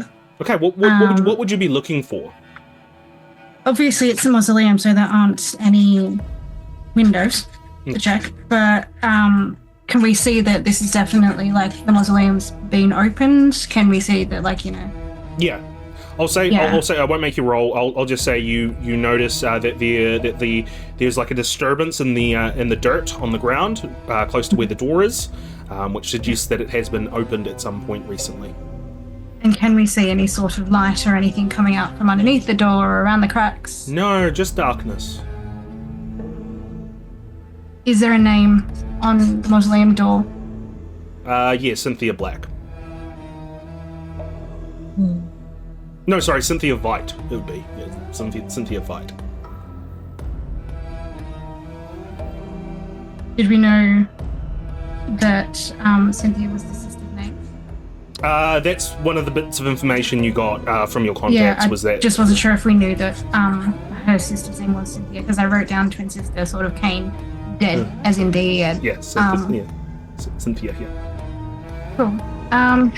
I think we've found the right place. Well, should I knock? Is she get? No, do not No. knock No? on that door. Okay. We Are don't we- want to say hello. Isn't that the whole reason we're here? It is, but should we perhaps stumble in unannounced so that we potentially gather more That's- information, or do we think that our Seems a bit social- rude if she's Reggie, talking to us. adults are talking, sweetheart. That's not very should we nice. perhaps Don't do that to him. That's very rude of you. I think you owe me an apology for that. Okay. Well, I do know that thinking is very difficult for you, so Once am again, sorry now you to owe me make you two do so. apologies. Fuck. Wow, that was rude and unnecessary. that's a lot of syllables. Shall we use our social capital, or shall we? I'll keep that in mind. I'm gonna. Need some muscle. I will just gonna tap in. We're all we got right now, so maybe add a just kidding at the end of that, Alright. unless you're being serious, because then we might I'm need to not being discuss serious. My apologies. Thank you. that. Well, now that's out of the way. Wouldn't Monica be in there? And if she's, I don't know, grieving her sister, wouldn't we be rude? But Yeah, then again, seems a bit. But then again, if she what is could be grieving her happening here? sister, there's something going on. Could she Exactly. be so emotional that she has caused this? Or could she be doing something that has caused this? Did you see anything around the mausoleum besides spirits? Because there's a lot here. Nothing in particular. Should we all do you want to potentially do a round and have a look for anything out of the ordinary for the place? Your eyes are probably far better than mine at spotting that kind of thing. No, it's alarming. There's so many spirits here. Could be something happening, something dangerous. I don't feel right. Reggie, is there anything in the physical world that you've seen that's out of the ordinary? We may be missing it based on the fact that we can see. No, it just all looks like a cemetery. Helena? Anything that you might have noticed? This isn't really my expertise. I guess I'll look around. Is there... Oh God! Is there any evidence of a car or anything? Because like they said that through the rumors that Monica has been here Times a week, really. a few times a week, very frequent. Is there any evidence to tell that she's been walking here, or I guess then, or if there's no evidence out here, maybe I'll walk to the if there's like a shed that says security, just so I can maybe get some information on how many times Monica has been here or what her contacts here are, because I don't know, ghosts are not my level of expertise, so trying to find some use here. I want to say that wasn't Andy her contact as well? Ah, okay. Because he said he was getting paid a lot of money. Okay. Okay. If that's the case, then if we know her contact is here and she's just paying Andy to let her in,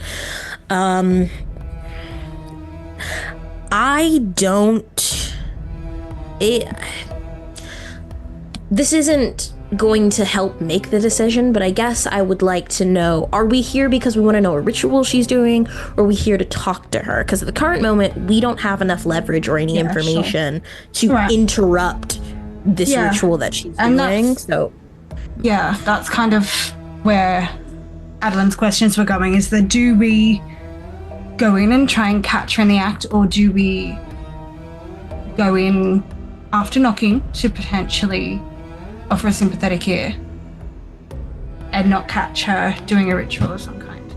I think the second one. Do we have any reason to not be polite? Only if our suspicion is more around the kind of ritual being undertaken, I suppose. Well, what sort of ritual would she be doing that will hurt us? Something necromantic. Yeah, but how would that hurt us? We're not alive. Well, Something strange is happening here, and it's potentially dangerous. Then but what I'm saying is that sort of danger isn't really a danger to us because she's got no reason to be coming after us. So unless we want her to be an enemy and learn that she's doing some sort of ritual, some sort of naughty business she's not meant to be doing, use that as blackmail. I don't know that we want to make an enemy of her. From everyone we've spoken to, she seems the most palatable of candidates. Exactly, that's my point. So if we want to let her know we're potentially going to be supporting her, then coming politely, knocking on the door, seems to be the best way to go about it. But that's just my thinking, and I shouldn't be thinking, should I, Addie? Maybe don't hurt yourself, darling. Come on now. You know she's joking. So what do you all think? all right, Knock then. who's knocking? Knock, knock, knock. Okay. Yep, there we go. You knock. The knock reverberates through the metal door, and echoes throughout the chamber within. There is no answer, but what you do notice is underneath the door, it seems like the darkness recedes, and you can actually see the floor. Eventually, Is that? That seems like a good sign. I don't really like that kind of darkness. the door opens as you see Monica Black standing there, looking very. There's smears of red underneath her eyes, clearly been crying, and she sort of wipes her cheeks and she looks at the four of you, and she just. I'm sorry, I didn't realize there'd be anyone else here. I was led to believe that I would be the only one here. And she's sort of like standing in the door frame of the mausoleum. We're so sorry. We saw what was going on around, and we came because our friend here, she kind of gestures to Ryan, was a military man and wanted to pay some respects. As I'm sure that's exactly what you're doing. And we couldn't help but notice that there's a and she kind of looks up at the tear. There's a significant amount of spirits and a significant sized tear. Are you all right? What's going on? If you've caught me at a bit of a moment, I'm going to be honest. I was just visiting my sister and just talking to my sister. Is she a military woman?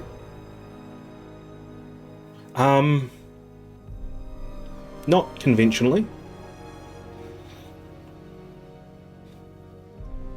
She served in some capacity. Some would say that she served the wrong side, but I know my sister better than that, and I know that there's something deeper than that went down.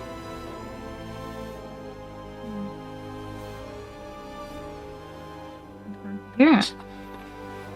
Sometimes I'm sorry. that Who kind are of you? thing can... Sorry. Before I don't know any of you.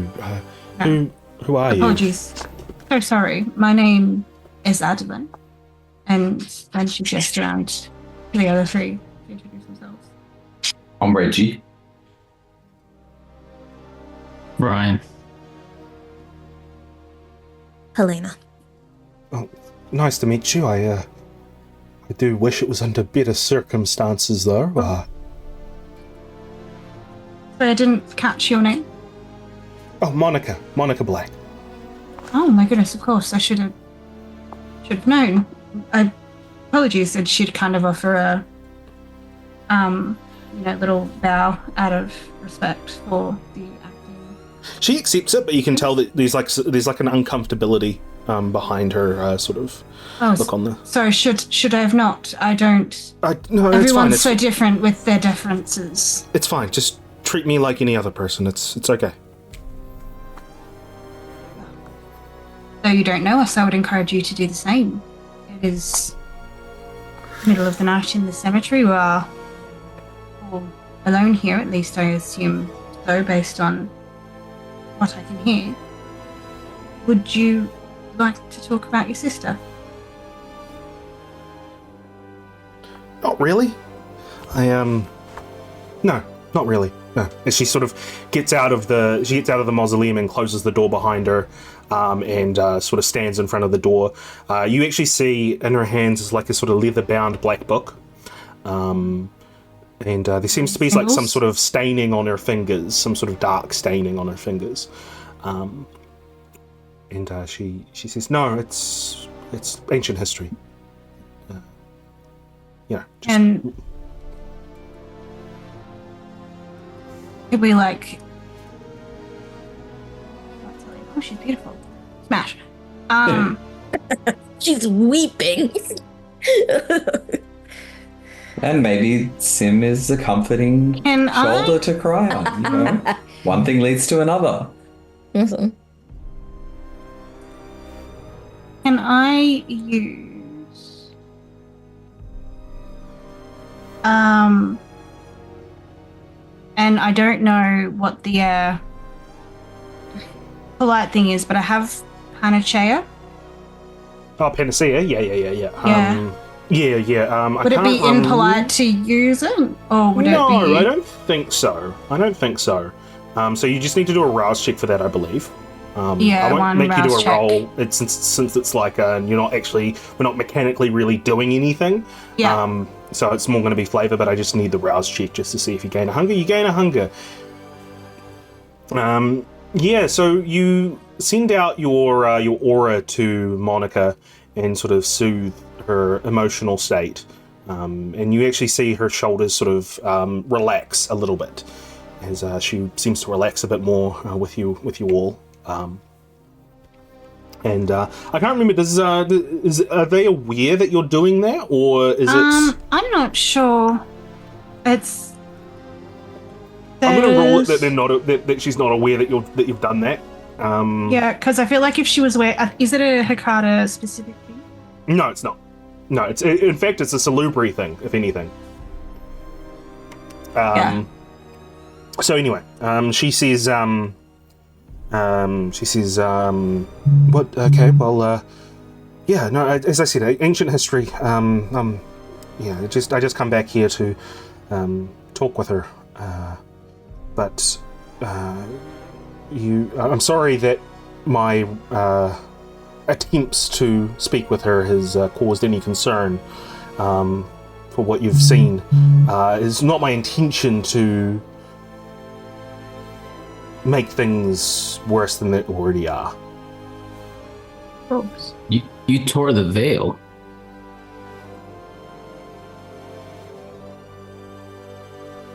She pauses.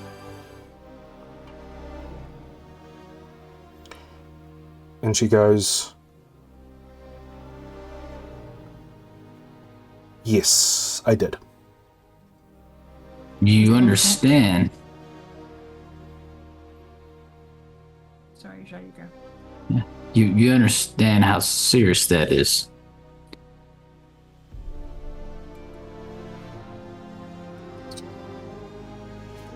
I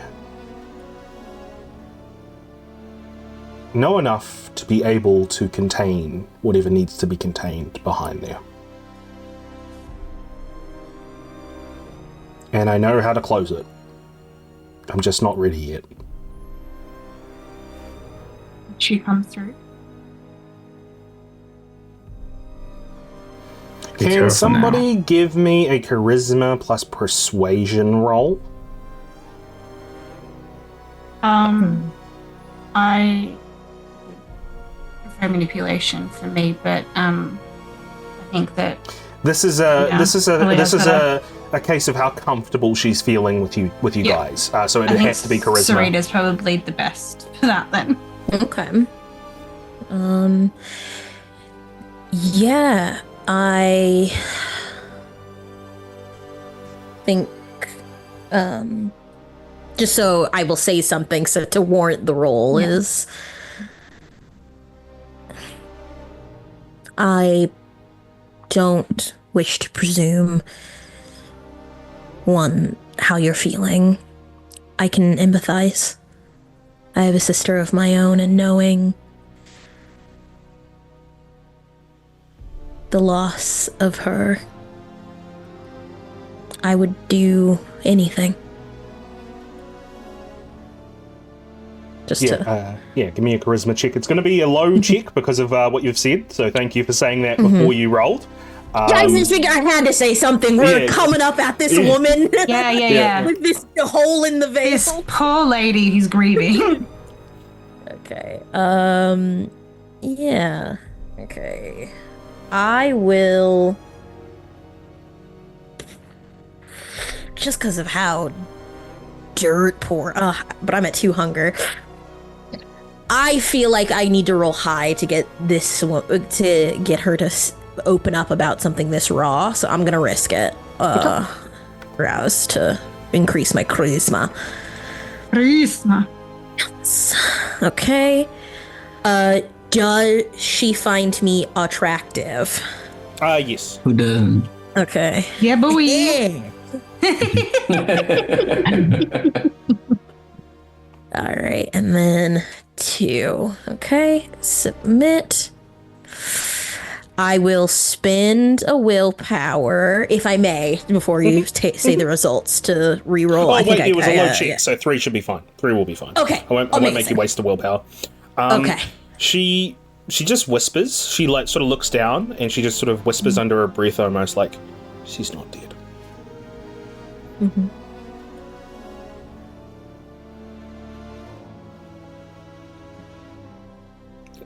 Okay. I don't know if you muted Sim, but I can't hear a word you're saying. She's not dead, did you say? She's not dead. She shakes her head once again. She's not dead. You've been unable to find her, is that what you're saying? No, I know she's not dead. I feel her. I feel her through. I feel her. I hear her echo in, and she just sort of trails off and stops herself, and she just says, "I just know."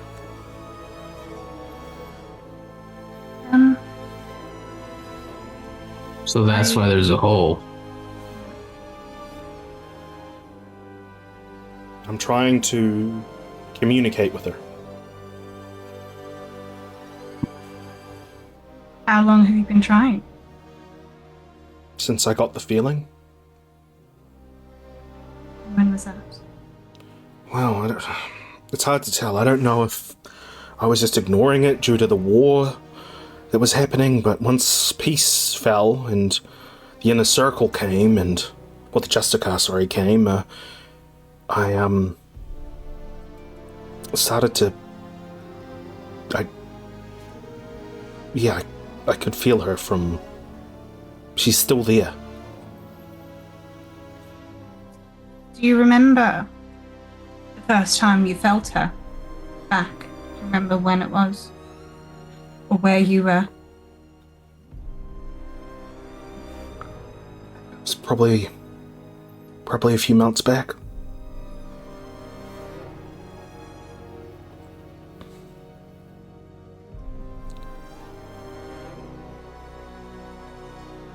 And I was just at my haven.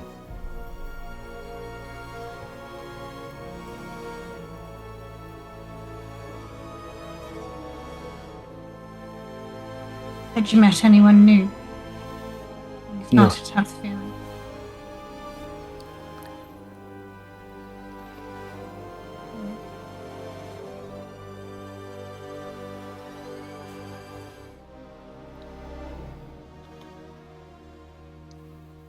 Right. What's a difficult situation you find yourself in? Yeah. Have you confided in anyone else? No, considering, I don't even know why I'm confiding in you for. You're 4 strangers, but maybe it's fate that's brought you here.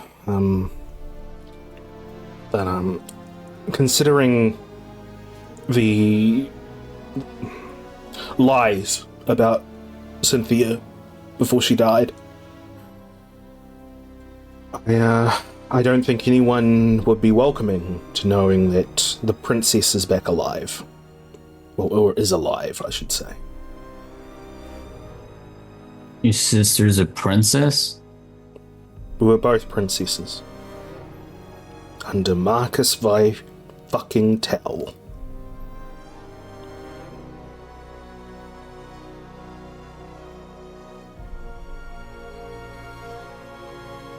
Marcus embraced me, and then he got in my head. He was so good at that. So good at just getting in somebody's head and making them do whatever he wanted. He made me turn her.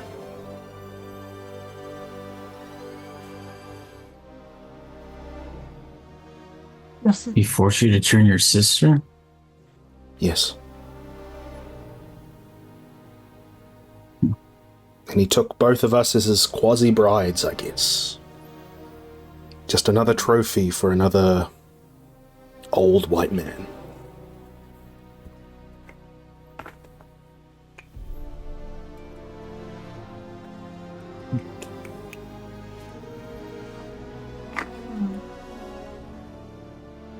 sorry to hear that you've been through such tragedy.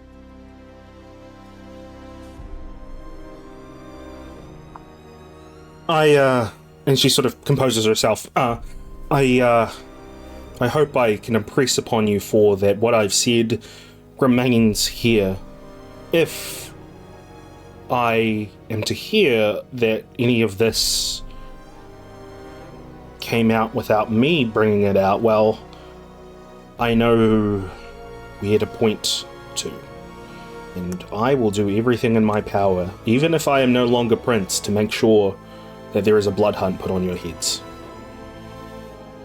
And I would not expect any less. Can somebody give me an insight plus wits, please? Absolutely.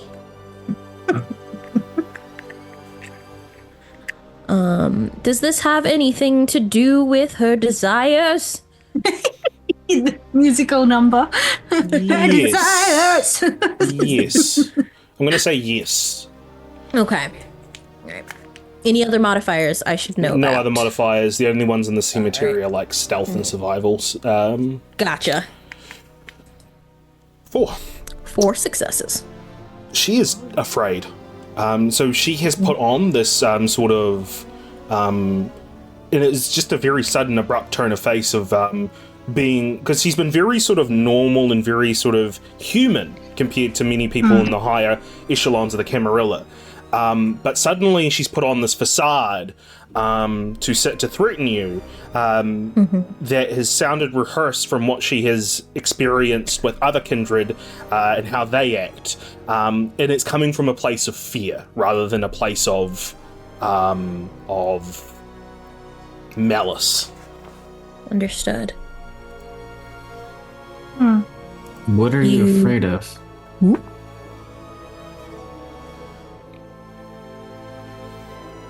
Is someone looking for you?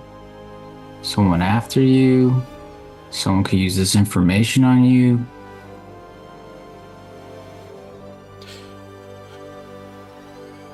My family has some dark secrets. Some admittedly true. Others are truly despicable. Or at least I think they're despicable.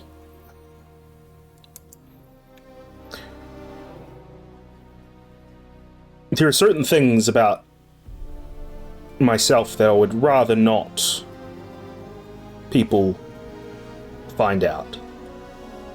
And if they were to learn of what I've been doing,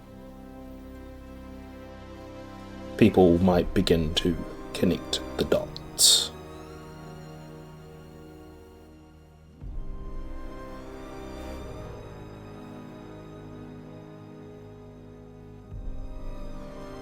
And what is your goal in all this? My goal is to lead the city into a new time of peace. I've led the city during war. I will lead it during peace and exist in harmony, helping each other out rather than pushing each other down. And then, why would you pull the rug on the Anarchs and turn your back on them? I didn't. That wasn't my call. I made deals with the Anarchs with the full intention of giving them what I had promised. But once the war was over, the Inner Circle sent a Justicar here. The Justicar heard about what I had promised, and in no uncertain terms told me that I was not allowed to do that. The elders agreed, and I, despite my position, was outnumbered.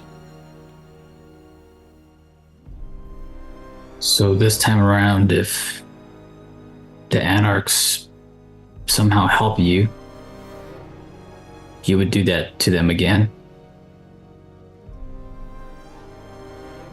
Yes.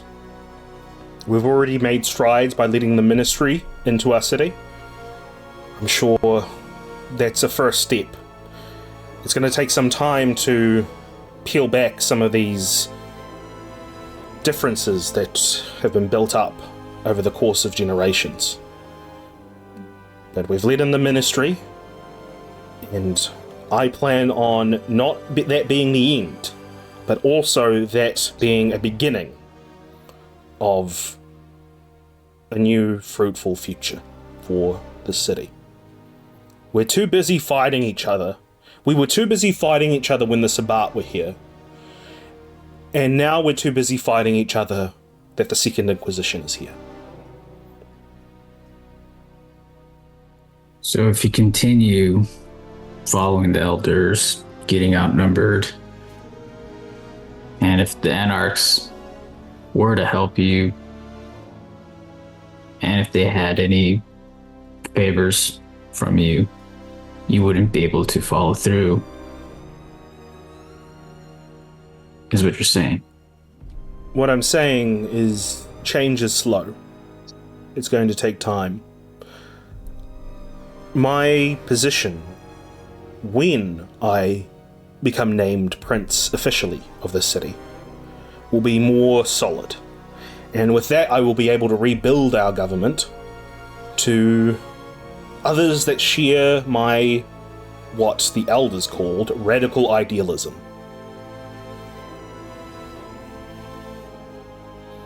How this might be, I don't know if this is a role or not. Does she genuinely believe this? And is this hinged on if she can find her sister? I don't know if that's something I can pick up off on a roll, or if that's something I just have to ask her. I'll go off your last roll that you did, which was a 4. You get the impression that she is being genuine, but like most Camarilla people, she's being genuine to the point of it's convenient for, like, you don't know whether or not she believes what she's saying, but you know that she believes it. But whether or not she actually believes it, that might be something that maybe she's not even aware of. But her intentions are, like, she's definitely not lying about her intentions. Let's put it that way. Okay. Would my skill in politics tell me anything about whether the way she's explaining these things is correct? Like, is that how? Yeah. Basically, if a Justicar comes in, so basically you've got all the individual cities, right, which all have their own governance, and then you've got the inner circle, which is like a secret cabal of movers and shakers that sort of oversee the whole world of the Camarilla. And then beneath them, you've got the Justicars, and then beneath the Justicars, you've got the Archons. So in the hierarchy of things, if a Justicar comes in and says, you're not doing that, if you're a prince, you can't fucking do much about it.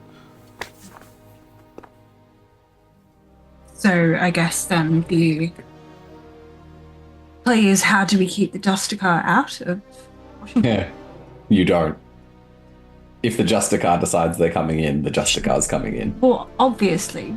But, like, how do we convince them that they don't need to? Like, how do we pull the wool over their eyes, so to speak, as they're like, because I assume they showed up because of the end of the wall. Do you want to know a still secret? here? I do. My vision, my plans are far-reaching and long, and they're going to take time. But also, I think our future is outside of the system that has been established for us. You're planning a revolution.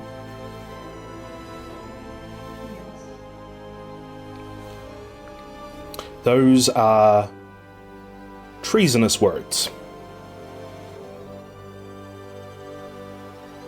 I'm flattered you trust us so much after only a few minutes of speaking, and your trust is not unfounded.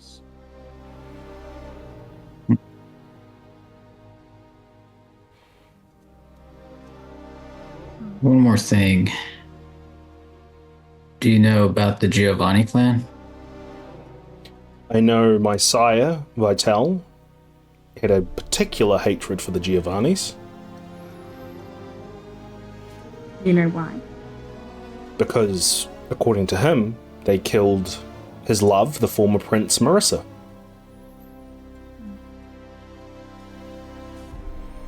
Are you in any way related to Giovanni? No.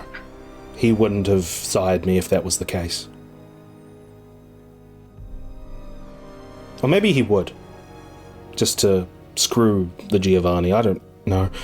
Look, let me put it this way. If I am related in the long bloodline of the family, I am not aware of it. And I'm assuming there's no way to check that, right? Without creating suspicion. And if you do have it, it would be bad news, right? I mean, I suppose I could do an ancestry test. I don't know that those would work the same way for us. I mean, blood is blood, right? Unless... And then she starts thinking about it. She's like, yeah, maybe not. I think you'd have to consult the warlocks. Yeah, and they're, MIA. Mm-hmm. All right, well, sorry, I apologize for being so forward. I usually don't like to play cat and mouse. And Ryan steps back. It's refreshing to be open. In fact, as I've mentioned, I've been a lot more open to the four of you than perhaps I should be. But Under normal circumstances, perhaps, but these are not.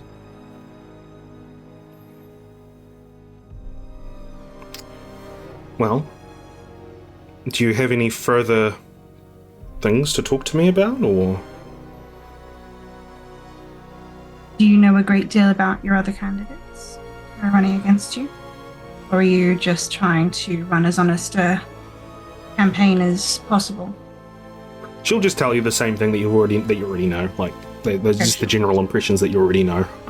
Yeah. She doesn't give any salacious details about any of the candidates. I am sure we will be seeing you around, likely at the museum. Well, I look forward to it. If you excuse me, I have the rest of the night, well, the last hour or so of the night to clean up. Mm-hmm. Thank you for your time. With that, Good luck. Monica disappears behind the mausoleum door, leaving the four of you in the cemetery. You begin making your way out of the cemetery towards the vehicle. It's about an hour until sunrise at this point. Not enough time for you to go anywhere else, really. The Elysium is tomorrow night, so unfortunately, no digging into the third candidate. But I will let you all have a chance to talk amongst yourselves about how you feel about the chat that you've had with Monica, Monica Brown. Monica Black. It was an open book. She seemed all right, Seems scared. as far as politicians go. She seems genuine in her desire, though. Perhaps she is more content to allow for a longer transition period towards the state of her desired outcome, because she's in a position of power now. She's not someone who is on the outs, so she doesn't have to push as hard. Well, yeah, it was. I mean, it seemed like she wants to. Mm. She doesn't really like the way the Camarilla's got things set up. That literally sounds like what we are all about. But she's willing to sacrifice us. She's just willing to. sacrifice whatever it takes, I think. I don't think you're going to find any kind of person who's in a position to be prince of a city who isn't willing to sacrifice a group of their supporters. Fair enough. I think she might be our best bet. I think you're right.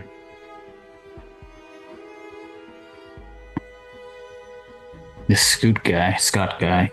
And I mean, yeah, sorry to interrupt, but also we now have some blackmail for her. If she turns around and does things that the Anarchs don't like, then we might just give that information and then leave town for a while. Sounds good to me too. Has plenty of resource and influence, so I'm sure to act on her threats of a blood hunt. Well, that's true, but that's why if it ever came to that, we could do it in a way that we are gone before she knows that we've done it. I don't think we need to do that. And plus, she'll be too busy. She'll be too busy having to clean up the mess. So exactly. Either way.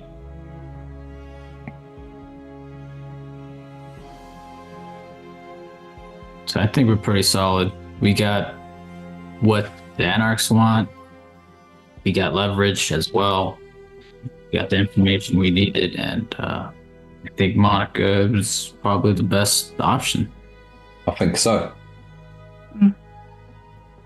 So I would like to know a little more about our quietest candidate. Didn't they say he just sits at home all day? I think we need to glean a little more about him perhaps tomorrow. I don't know if we'll have time for that. Elysium's tomorrow. We'll find out at the Elysium. Perhaps. You can prove to be a most useful distraction, Reggie, so. All right. So, as you all return to a temporary haven that has been provided to you by Emilio, you rest for the day. Day turns to night, as it is the night of the Elysium. Do you all want to have a discussion before you go to the Elysium as to what you're planning on doing? Just to give a little bit of... so I'm just going to kind of overview this final little scene. So we're not going to have like in-depth RP. There's going to be a lot more sort of just you guys doing roles.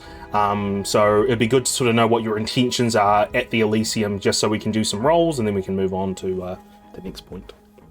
Yeah, I think telling our bored, old Toreador friend that we're supporting Monica. What else? What else do we want to do? Get a little bit of information on Scott. See if there's anything, that we can overhear or whatever to, just understand. Yeah, what's our goal here at the Elysium? Basically manipulate the system. So it sounds like you want Monica Black to be Prince. So basically manipulate everyone so that Monica Black is elected, whether that be through coercion or through revealing secrets that you've discovered from only Angelique so far. Then that is up to you. Oh man, I'm awful at. I don't have no persuasion at all, or charisma, or manipulation. This is not good. Then I guess insight though. Maybe if there's someone who's not too prominent, who indicates they might be going to support someone else, I might threaten them. You can shoot somebody. No, I don't want to shoot them. I just tell them that I'll tear their arms off and stuff them down their fucking throat. I'll That'll shoot him. work. Shoot him after. Maybe you wait on the shooting and strangling for now. I didn't say strangling. I said I'd tear their arms off and shove them down their fucking throat. Feels a little like asphyxiation. I'm not actually going to do it. I'm just going to tell them I'm going to do it so that they vote for Monica. Right. Yeah. But do we know the major players that we need to get on side to support Monica?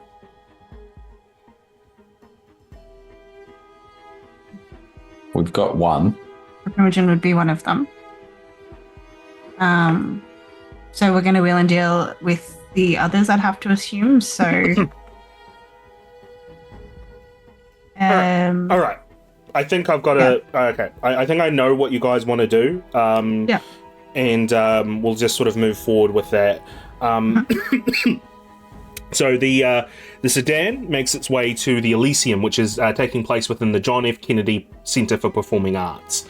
Everyone who's any kindred who is worth their salt is in attendance within DC, within this Elysium.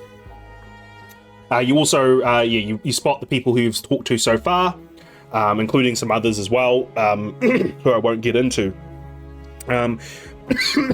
Sorry.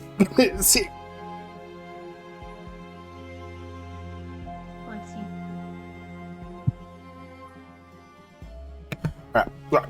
So, you make your way into the Elysium. It's your usual typical high society type of affair. Everyone's sort of gathering, double talking, that kind of stuff. And the four of you begin wheeling and dealing your way throughout the Elysium to try and convince everyone to vote for your candidate. So what I'm going to need you to do is I will need a manipulation plus persuasion from everyone, and you all get +2 to that. Did you say charisma and manipulation? I don't suppose I could do Manipulation. Intimidation manipulation. Yes, that's fine. Yeah. Well, Cool. yeah. So it's manipulation and persuasion, right? Yeah, or intimidation if you plan on intimidating people into voting for the... That would be fun. Yeah, can... Whoa! 3. I know it's not technically allowed, but you can't prove it's happening kind of thing. Can I use awe? Yeah, totally. Sick. I'll activate awe.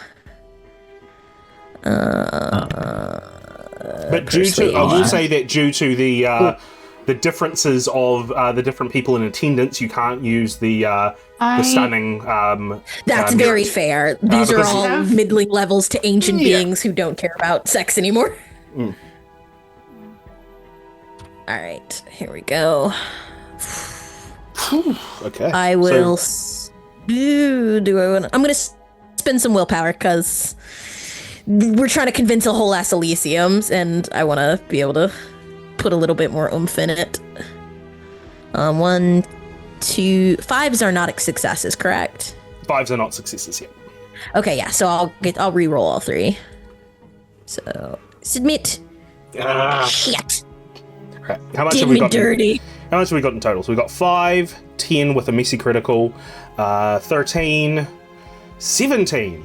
All right, interesting. 17 in total between all 4 of you. That's pretty good. That's almost 5 each. So, well done. All right. So you spend the night wheeling and dealing, talking to people, convincing them. You think you do a pretty decent job at convincing them. Ryan, I can't remember if you were doing the intimidation or persuasion. I know you just did persuasion. Persuasion. Ryan, you sort of use your sort of history with the military to ingratiate yourself with a Ventru by the name of Katarina Dobson. She is very much in bed with the Pentagon, and so she's very interested in hearing about some of your stories, especially the story of Afghanistan. She's very interested in that, and so just based on that, you seem to get the impression that she seems to hold some stock in you, And you've made your opinion very clear that Monica Black is to be voted for, and she does. She sort of nods. You get the feeling that she will agree for that. Meanwhile, we've got Reggie. Who are you going to intimidate? What kind of person would Reggie look to intimidate? Is there a particular type of person that Reggie would look to intimidate? Yeah, maybe Reggie might, instead of just trying to pick one person, Reggie might get a couple of like younger kindred and just a bunch of them. Mm-hmm. Because if there's a whole bunch of little kindred running around saying, "Oh, Monica, Monica, Monica," then maybe one or two of the big boys will listen. Yeah, well, what you do is you tell them a little bit about the stories of London and the Second Inquisition coming in on London, and how dangerous that could be, and how you need strong leadership, such as the leadership you've had in the last couple of decades, to quail against the Inquisition, to make sure that DC is not another London. She was a general against the fucking Sabbat, and if you're not fucking terrified of the Second Inquisition, you fucking should be. And then we've got Helana. You perhaps foolishly, perhaps not, talk to your sire. Your sire, yeah. Gino, he just sort of, he doesn't really give you much. You don't really know whether or not you've convinced him. But he says that he is loyal, that he's loyal to the previous administration, which will tell you that at the very least he is going to spread the word. Well, that he is going to vote for Monica, but because you've spoken to him, he's also going to spread the word for others to vote for Monica. Okay. And Adeline, how much did you get again? You got a 5 messy. We won't worry too much about the messy just because we're reaching the end. You speak with a guy by the name of Dorian Adams. Dorian Adams is a eccentric guy. I'll show you what he looks like first. He's if you remember what Gary Oldman looked like in Francis Ford Coppola's Dracula, he looks very similar to that. And in fact, when you talk to him, he inflicts a very thick and fake Transylvanian accent. And when you mention Monica Black, he is hesitant at first. You don't understand where this hesitancy has come from. He seems to know something, and is very paranoid and very sort of questioning. But you manage to convince him that because you basically from the conversation you get the sort of impression that he is afraid of he was afraid of Monica's sire, Marcus Vital. But you make it very clear to him that Monica is not Marcus Vital, and seems to harbour quite a bit of resentment towards Marcus, which puts his mind at ease, and then sort of makes him sort of go, yeah, maybe I will. But can you do it in the Transylvanian accent? Yes, maybe I will vote for Monica Black. Thank you. Fucking solid. Okay, so that's sort of the progress that you get at this Elysium. The night continues on until eventually the votes are going to be tallied in. There's voting booths around the place, and everyone is sort of slowly shuffling in, putting in their votes, and everything seems sort of very normal, very by the books, when suddenly there is a loud bang at the door. The room quietens as a tense uncertainty fills the air. Bang, the door buckles. Bang, the door splinters. Bang, an axe pierces the door. The silver axe hangs in the splintered wood for a moment, before it moves once more, pulled back and smacked again into the door with an intensity. A face peers through the hole in the door. You stand there dumbfounded. you've seen this film before. Jack Nicholson, or at least someone looking like him, peers through the hole at the assembled kindred. A sadistic smile forms over his face as he flashes his fangs and he says, "Here's Johnny!" The intruder kicks the door down and it crashes to the ground with a loud clatter. He steps over the remnants of the door, silver axe clutched in his hands. His sadistic grin widens as his eyes dart between the kindred while he walks through the room.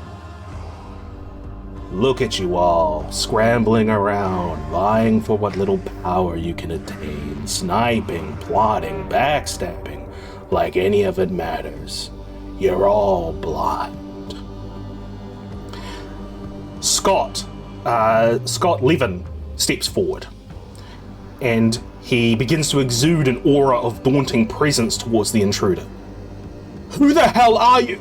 He's interrupted as this intruder raises an arm, and it explodes forth in a mass of twisting and writhing flesh. Bony spikes emerge from the twisted muscle and sinew. The appendage slams Scott, smearing them into a paste against the wall. You want the truth? You can't handle the truth. The name's Torrance.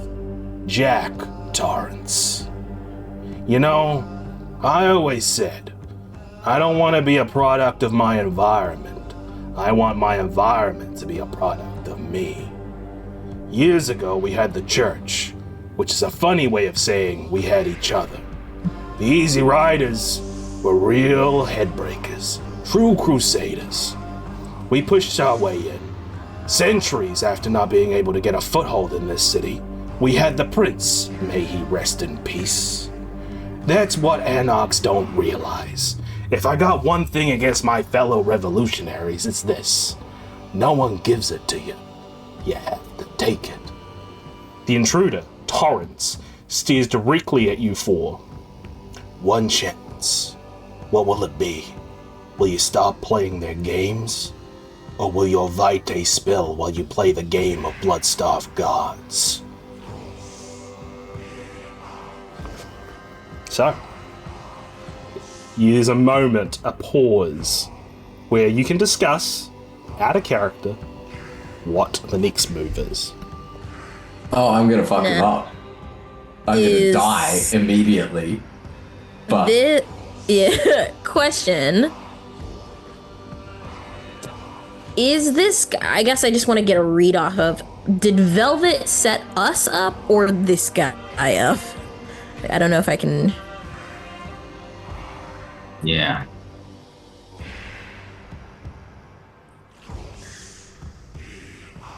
Like, if I can get a... Oh, sorry. I was muted. Yeah. I was muted. Sorry. What do you mean by that? Gotcha. What do you mean by that? I guess I don't know. I guess I want to see if him looking directly at us and taunting us, people then know, I feel, is he being genuine, like this is what he's here for, or is this... I don't think he's I don't think he's lying to us.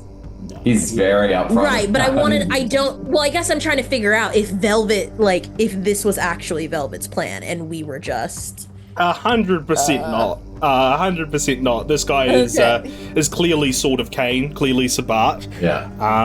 Probably one of the last remnants left in the city. Definitely not somebody who Velvet would have... I don't know about the last remnants left in the city part, but... yeah, then I'll just... Are any of the camis doing anything, or are they just all like, oh, well... They're just kind of looking in stunned disbelief at this exchange. Like, as I said, it's a pause at the moment. So this guy has just made his sort of declaration. The action is going to kick off like as soon as we unpause. But I'm giving you a chance out of character to sort of talk about what you're going to do. So I think we're all in agreement that nobody is going to take his deal. No. Yeah, no, fuck this guy. Like literally any other of my characters. No, not any other, but like Reggie won't. He seems like the type to also change his mind mid-think.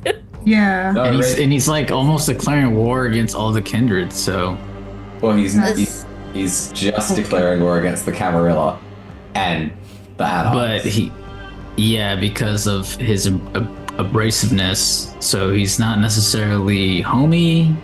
But he has like our idea, but he's twisting it to a more violent. I mean, technically, if you want to get technical about it, you're Anarchs copying have his the Sabbat, idea, but making but making it softer. That's really the. well, that's what I'm saying. Yeah. That's like he's making. Well, less concerned about leaving a trail of death. Yeah. I think we're all in agreement, though.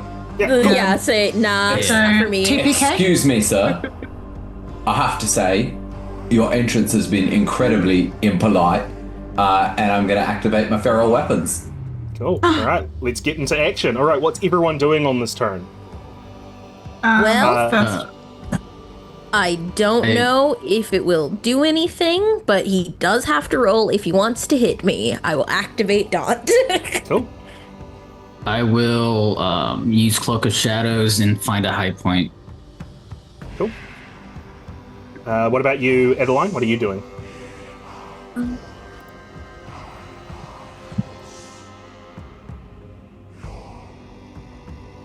Do I have to activate toughness?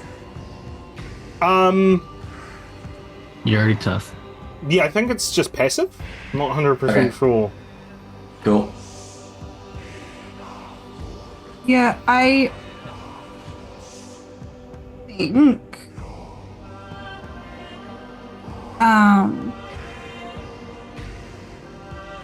might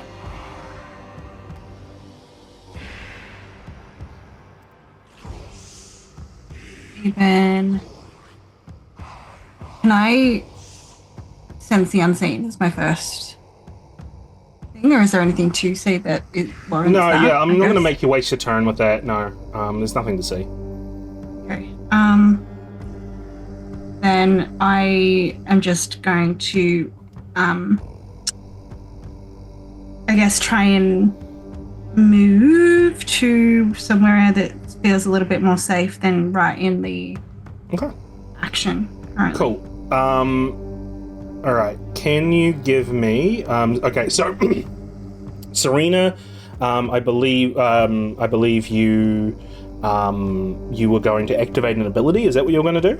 Yeah, it's just a self-preservation. He does have to make a roll if he wants to hit me. But so Is there a rouse activating check Daunt. associated with that, or is it just or? No, it is just he has to make a difficulty 2. Hold on, let me read Daunt.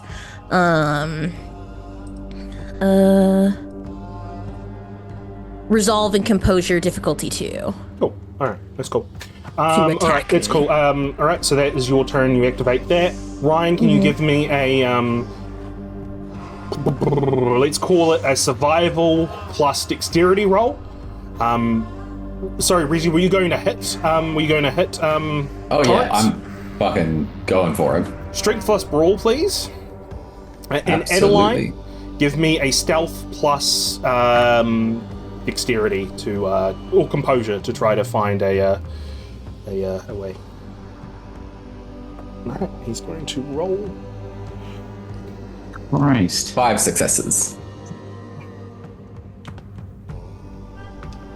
I had to roll something that had no dots in. Okay.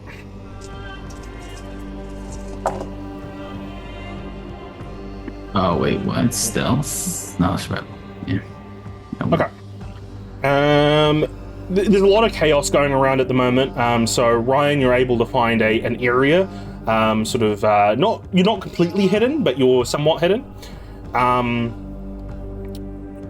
Adeline, you managed to find a chair, like a couch to hide behind, and you're kind of situated there. Reggie, you go to punch. Torrance. You punch him right in the face, and his face almost it almost absorbs your blow, and your and it grows out of his face onto your hand, beginning to crush your hand. And you take how much did you roll? You rolled 4. I rolled 5. You rolled 5. Okay. Yeah. Cool. And I have feral weapons, so it's not halved. Cool. Yeah, so he rolled a 5 as well, so it just cancels it out. Although feral weapons gives you a +2 on the damage. But it was +2 on the damage, not on the roll? +2 on the damage, yeah. I need to re-roll then. Okay, cool. Cool. Re-roll. 4. And can I willpower re-roll? Yeah. Don't scratch it because you scratched it for the last one. Yeah. So nah. 4. So 4. So I take. Right. So yeah, we go back to my original thing. You punch Torrance right in the face. Sorry. Hang on. Does that 4 get +2 to it? Just automatically, or is that only if I do so basically, okay. it's not the actual number of successes that get the plus on it. It's just the damage that gets plus on it. Yeah, understood. So you actually, what do your feral weapons look like? Describe to me what your feral weapons look like. Hands get like furry, and claws kind of like bears. Cool. Yeah, you try to swipe him with the bear claws. And it's like he absorbs it, and he just doesn't move at all. And the flesh around his face begins to mold around your hand and crushes your hand, and you take 1 superficial health damage. Cool. At this point, you see a number of flesh-wielded monstrosities make their way through the front entrance. There's at least half a dozen of them. That are just shambling in, so some of the other kindred are dealing with the armies of flesh ghouls, while Reggie and maybe 1 or 2 other kindred are dealing with Torrance. What is everyone doing on this turn? Now that we've got another turn here, I'm gonna take another swing at him. Okay. I'm gonna shoot at Torrance. I'm gonna shoot at. I don't know. Where should I shoot at? What would be the best spot? His chest? Yeah, I guess his chest. So the one thing is if you're specifically aiming for somewhere, it's called a called shot. So a called shot would be a negative. I think you get a -2 on that roll. Oh. So like if you're trying to hit something specific. Yeah. Oh, okay. In that case, then I would just shoot at him. Mm-hmm. Yeah. Just give me a firearms plus composure. Plus any specialties that you might have to add on that. This is gonna be a fat roll. What are you doing, Helena? I'm glad I did. Yeah. What?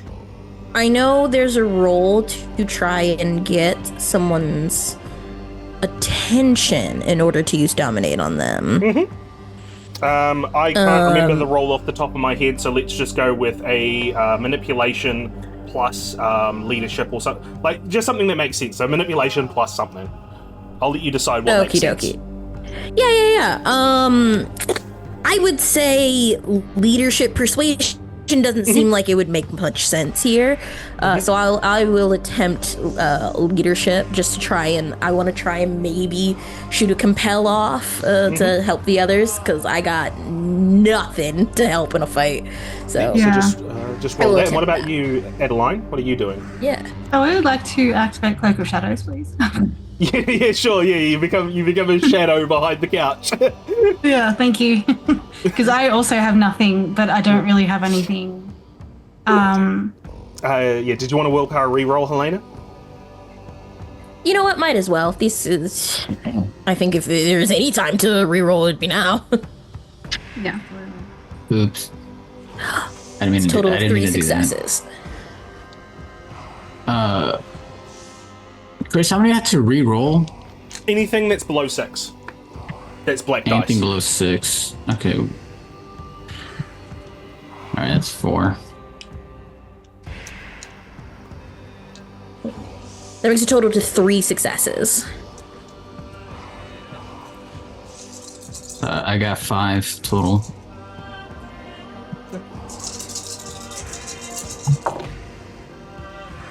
You did not roll well. Okay. So, few things happen here. First thing that happens is the couch where Adeline is hiding behind, suddenly the back of it is immersed in shadow. Suddenly, second thing that happens, Helena, what do you do to get his attention? Do you say anything? Do you? Yeah. Unfortunately, I think I'm gonna call attention to myself because I gotta lock eyes with him. I'm just gonna say you're going to fail. Your faith isn't strong enough. You aren't strong enough. Okay. Yes, Queen. So he turns to you, and then that's when he's shot by that shot from Ryan, and then he is also then he is swiped by Reggie as well, and he takes a decent amount of damage, but still not enough really to take somebody like this down. And I'll next round. Try to shoot off Compel, Freeze. Okay. So he does get Intelligence and Resolve versus my Charisma and Dominate. I'm going to Rouse the Blood. Yes. Yeah, that makes sense. I'm stressed. Okay. Here we go. The dice is storytelling today. 2. Yeah. I'm on 400 Submit. now. I'm still gonna rouse. Oh, 6 successes. That's incredible. Oh. I'm gonna save my willpower for when he eventually retaliates. He got a missing crit. Oh, damn. 1, 2, 3, 4, 5, 6, Stop counting. 7, 8. Oh god, yeah. Okay, Yeah, it's even with a lot. unless I get a 10, I don't think I can beat it. So Unfortunately, he has got fortitude, so he is able to that's very steal fair. himself extra And now against. we know. What is everyone else doing? Fighting. I'm going to reposition Are we doing? and shoot him. Are we on the next round? Yeah, next round. Yeah. Cool. Is there anything nearby the chair that I can see to, I guess, give some sort of boost to people? Like, I have leadership inspiration. Obviously, that's probably not gonna work in terms of like helping someone. I don't know. Maybe, What I'll say. maybe What those.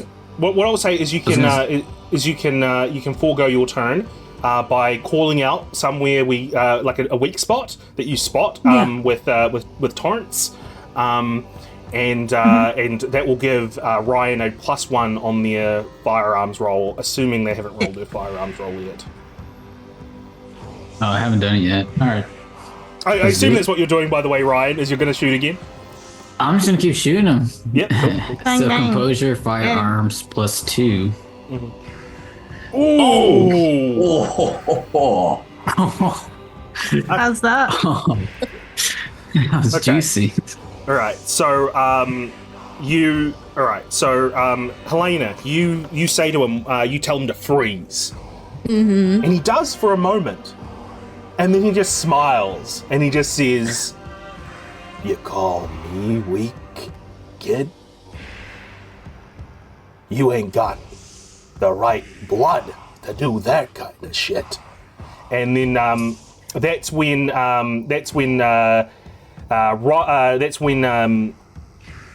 Reggie, you grab your claws and you just rake it across his back, blood spraying everywhere. He's yelled and howled in pain.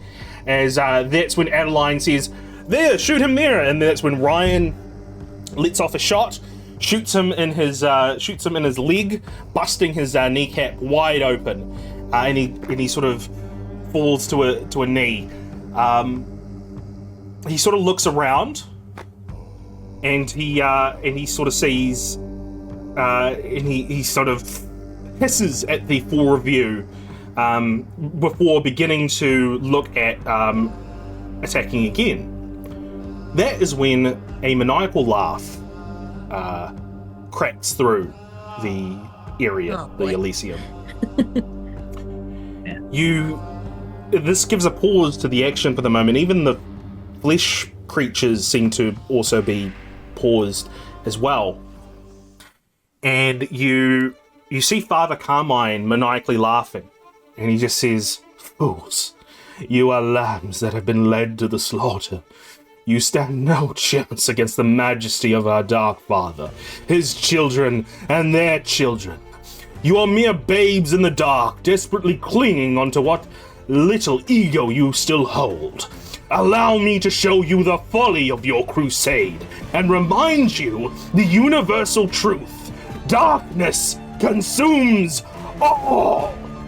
Shadows begin to snake from Father Carmine. The shadows emerge from within the flesh creatures themselves, tearing them apart in violent sprays of gore and viscera. Torrance looks on, injured and with fear. He gets up and he begins to limp out of the way, realizing this is a fight he cannot win. But as he runs straight into a figure standing at the door. A tall, gaunt figure with distant, uncaring eyes looks upon him. Torrance looks up at this individual with horror, and he just says, "You." Before Torrance can utter another word, the figure roughly grabs him from his chin and lifts him off the ground with disturbing ease. The assembled kindred look on with a mixture of shock and fear. The dread in the air is heavier now than ever. The figure strides through the rooms, Torrance still in his grasp. He strides up to the end of the room and turns. He glances over at the coterie, and his mere gaze is enough to send a flurry of dread and anxiety within you all. It is as if he is piercing in through your very souls. No, not your souls. The emptiness within your souls. The figure stands before the assembled kindred, and he just says, "Look at what has become of my glorious empire in my absence. You all scuttle in fear bred by your own desires. You give into base emotions, love, jealousy, ambition. How human of you. Now, you allow this creature to befoul our most sacred of places. No more!" The figure crushes Torrance's head within his grasp. The Zamesi's skull explodes, pieces of brain and blood splattering around. Torrance quickly dissolves into ash before your eyes. Perhaps most frightening of all is the lack of effort it took for this figure to pop Torrance's head like a balloon. "Fear not, children. I have returned. I reclaim my empire. I will no longer entertain these pretenders to my throne. Under my empire, you shall know peace. You shall know contentment. You will know your place. Kneel before your emperor!" There is a moment of confusion with the kindred, unsure how to act at the revelation before them. A few do kneel, most reluctantly, but others, such as Father Carmine, do so with reverence and vigor. There is a moment, a pause, where maybe you might be able to act, but that is broken by a booming command, poisoned by malevolence. An empty pit of despair forms within. A deep eldritch sensation coils and rises from the tenebrous dark forming inside. You feel it wrapping around your cerebrum, your thoughts, your very being. You feel the ancient, abyssal, alien hunger, the hunger that will consume all. As once again the voice beckons, "I said kneel!" An urge sparks within all kindred as the overwhelming desire to kneel and be subjugated washes over them. Almost uniform in nature, the kindred of DC kneel before their emperor. They are unable to speak, unable to act.